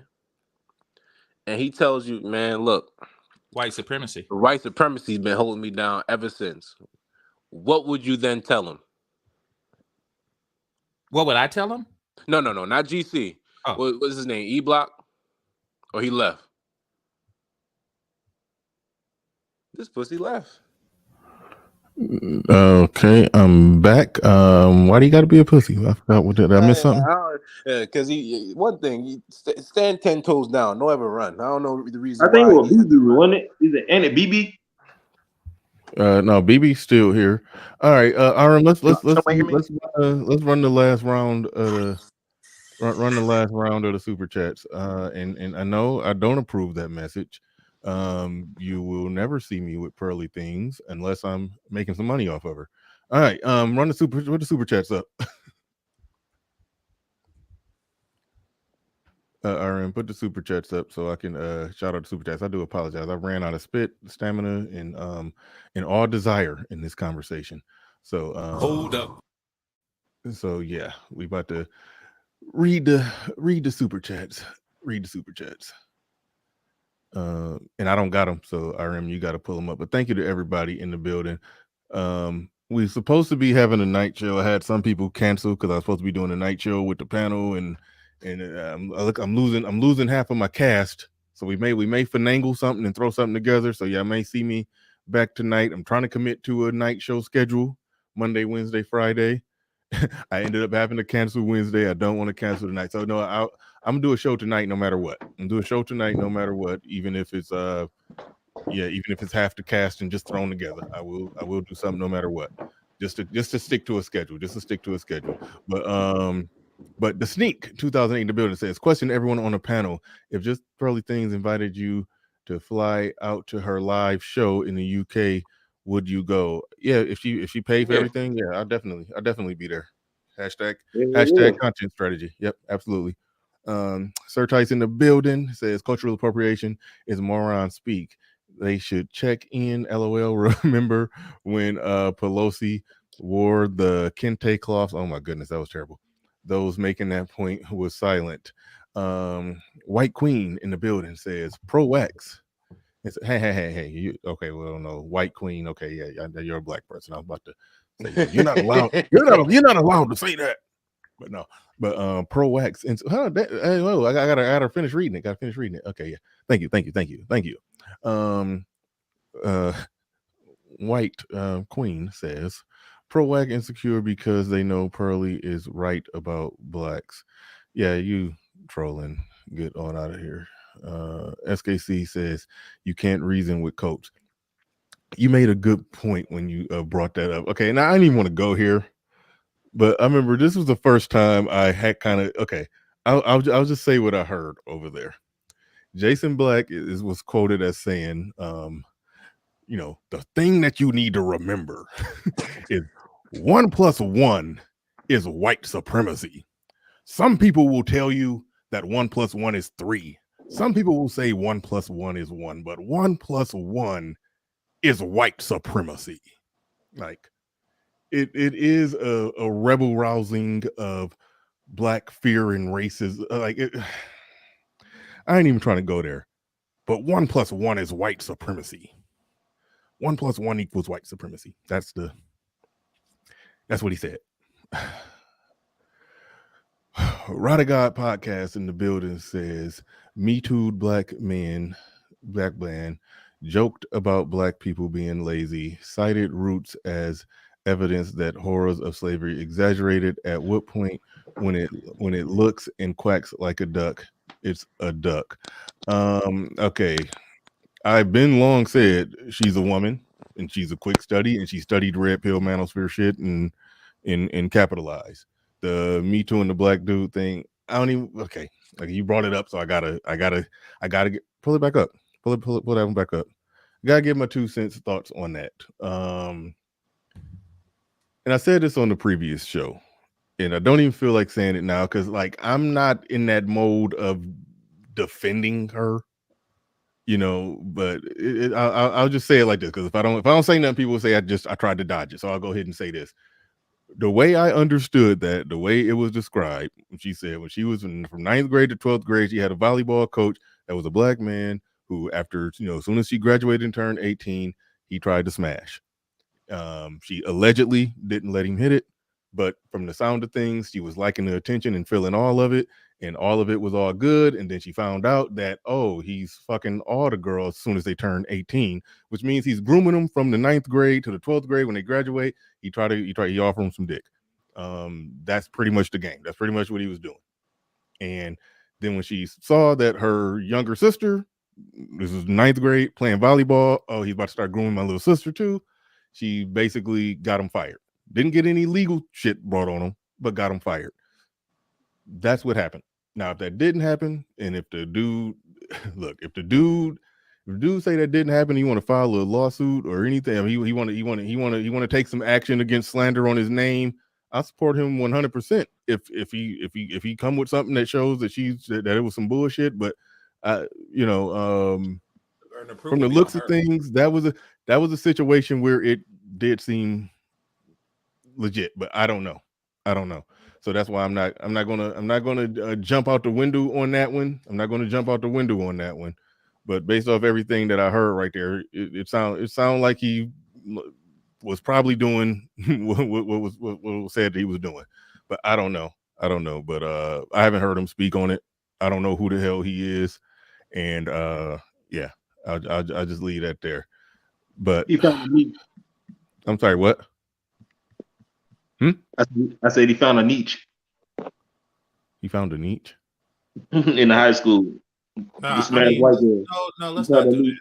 We don't know. We don't know what this dude. We know that he was accused of grooming. The burden of proof is on Pearl. Yeah, and yeah. So that's true. I give you that. I'll give you that. I'll give you that all day. But can I say this though about that whole thing about she joked about black people being lazy. The whole thing is she never mentioned any black people, even when she made the damn joke. When she made a joke about blessed, this the problem. This is the thing I have an issue with because I hate sensitive people.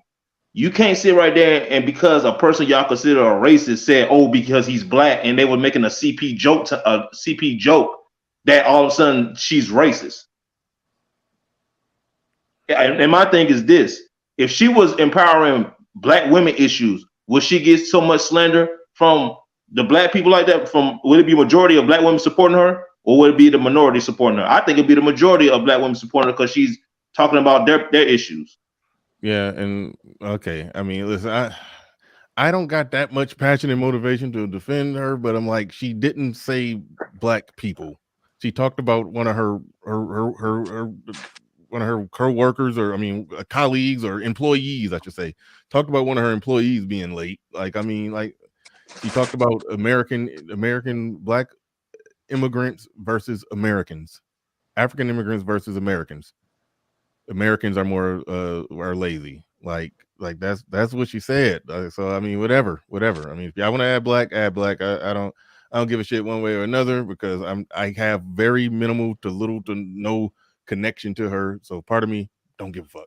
Well, part of it was she laughed when something about he said that he's late all the time because he's Italian, and then she mentioned her crew member that was late. Now I think it was him that said that, yeah, but they're black, and she laughed at that.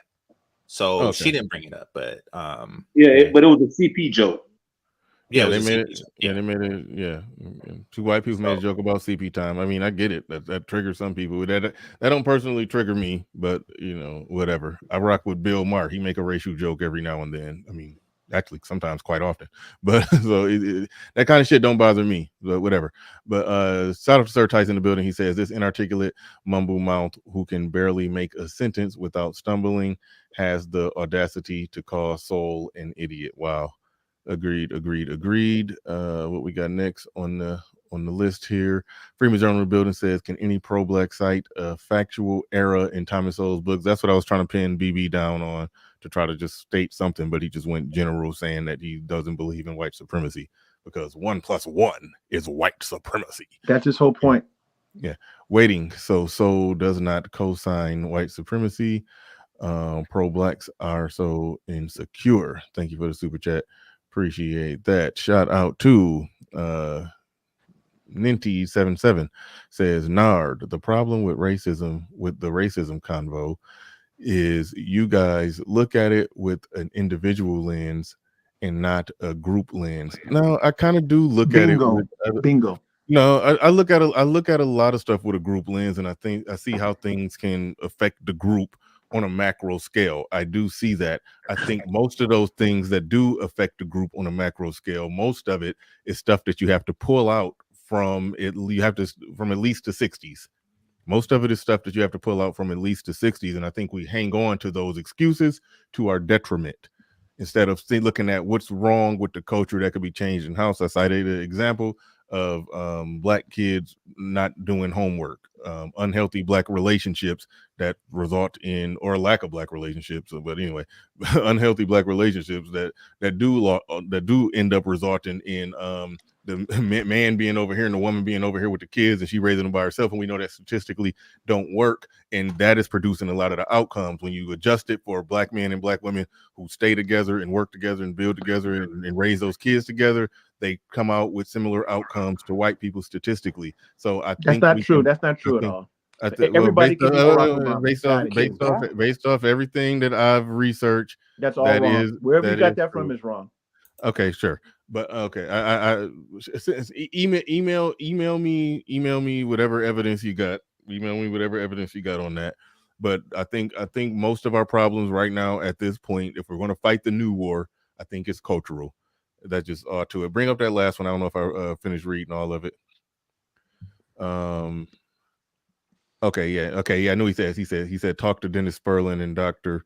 Claude Anderson. All right, thank you for that super chat. Appreciate that. Go ahead and go to the next one. Little Rock 2517 in the building says, my daughter is a 24-year-old doctor of pharmacy making six figures. She had standards in the home, not white supremacy. Thank you for the super chat. Appreciate that. Tomcat in the building says, and congratulations to your daughter. That's nice. That's amazing. Thumbs up for that. Tomcat in the building says, truth, he said, us truth seekers know the Strag has sold out the community for chicken change and has been since the suffrage movement. Thank you for the super chat. Appreciate that. DJ Torch Live Network says, as game changer, if he's ever okay, get the fuck out of here. Well, I'll answer that question. Not until I whoop your ass. Hey yo. All right. And that's the point. It's like, why do they say that if you like, we're the ones who are accused of being triggered. I just had two brothers in the chat call me a P word, a cheese pizza eater, because of my super chat about the Me Too. It's like, that's why they think you worship them, because even if somebody just makes an argument, makes a point, it goes to this extreme of you P word. It's like, dude, that there's something wrong. Yeah. Pablo in the building says, let's say everything they say is true. We only support her because she's white. Who the fuck is we and who supports her? I don't. No, I think he was asking the question like, okay, now what? Now let's change it. I don't think. Okay, all right. We only support her because she's white. Now what? How does he plan to change it? Well, he wants to shame people for allegedly supporting her, and they shouldn't watch her, and they should listen to him. Like that's pretty much the content strategy. But like I said, I don't listen to her. I just was I was shocked to find out that she was my leader, and I was following and learning at the feet of this this woman. I that was news to me. F Holiday in the building says, my dad used the same mealy mouths ends a lot. Today I know the hotep on the panel was who he was talking about. Thanks, Bernard. Thank you for the super chat. Appreciate that. All right. Thank you to everybody who contributed to the show. Appreciate each and every one of you. I damn near don't even want to go around the table for final words, because I do need to wrap this up and get the hell out of here and get on with my day and my life. But I do appreciate each and every one of you coming through to support the stream. This was another lively one. We're going to try to give y'all a lot more of these tomorrow. I'll be doing something with Hood Conservative. You know, it's always controversial when Hood Conservatives come through. I'm gonna ask him to whatever topic he come with, because he come up with the topic on the Saturday shows. I'm gonna ask him whatever the topic is. It just can't involve Miss Ann.